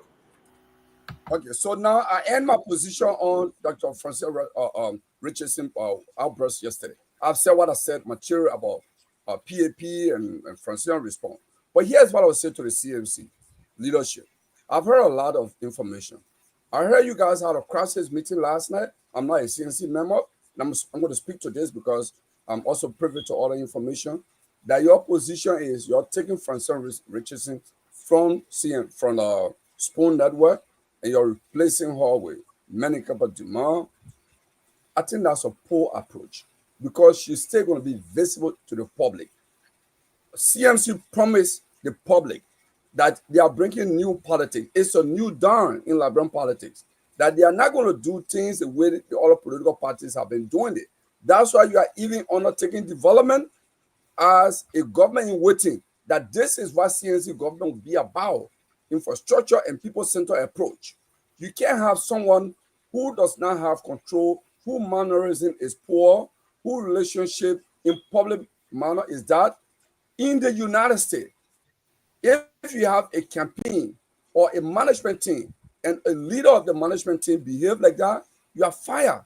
So I would say the way CMC should do, seize a moral high ground so that tomorrow, if another person does the same thing for Unity Party or for other party, CMC will say, listen, go to our track record. We took action. When one of our senior most official disrespected another Liberian, let her do or lady, we took action. That is how you seize a moral high ground. This is how you change the political conversation. But if you go this route, it is the same old thing where political parties value political loyalty than substance. So what CNC is doing today, if CNC does not fire or dismiss Francis Richardson, remove her from a role while she remains a partisan, CNC will be showing that CNC is nothing but a new one in old battle. That's basically. Can I chime in for a second, please? Because I don't know how strongly to say I want to go after you, Robert. I want to go too after. I don't know how strongly. Robert, go ahead. I don't know 1 how minute now. strongly. Don't go all day. No, I won. I promise I won because it seems like everybody want to talk. Yeah, I won. I will try to be hot topic. Yeah, I will try to be very concise. But people that talking long time. We have heard you. I'm very suspicious that Dr. Peabody just gave him faces. But we'll get to that one later on. Dr. Peabody push your fire in the bag. You see, he's a flamethrower. But listen, I strongly, and I know the chairman, I know that the political leader of the CMC is listening. If you take the advice of Kehleboe, it will be your biggest mistake ever. Now is not the time to disassociate. See what I call talking for on that mic. You gotta see what you are saying or not right. Yeah, Shirley, go ahead. Oh, wait a minute. I was before Kelvin. Oh, okay. Go. I was before Kelvin. Let's see. Robert Garguah, get rid of that bottom phone. Get a real phone. Go ahead. Yeah. So, first of all, I was putting it back. Okay, Robert. Can we move ourselves? We're hearing echo. Guys, everybody, please silence. Robert, they try to silence you. Don't listen to them. Somebody trying to silence me. I know it's not Chief Tomalin. Somebody I will find out. But Kehleboe is completely wrong. You know, I like the whole idea about moral high grounds, but in Liberia, politics, moral high ground is not rewarded for anything good. I remember when Alice Cummings had to fire or dismiss one of his top campaign officials, right? Without even doing any due diligence. What did they give him? At the end of 2029, they started talking about 1%. Okay? Listen, I think what is happening here is exactly what Unity Party wants. Unity Party wants to fuel the fire amongst the opposition. And this is exactly what it is. And this is the reason why I think the question was a stupid question. Ellen Johnson Sirleaf is a founding member of the Unity Party. Has Jackie asked Ellen Johnson Sirleaf about her political affiliation since 2017? Absolutely not. Why would she ask Francia? And again, I've stated, I would not have taken the bid. I would not have responded the way Dr. Francia responded. I don't think that calling someone stupid is good. I don't think that even if you interpret a question to be stupid, does not warrant that person being called stupid or an ass. I don't subscribe to that, and I don't agree with that. However, is this a big enough issue to say now we must end the political career of Dr. Francia? I mean, you don't have to agree with the woman, right? I don't agree with her, and I agree with Tavia when it comes to the character issue. I believe that when Dr. Peabody and others left and demanded Stanton to recuse himself, to save face, or save this was on the basis of the same moral high ground. When the criminal case came about, she stayed, and I don't think she should have stayed. But you know what? In hindsight, had Dr. Francia left based on the same principle, what would have become of her now that everyone else who advised her to leave then have reappeared on Spoon? The president of Liberia reappeared on Spoon. All of the so-called top government officials in Liberia today have reappeared on Spoon. The people who left Spoon, the Ben Sanvee, the Kev Hassan, the Dr. Peabody, the Chief Tomalin George, these people were prosecuted in the public space. What did that give them? Of course, they motivated them to put together one of the biggest platform right now to close the argument. But this whole moral high grounds, I think people should be given grace. I don't agree with her outburst yesterday, but I don't think this is big of enough issue to somehow say Dr. Francia now must be dismissed and the CMC must disassociate themselves from her. No, I think that the CMC and that the Francia needs to take a back seat. I do think that she needs to show some remorse to say, you know what, I stand by what I said by saying that the question was a stupid question, but perhaps I could have engaged differently. But we cannot crucify a woman who clearly has some sort of qualification. Everyone has a bad day. Everyone has moments that they're not proud of, right?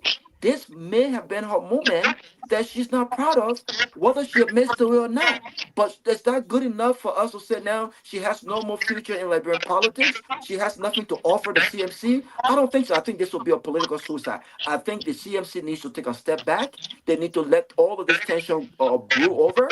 But this is exactly what Unity Party wants. When Mr. Nagbe says on this platform, and I disagree with him, that her response, I'm closing the note, Pewee, that her response was denigrating CMC because CDC is a losing party. This is exactly what Unity Party wants, because Unity Party lost an election too. They came back 6 years later and they won an election. Does that make them a loser? No, you can't say that CDC is a loser because they've lost an election by a few thousand votes, right? This is the narrative Unity Party wants to create, and the opposition have got to be smart to speak up against it. Somebody grinding. Yeah, someone is, yeah.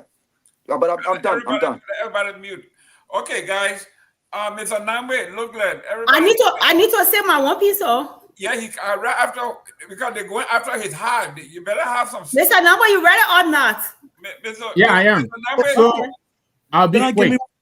Yeah, we're coming to you, Seleke. Go ahead, Nagbe. They're coming after you. You know, I take Robert's point. You know, I get it, but I maintain here, if the both of us go to a tournament and I lose, and we're preparing to go back, and they're telling you to perform like me, I think that's a downgrade.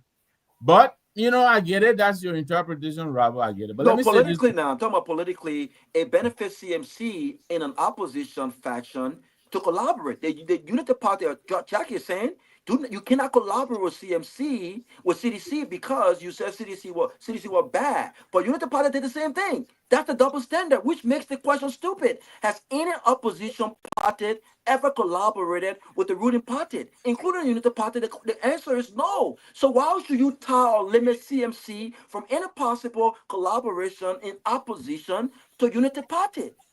It's a trick question. I get your point, but let me address my friend Kehleboe here. First of all, I think he's being unprofessional here when he comes here and inaugurate himself as a credential vetting person. Where does he get off to talk about Francine Richardson's PhD? He comes on here and calls himself a math genius. Has anybody ever asked him how did he become a math genius? I think that's very unprofessional, and he shouldn't have gone there. We come on here to respect each other. We're not coming here to nitpick and go and dig in people's backyard and go in the trash, whatever it is.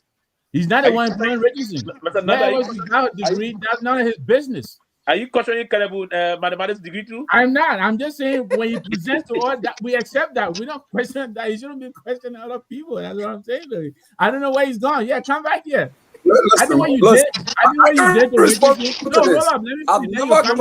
I think what you did to Richardson is unprofessional. What you did to Richardson, what you try to do to Richardson is unprofessional, and you know that. We're not discussing credentials here. We're talking politics. What do you get off the question of her credentials? I didn't doubt her credentials. Yeah. You say you don't know what she's teaching, whether she's an assistant professor or whatever he is, what she is. I think that's very unprofessional on your part. And you should have done that. But let me come back to the issue, then you can respond. I think the mistake we're making here is this. We in the political sphere, we are taking supernatural qualities and ascribing them to human beings. It's a mistake. We are all humans. You don't expect a politician to be superhuman. Francine Richardson is a human. She was attacked over and over and over. And I've said it here. Her initial response was very measured. Very, very measured. But Jackie persisted. And so she responded the way she did. Now, she needed to be persistent too in responding professionally. My opening here today was this. I wouldn't have responded the way she did, but that's her choice, the way she chose to respond. I'm not going to tell Dr. Richardson how to respond to anybody, and I don't expect her to do the same to me. So you think her response? You think her response regular? You need to tell her as your political leader. I mean, as your so, chair Lorena, of your party. I believe I have the floor. I'm still speaking. I don't need anybody to tell me what to say. I can say what I want to say by myself. I don't need anybody to tell me. I can say what I want to say by myself, and I know what I'm trying to say. Don't try to guide me where you want me to go. I will give it back to you. Look, in the CMC, we know all of you people who are writing our obituary. We get it. You know, a lot of you have taken out the knives because you're envious and jealous because of the progress we're making. We know that. And we will work every day to prove you the naysayers wrong. You're in for a shocker. We'll shock the world. We will. Whether Richardson responded to Jackie the way she did or not, I will pass it on by saying this. Jackie McKay is not Richardson equal. They're not on the same level. What do you mean by Richardson that? is the global chair of a party. Jackie McKay is not. Therefore, in the sphere, in relationship to the speech, the political space, Jackie McKay is not Richardson equal. And she attempted to equal herself to Richardson. And standing with us, you know that. Quickly, do you know that Jackie worked on Stacey Abrams' campaign committee? Do you know that? Should I get? Did you know that Jackie worked for Stacey Abrams' campaign committee in Georgia? I can't hear Dr. Peabody.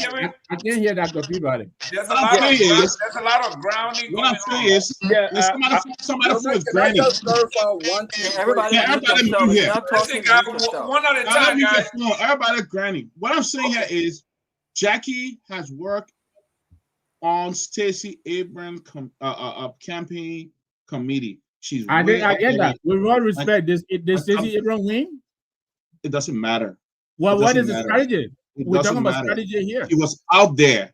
I know, but I'm asking you. What strategy Francine got? Other than PhD. Stacey Abrams did not win, but what strategy she brought to ANC? Yes, the problem. Stacey Y'all Abrams let me talk, man. Y'all let me talk. It's Telvy's turn. Telvy, go ahead.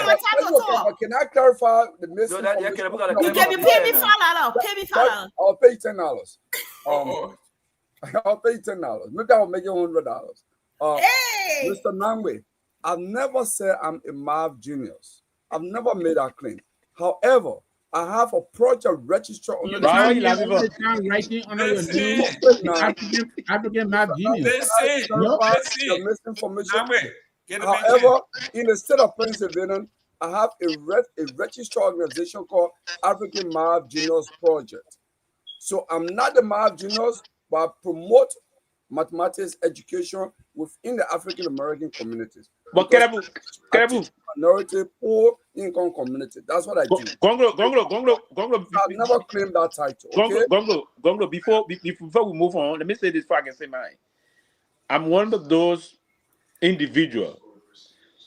Back when we started the Advocacy Day in Liberia, from the University of Liberia days, your role you play from labor ministry, I can vouch for you. If you don't want to refer to yourself as a man, I know the way I know how you deal with the numbers. And you're one of those that convinced us to tell that numbers really don't lie. So listen, I believe in your ability, your capacity, your ingenuity, your roundedness in the way of rounding the numbers up and using that small decimal number to turn it to. I mean, you are an extraordinarily smart mathematician. I give that to you. If nobody want to give it to you, I spoke with people that went to school. Sylvester, let it be clear. Right? I'm not questioning. I'm not questioning that. What I said was, I will give it. No. Probably said this is what he is, and nobody is questioning that. Gongloe will not blow it on here, and I know he won't do it. But Gongloe is an extraordinary mathematician. Yeah, but Mr. Right? Pewee, from the professor from the math department of the University of Liberia. I don't want this to be Gongloe. Let me tell you, Mr. Gongloe. That makes this of a CMC global chair. Now, by anybody. This CMC is trying to divert this issue. Yeah, the one that hits on you. Yeah, let me talk. Listen, Mr. Gongloe. Mr. Gongloe to be for those. Tell me, I'm coming. Mr. Gongloe, to become a statistician, you got to be a mathematician. That's who you are. So we respect that. Tell me, go ahead. No, in all seriousness, you know, the first time Mr. Nagbe said that Jackie can't compare herself with Francine, you know, we all laughed about it. I laughed about it because I really thought he was just joking, you know, it'd be humorous, so I didn't take. But the fact that he repeating it, let me speak to that. I don't know Jackie from nowhere other than the same social media, the very closing argument, and the Francine from the very same social media.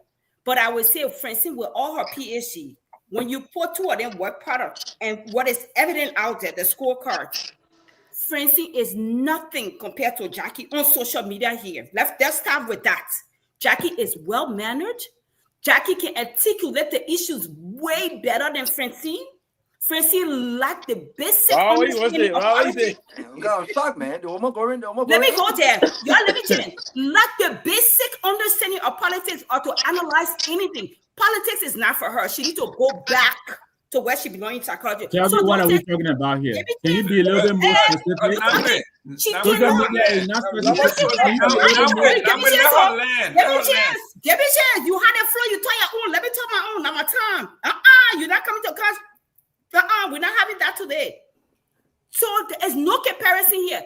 Francine, first of all, Jackie has been in politics longer than Jackie. Jackie has been in politics longer than Francine. She was with Mana Salif. She was in with Stacey Adams. Win or not, the Francine not in your party. Has she won anything? You said Jackie didn't win. You know, I said Stacey Adams didn't win. Did Francine win anything? Musa ability giving Francine cash to go open auxiliaries in different states. Is that something to say, oh, Francine have accomplished something? Mr. Nagbe, you got a receipt to show for that? You got a receipt to show for that? Because that's a false expression. Do you have a receipt to show for that? That is not Francine money. You tell me to be a stream of yourself. I will talk. You say the accelerates that you said Francine opened her own money. That Francine money opened the accelerates? Was it Francine money that opened the accelerates? No, it wasn't. It was CMC and Musa ability money. So opening accelerates, like in business, if you open a business and you cannot grow your business, does that make it successful? Because, newsflash, Francine opened an accelerator in Philadelphia. She opened a business. Anybody can open business with state government. Does that mean that that's a thriving business? Does that mean that's a successful business? Is that a win, Mr. Nagbe? Is that a win because you open an accelerator because somebody said money? Is that a win? Is that why you counting a win? No, she opened an accelerator in Minnesota. Is that a win? Is that a win? Let me go to the next issue. You're blaming Unity Party.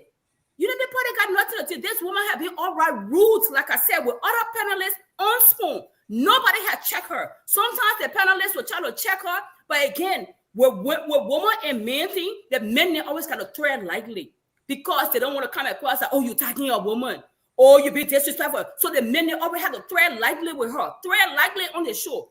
All right, rule. That's a pattern. I know my brother Robert talking about bad day. It is not a bad day. There's a systemic issue with this woman. The pattern is there. She's been disrespecting men, women on spoon, but persistently men on spoon. And nobody had checked her. So it got nothing to do with bad day. We all got blue days. It got nothing to do with it. I agree with Kehleboe to a certain extent. Let me go to the next one. We're focusing on the stupid question and stupid. But you know that the woman went further. You know, she went further and talked about, oh, Jackie, I know you are Snow. You know, I seen the wedding that Jackie was sleeping with Snow, and even mentioned that Jackie is inching towards Musa when she go to Liberia. She making her way to Musa. Well, now, all of that's happening on the same show. Yes, the same show. Oh, I didn't watch all of that one. Let me tell you something. Man, this is the same woman when careful as I went for her and said she was I know foolish, I step down, whatever. Everybody was sitting for her. This is the same woman that taking the knife and somebody telling that they're sleeping with Snow and they're inching towards Musa. And this is the face of your party. And you're thinking, oh, it's politics taking lightning. I agree with you. Huh? Kehleboe, wait a minute. Y'all not let me lose my chain at all yet. I think she got to file lawsuit. So. Let her file a lawsuit. I've been waiting for one ever since she know my address. It hasn't changed. I'm in Texas. Everybody know where I am. Let me say something to y'all. What are y'all remove Francine or y'all say y'all moving her, y'all carrying and many packets more? Whoever y'all carrying, Francine that y'all cheer, y'all want to put on Unity Party. It would have been a total stranger that called in the show to ask Francine that question. Should I have been her response? No. She answered nicely, but the person was persistent and she went on. Even if the person was persistent, where's the self-control? What is the emotional intelligence as a global chair? What is it? You want to bring Unity Party? It would have been John Doe. It would have been Peter Paul. It would have been dog association party. Should that have been her response? No. We will call it for what it is. And then that is up to you guys. If you guys don't want to remove her to save your face early now, I made a post because I think I did 15 posts today. But one of my posts I made was, Musa Berete, this is a time to clean house. Because you're still early in the game, 4-6 months. If you think that, oh, this is just a political thing, it's just going to go away and whatever it is, and keep Francis or where it is, it's all your loss. It's all your loss. Now it's the time to course correct. And if you don't course correct, you think you move off on the show because, move off on one spoon and keep up will be the face of the party, it's all your loss.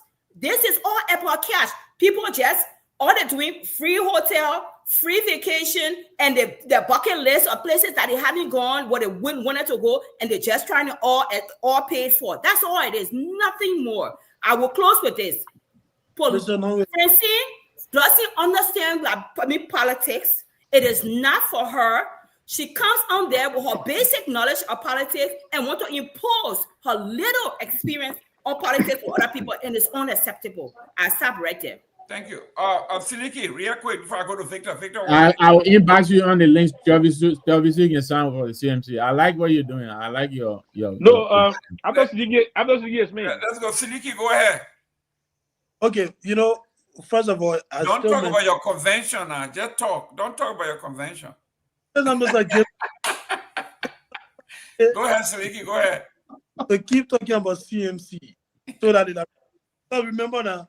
This show is being relayed on 2 big radio stations in Liberia, Kia Radio and True FM. So we continue to talk about CMC, and then I bring people here and they gravitate towards it. So Mr. Nagbe and talk about how they get 15,000 membership and all of that. But here is the thing I want to speak about. Since you've already blocked me, 15,000 accounting. If you want to say the number, say it right. So 15,000 accounting. I want to respond to that. Okay. Seleke, 1 minute. Go ahead with your name and where you calling from. Hold on. Your name and where you calling from? This is Bewazi calling from South Korea. Okay, go ahead. Yeah, I think many of us, we are making a big mistake, and we are latching on Dr. Francine on issues that many of us do. And sometimes we forget we do those things, and then out of a sudden we want to play God on Dr. Francine. I think it's wrong.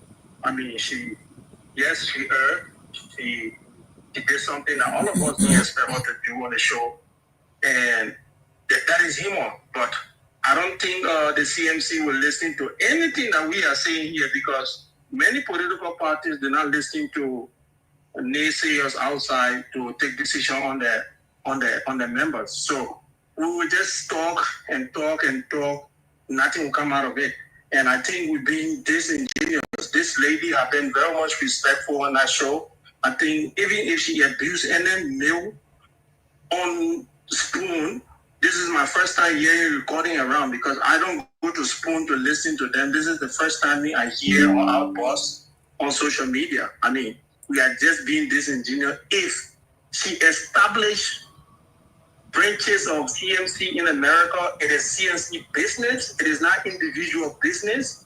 I think we just being, what I would say, jealous of she's in front of it. I'm not a member of CMC. I don't care what they do out there. So I will not speak about what they do, because it's in no interest of me. So it should be in no interest of anybody. Speaking of people sleeping in hotels is a benefit of people sleeping in hotels, is a benefit of people establishing different offices in America and what have you. Ask your party to do the same. Put it in front so that you can be the head of it. Leave Dr. Francine alone. She did wrong. Yes, she did wrong. If the CNC will do anything, I would just ask them to ask her to apologize to the people who follow the show, not to the individual. It left with her to take her own conscience to apologize to the lady who she said those things to. It is her own business to apologize to Jackie. It's none of us business. You understand me? So we just been beating on her just for nothing. Moluba Molu, one upon the time, said a liquor talk. We from the CDC asked the party to let him go. It did not happen. So I don't think we unions should beat on Dr. Francine asking the CMC to let her go. It's disingenuous, my people. That speak to the issue. The main issue here is to get the United Party out of the way, out of our way. What you call Jason Juniors? What do you call Jason Juniors? Mr. Nagbe, get finished. Disingenuous to the lady. What you call what is Jason Juniors? When someone says something inappropriate. Okay, Ben, thank you very much. What do you mean by Jason Juniors? Okay, Seleke, go ahead. So here is the thing. Again, Mr. Gayman just proved that on this call. Once you call, you talk good about CMC, and will keep you on the lawn for as much as you want to. And this is actually unfair, and we can't continue to do. Here is the thing, though, Mr. Nagbe, you spoke about 15,000 membership in just few months and all of that, And here is what I want to tell you, Mr. Nagbe. You've been very active in Liberian politics. Liberians voters are very, very deceptive, especially the way you do your own membership. People can just go on a phone without stress. They're not paying consultation just to go there and do it, and they are members. They don't even need internet. And you want to consider all the people to be supporters of your party? Just think about it. Just recently, CMC participated in an election in Nimba. They came way distant there. And you referring to other people as losers because they lost the election? You went into Nimba County senatorial race. The candidate you supported as a state. It was way distant there. The number between here and the second were, very, very far away. But today, you're bragging about citizen being loser and CMC, they are in few months, you get 15,000 membership. That is not something even take into consideration. We are talking about 5 million people, and you're bragging about 15,000 membership, Mr.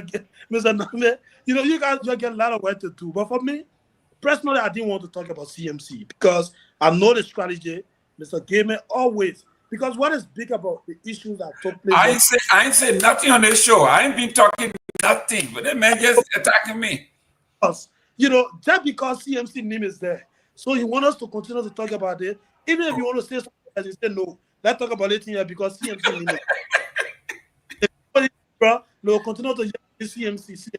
That's the strategy. But for me, as far as I'm concerned, I consider CMC to be member of the opposition where we can all collaborate and work together. But as most of the callers on the show and most of the panelists said, you guys, you have to work with your female supporters, especially in the program.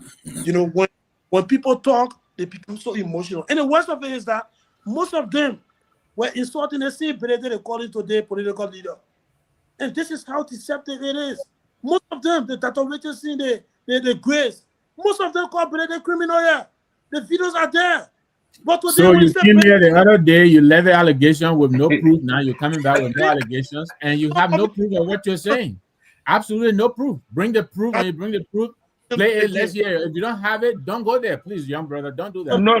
But I don't think this one around. I think he's making some sense here because the other people are sharing similar thing that they did before, right? But listen, of course, we follow people, and these same people that are now trying to say Hosanna, and the same people that yesterday crucified him, right?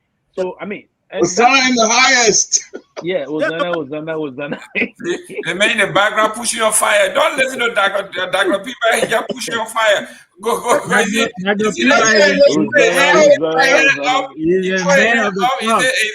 Hosanna in the highest. You see, you didn't say the highest. So he's the man of the club, so you know what he's talking about. Yeah.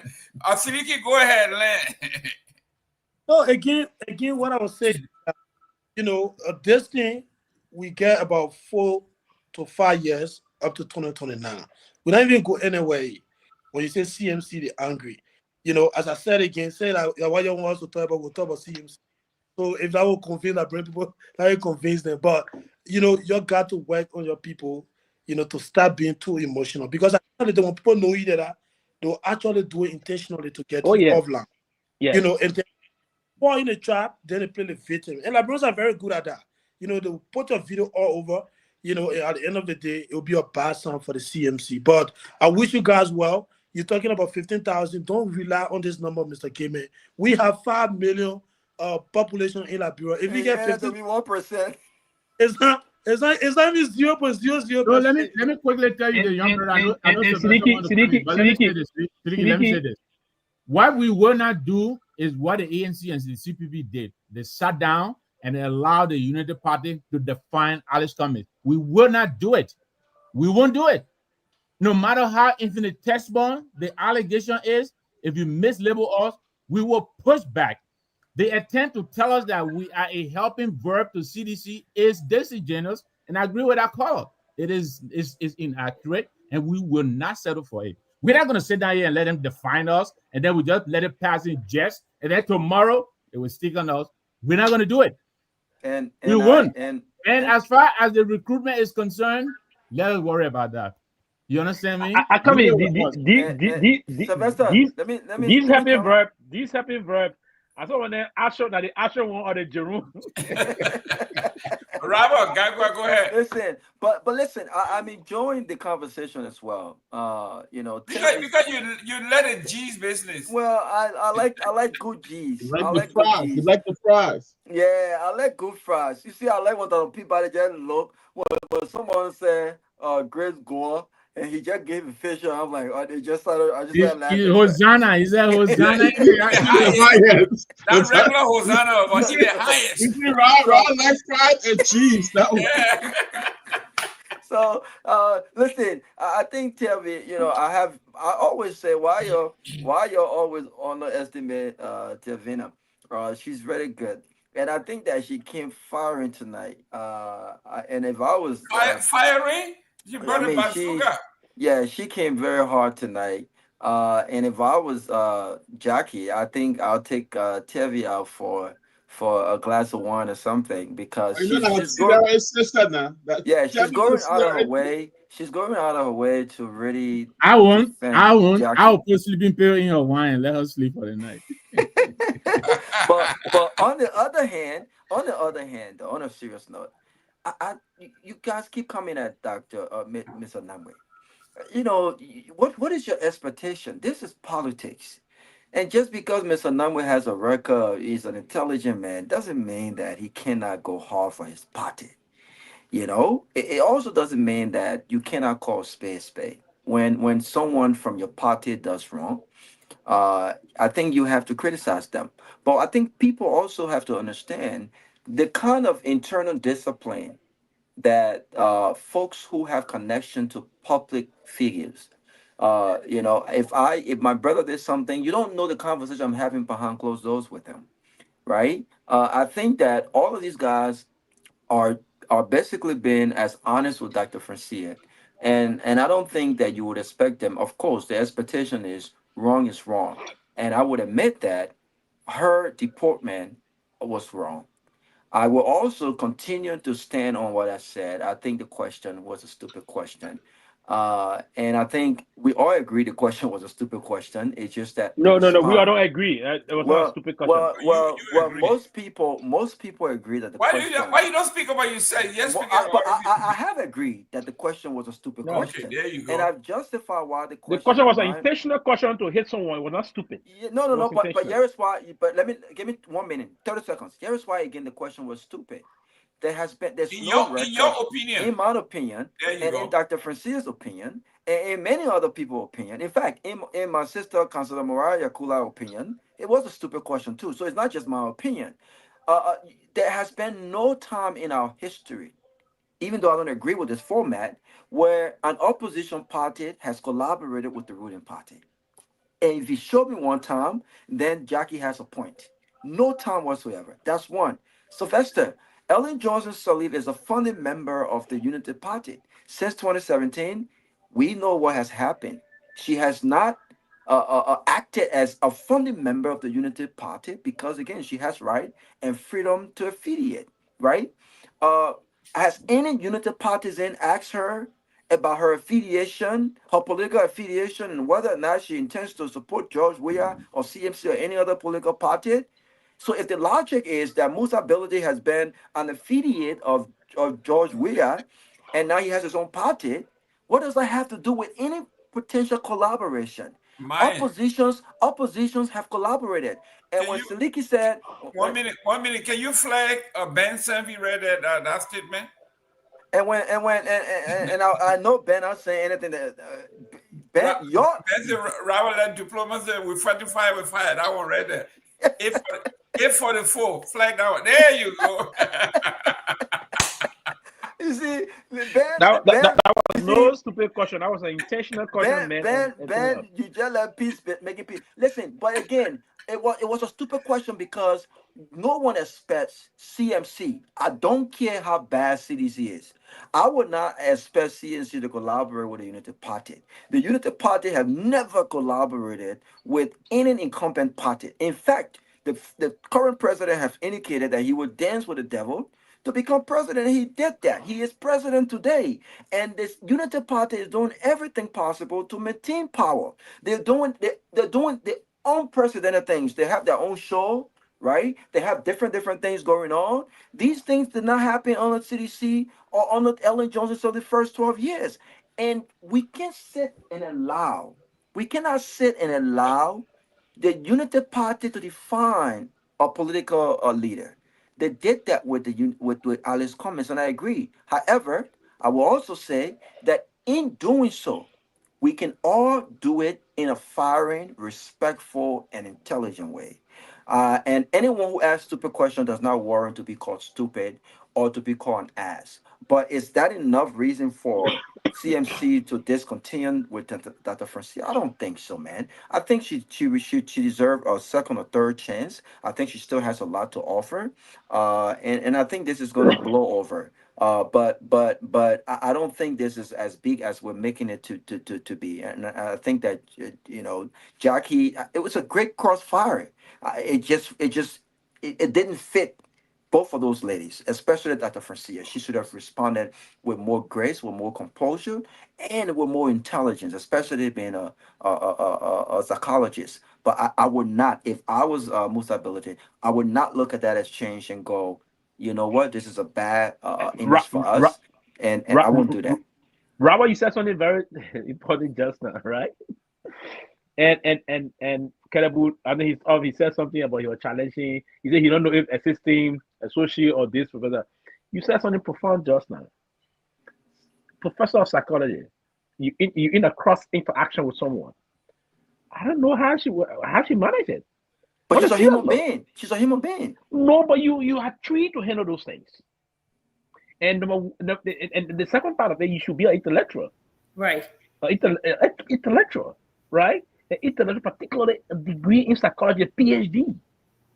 And the dangerous part about it. And you know what's going to happen, Robert? People are going to now be pushed to even question that legitimacy of the PhD. Right. To be a PhD, you have to be intellectually rounded, composed. Listen, I saw my professor that taught me when I'm doing my master's program or PhD. Listen, you see how collected they can be, how reasonably balanced they will have to be in terms of if they're in the intellectual cloud to just start post reasoning. And in seconds, they pick up how to just put those reasoning and they'll fire back at you, the student, to make you comfortable as to how you have to present a particular theory. If you want to counter those theory or the thesis or the counter thesis of them, you will have to now strike to balance it. You saw how Jackie was composed yesterday? Yeah, because I think Jackie was composed. I think Jackie was composed because Jackie saw this coming, and I think that she was politically empowered. Listen, let me tell you something. This would not be the first time. This would not be, and I cannot overemphasize the fact that I do not agree with Dr. Francia's deportment. I would not have responded that way. Also, too, I want to, and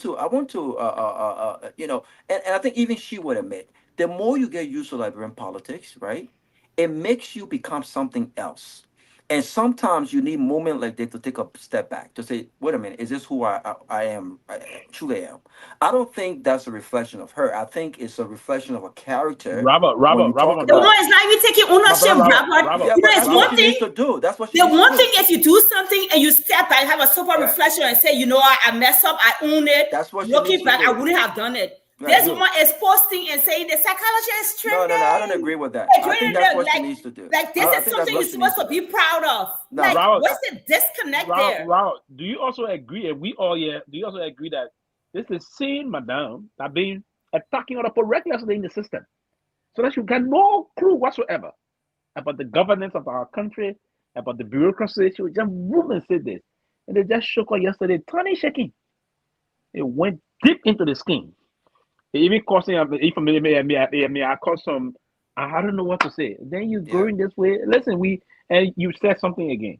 She come to you've been to the point that you've been discussing on platform for more than 2, 3, 4 years now. You seem to not understand the level of the politics. Listen, no one going to romanticize things during politics. They're not romance. No, it's politics.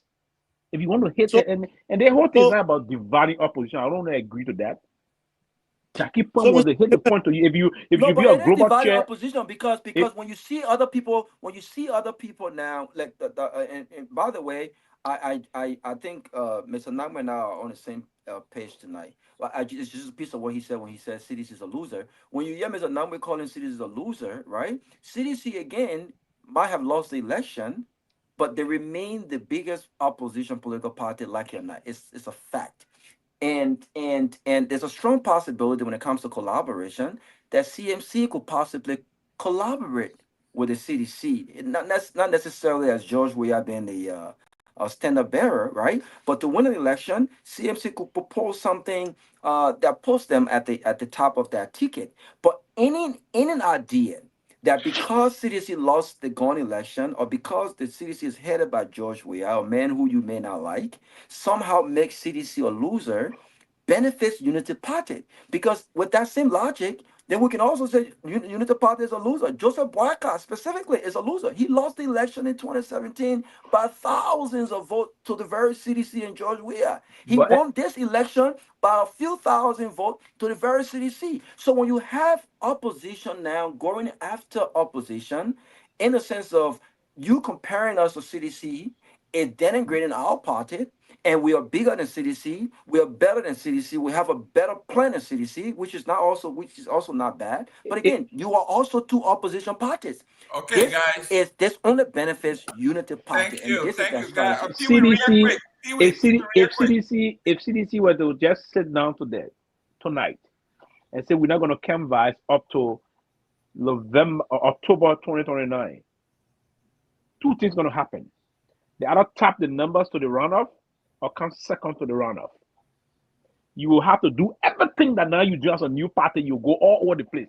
See, you sit down like this. You see, not to cut you up. You see, Mr. Gongloe, Mr. Jerome. You see, when it comes to Liberian politics, look at comment like Mandela, Mandela Jobo. You see, this is where you have to have very thin, thick skin, because you will have people like that. Whoever that Mandela Jobo is, right? You will have them. No. I'm just saying something. You will have people like that make comments, right, to really get under your skin. And in reality, when you really dig down deeper, you know what I'm saying, you find out that these guys are guys that will never get the opportunity to even speak to you on any serious issues, right? So my point that I'm making is Dr. Richardson still has a lot to offer, Sylvester. And I would agree with Telvi. I think she needs to take accountability to say, you know what? This is the point that I was making. I still believe the question was stupid, but should my response have been different? I think her response should have been different. And I think she could have handled that response and still dealt with Jackie in a very intelligent, strong way than the more insulting, condescending way. Listen, that's why, hey guys, we got 10 minutes here. The guys, it's 1 o'clock in Liberia. They have to go home. So we got, let's do 1 minute each to do our closing. Let's start with Seleke. Seleke, go ahead. You see, you wasting your time now. You muted. So 30 seconds gone. Go ahead. You are still muted. Still muted. But all your time gone now. You're still muted. Go to somebody else. Let me go and I can fall off if you're not ready. No, we want to let it go. Okay. You want me to stay to the end? Okay. Yeah, the lady got to stay to the end. Victor, Nagbe. Let's close so the young men can go home. Are we closing? Yes. Okay. Well, thank you all very much. Great show. I appreciate the input, the callers as well. Please don't drop off when you close, so you can hear other people closing. Yeah. I will sit here and wait as long as Telvi keeps it short. If she keeps it long, I will drop off. You ain't talking about you say you've been talking. Go ahead. Yeah, but I'll be brief. Look, I understand everything everybody is saying, and we all make mistakes. We step in it, but I think this whole thing of beating up Richardson because of one exchange with she and Jackie McKay, I think it's way overblown. It is way overblown, and I just feel like people are bringing a lot of other extraneous matter into this matter that don't really have absolutely any business being there, and I think it's a mistake. It is a mistake. There's some good things you pointed out here tonight. Yeah, we'll take note and go in the back room and talk about them. But to come on here and crucify Francine Richardson because she had an exchange with Jackie McKay, 2 female panelists, and that's why we should cancel her out. I think it's way overblown. And I disagree. As to what the CMC is doing, we urge you to come and join us. You can help us straighten out whatever that needs fixing, and we appreciate your help. Go to www.cmclib.com and sign up. I charge $300 an hour. Seleke, you way out of the country. Go ahead. I know it's late over there. Anything, all right? No, you're closing. Yes, I'm allowed to talk about anything, right? Except your convention. Oh, you see what I'm talking? You can take breath from more now. We charge $200 to promote the thing you want to do it for free. So all the time you been talking about CMC, you been paying money in this agreement. I don't talk about CMC. You see me, I'm sitting here. I'm not saying anything. When do you see my name? Man, we gotta go, man. We gotta go. But here's the thing, though, Mr. Nagbe, I don't know you already closed on. I wish you could come back and respond to this. Where is I don't know Fanta I know Zoom Kamara, I love that lady. I don't even know her. I love her. As poor president, but okay, yeah, but we that of Tracy and Grace talking. Seleke is very funny again. She rejected the job. She did? Yeah, man, I like her. No, that's not true. That's not true. She resigned. Listen, Seleke, she resigned before the job. The letter on the way coming and she resigned. The letter on the way coming, she said, I can't follow. You finished closing? You're funny. Eh? No. No, I mean, your time. You better hurry up. So Miss Kamara still works. She's still with us. She still works. No, I come go and enjoy yourself. I like the fact that this is therapeutic. Go ahead and have a good laugh. But she's still with us. That's good. Yeah. The working hotel reference. No, I really want to know. Jana and Sylvester making me laugh, but I really wanted to know why she's not active, because as a communication director, as we saw the appointment, man, the term of reference being worked on. They're looking at the structural article. No, you're not the official person to respond. Let Mr. Nagbe respond, Mr. Well, what is your definition of active? She's already made the rounds from the time she got appointed. She has come on Spoon Network and explained herself what she intends to do. I mean, she has been appointed what? Not just last. But we should be getting update from her. Says who? Says who? Says who?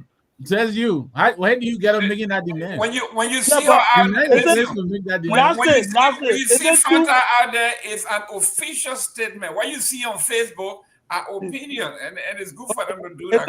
Is it true that mini packet Dopoh coming to CMC? That you see, I don't even know where he got that from. If it's true, what the girl in Famata will come out here and tell you exactly what is happening. Until she says that. Then I want me to talk about my convention. No problem. Okay, when is your convention? My convention, we're having 2 conventions in October. One is going to be in Liberia early October. Mr. Cummings is currently in Liberia for that convention. It's going to be held in Margibi, Kakata City. Then late October, from the 22nd to the 24th, from the 24th rather to the 26th, we're going to be having the ANC One Diaspora Convention in Atlanta. So if you're Liberian, you supported both CDC and UP. When you coming? When you coming down? Hold on, Sylvester, please. Hold on. If you've been supporting CDC and UP and you are disappointed because they've not been able to make a difference in Liberia and you're looking for third options, we want to take this time to invite you to come and see what the ANC has to offer to Liberia. And we are welcoming every new ideas. And the good thing about this is that we have new people, new faces who are coming up to take different positions in the ANC. And right after this convention, trust me, we are going to open up massive membership fund drive in Liberia, and we'll kick the ground running. We'll hold United Party accountable for whatever they are doing in Liberia. We'll initiate different projects, county tour, and what have you. So keep tuned. The ANC is coming back strong. We are coming to do things differently, and that will start with how we oppose this government. We're not coming to make noise. Baka Steve, Baka Day is sleeping. No. We'll save this tape. We'll save this tape and make sure we reference it after everything October. is doing now, we did it before. So they're copying from us. So that get that clear. Thank you. How many bridges you build? How many roads you build? How many bridges? Same Chairman build that bridge in second day. Okay. Go to sleep. How many digital registration you launched? I only that one bridge. It's one more bridge than you built. Thank you very much. Let me do my closing. Rama, go ahead.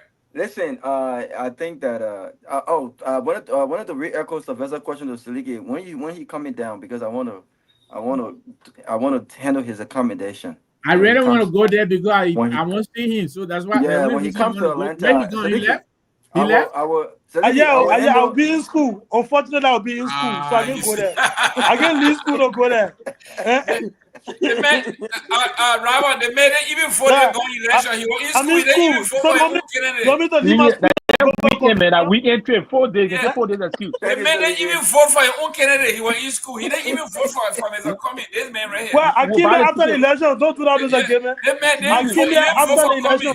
That man didn't vote for. That man didn't vote for. He was not in the country. Anytime you're in Atlanta, I got you, my man. I got you. You're a good man. I got you. But let me say, I have not been on the show the past few days. Been busy at the office, but I wanted to. I would be remiss if I did not commend the president. I know we're always criticizing the president, Joseph Boakai, and so I've said that when he does well, we will commend him, and our commendation will be as loud as our criticism. So I want to commend him for doing what was right. I think a few days ago we heard what happened at the LDA and why our friends were justifying suspension when it should have been a dismissal. The president arguing due process, which was nonsense. The president took action and he fired the entire leadership of the LDA. And they're in the process of Myean, you guys can sign off and leave, Myean. They are in the process of appointing new. So I want to commend the president for doing that. I think the dismissal is good. My only worry is that in such a short period of time, there have been 2 dismissals. When it comes to AB and the deputy Fatiga, and now this, which also raises a question about the kind of vetting that has been done before these appointments are made. Are the individuals being appointed? Are their expertise, their vision, does it align with that of the president with regards to the fight against drugs? And I will hope that the president takes this time to once and for all get the right characters at the LDA. I think he should do away with all of these old folks. With due respect, I don't think that the LDA needs anyone who is 75 or 80 years old. I think they should be in the advisory role. We need an energetic a person who brings a lot of different ideas, current ideas when it comes to combating drugs in our country. So I want to give him credit for that. Thanks, Mr. President, for doing the right thing. And I'm hoping that this appointment will be the last appointment, and we can see some progress being made when it comes to the fight against drug. Lastly, again, I would say I believe that the question asked was a stupid question because it was politically influenced. It was a very trappy question, and it was a bit that I personally would not have taken. And I believe that just because someone asks a stupid question they does not warrant them being called stupid or an ass. So I feel like she could have addressed that in a much a better and more intelligent way. But this is a lesson learned for Dr. Francia. As you maneuver through Liberian politics, you gotta have a thick skin. And there's some people I've learned that. And when I make a post on social media, I read the comments and I decide which comment to respond to and which one not to respond to. I don't respond to every comment. There are people who just out there saying things to get your reaction. You have to be disciplined, you have to be grounded, and you have to know who to respond to and who not to respond to. And I think in that moment, even had she chosen to respond to Jackie, I would have gone hard, but I would have taken the more intelligent route. There are many ways you can kill a cat. You can intelligently insult people without actually using any profanity, right? And I think that at her caliber level, I think she has enough tools to do that. But again, Mutability and CMC should not discontinue disassociate themselves from the doctor. I think she still has a lot to offer, and I think they should support her. They should stand with her. Conversation should be held in the back door. She should be strengthened, and she should understand this is Liberian politics. If you can, it's a lot of heat in the kitchen. If you cannot stand a particular heat in the kitchen, step away, cool off, come back, and then continue moving. But don't be quick to respond because again, people are going to see her as an easy target when it comes to having her emotions on her sleeves. But it was a great show. I like the firing. Please don't go after Dr. Nagbe. I think he's still the man that you thought he was. But he has a responsibility. He has the right to fight for his party. And I admire him for doing that. And I'm sure that he's going to go back. I'm sure he understands what's happening here, right? But again, he has the right to fight for his party, and I admire him for that. Thank you. Tomorrow, guys, we have another female topic. Deputy Director for Record at MPA, Queen Johnson, alleges that the MCC boss is corrupt, incompetent, and should be dismissed by President Joseph Yuma Bwaga. That's another lady now. She's putting it out there. And if you like it, that's fine. But that's why are you elevating that discussion, though? I don't think we should discuss that tomorrow here, and I don't know why you're elevating that discussion. The lady's opinion, her opinion, we shouldn't discuss it because you don't like that. Let me say this to you in my close. No. We can't be censored here. Let's go, Mr. Pewee. Give me last one. Yeah, you're the queen.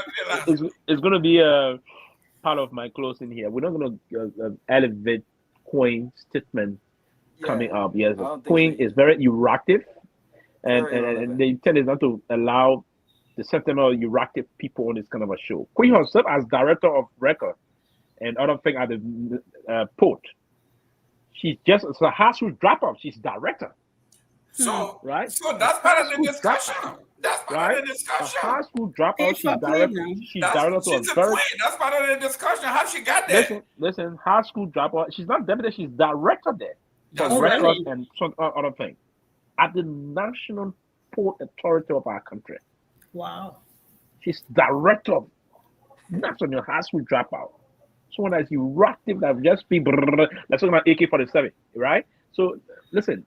I don't think we should give credence to her. We're not coming to elevate up at this level. To just come and say now, and the issue that's unfolding in the United Party. We should elevate a 4 AA degree, but not the issue that is unfolding in the United Party is United because Party. You don't like this woman because she will not go to CDC. We shouldn't discuss her topic. She raised her. Everybody has said the same thing, that the MCC director is corrupt, and she listed why she should be. We are having that discussion today. Today, he posed the CMC that original discussion here, this Sylvester Pewee. We are having that discussion tomorrow. We're talking about Queen Johnson and the Pope tomorrow. We're talking about that tomorrow.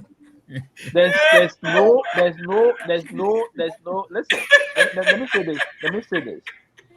Victor Nagbe, what the honorable people say? What good for the goose? It's good for the kingdom. And let me say this quickly. Yeah, go ahead. Tell me I'll go to work tomorrow. Let's go ahead. Close. I would not be like the global chair of the South Court. Oh, really? You see the signal, huh? You see the signal, right? You Oh, see- God. Look, I know how to this absorb coming these election things. season, it's Right, going I to be on. know how to absorb I them. trust you, Nigerians. I trust you. I know how to absorb them. I know how to react to them. I will not start saying things. No, I will fire. Trust me, you bring the global chair back in tomorrow, you put somebody there, give me tell just someone, boom, she will start saying, she will move on stupid now too. She will advance. You will advance on the concept. But I'm just trying to say this or say that the CMC, listen, I do have, it was out of a thought process to make this institution a very powerful one. But moving forward, there's a need to structure leadership and make leaders of institutions like political party to be those kind of leaders that will be there to console people, to consult, to cool off when necessary. We don't need deeply polarized or polarizing leaders. If you're so deeply polarized in terms of your leadership, or a little toxic in terms of it, or a little Highlander in terms of it, it doesn't add up. And if the politics of the time, and perhaps most of the reason why Cummings had some issue was it being part of the line. We need people-oriented leadership. You need people that can relatable elements that will have to move towards these things. Sometimes we strike these things to bring about laughter and other things, but to push into the politics, you need people that will serve as the interlocutor, right? Moving forward, getting things done. It is very necessary that way. And at that level, you get deeply into the people and the rest of that. I have ran politics a lot of time, even when I ran something like Kupi politics, making my debut to this in 2005. As a very young man, we went in the villages where we eat and sleep with the folks. We'll drink water from the clay pot and the rest of that. The calabash we eat from them and relate to them. We have conversation with them. Sometimes some places we go, it's not something so you have to understand the feelings of the people sometimes. And some people, sometimes you run in politics, some young men will kind of just say something to you about your leader, you running or yourself. So the other thing I want to say for me is that we need to calm down and somebody reflect on how the politics should move. We are going to do this thing. We change the mind. We're going to, if the party is structured in the way we have to move to a system and move on. But if care is not taken, trust me, you either have Mbaka coming back to power or can be the next president if the opposition can. But Mr. Weah, as I said last time, Mr. Weah is a very serious, he will be a serious candidate and a potential president of Liberia come 2029. If care is not taken, because Mr. Weah don't need the CDC will just have to do this and do that. So there's no need. Anybody that's called CDC loser, they're not loser. 17,000 votes, CDC is not. It's a very powerful institution. Very powerful institution. And from this issue about the party situation, CDC is going to recalibrate. And after this recalibration, trust me, they're going to reassert themselves. And reasserting themselves, they will amalgamate all of the necessary forces and strengthen themselves and move forward. But No, thank you. She has to go now, guys. If you took part in a race or a competition and you lost, what are you? No, you cannot call somebody that lose or not. CC lost. It was a circumstances type of thing that unfolded. A loser is some person that is consistently being defeated. That's why you call somebody a loser. It's not, a loser is someone that is consistent. Go back to that. Go back to the philosophical definition of loser. Okay, guys. Right. So guys, I will end here. guys, We'll take the debate another time. You are a politician. I'm hungry. Yeah, hungry too. You don't want to eat. I missed my dinner time. Yeah, go ahead. Thank you very much. We appreciate you being here. No. It was a good show. I've been off for a while. So good show. It was a good comeback. I don't know, just sharing the space with you guys. So, Robert, I want to piggyback on that DEA stuff. I think, yes, my similar fear. This is round 2, and I'm afraid it's going to be round 3 because the at the core of this is that low pay. If you don't pay these guys well, you're going to have a repeat of this. If you pay me $100 or $200 and somebody drug me and can show me $10,000. What do you think I'm going to do? Let's keep it real. They're going to take it because they got to pay their children's school fees. They got to ride car. They got to do other things. So pay the people well and then they don't have to take bribe and all of that, especially with fighting drugs. I mean, they have to look at the pay. Otherwise, it's going to be a repeat of the same thing. I'm afraid that's the way to go, because the pay you've paying those, you're giving the wages, giving those guys to fight drugs. That's nothing, compared to what the drug dealer are going to offer them. We just got to be real. So that's my take on that. On the Queen May thing, I don't know. I'm not going to be on here tomorrow, but I am on Queen May or whatever her name is. There's some people I just don't. I really did not worth my time and attention. I'm not going to waste my time on that. Just a waste of time.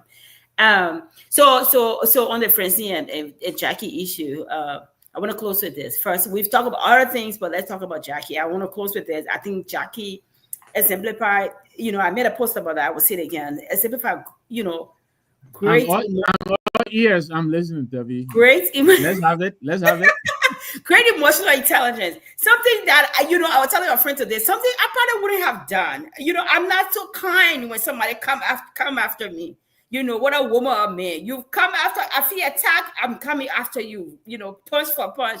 So, I mean, she was very calm. She exemplified, good leadership skills. I think we all can learn from that. So I want to say kudos to her. I don't know her. Like I said, I don't know her. But just from, the platform and stuff, kudos to her. I wouldn't have done that. I wouldn't have been that calm or nice when you attack me that way. I'll be very honest. I'm not.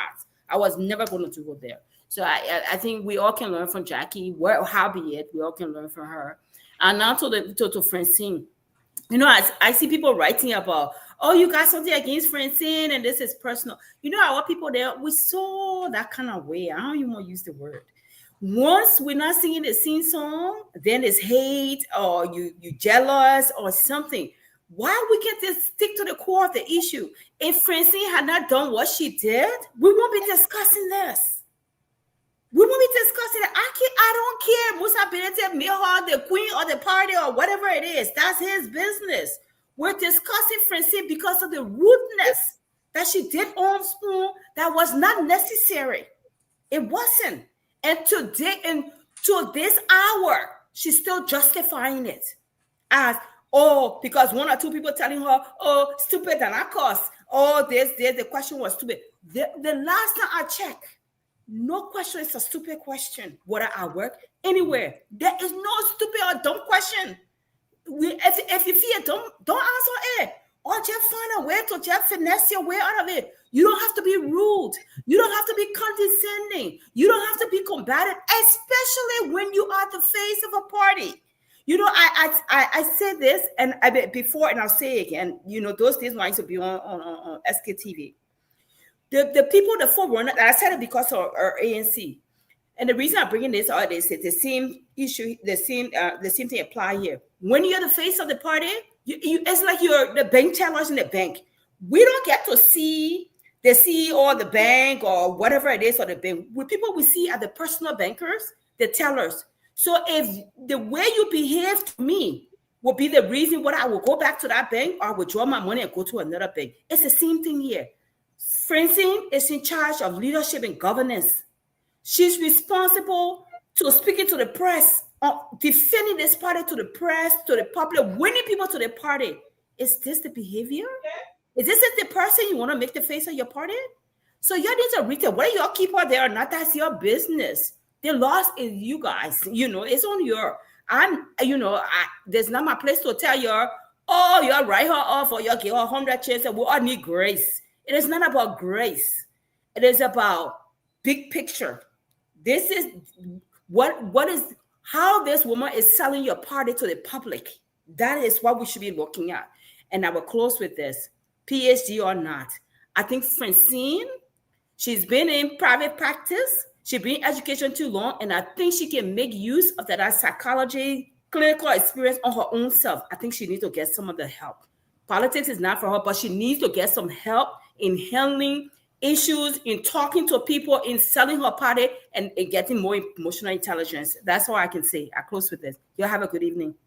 Thank you very much, guys. Thank you for hanging with us. It's been a long show, but it's a good one. 4 hours. Unbelievable. Yes. Yeah, bye. Thank you very much. And Melvin, don't forget to watch your Eagles tomorrow. Yes, the Eagles tomorrow. leave here at exactly 8:15 tomorrow, it'll be done for me. We'll be listen. Boy, is that preseason or The Miami Dolphins, the Miami Dolphins. Regular season. You have to watch the Miami Dolphins. We don't watch anybody else. The Dolphins. If you don't watch the Miami Dolphins, that beautiful aqua green. If you don't wear that green, you're not good. Guys, thank you very much. Let's do this tomorrow. Thank you, man. Have a good night.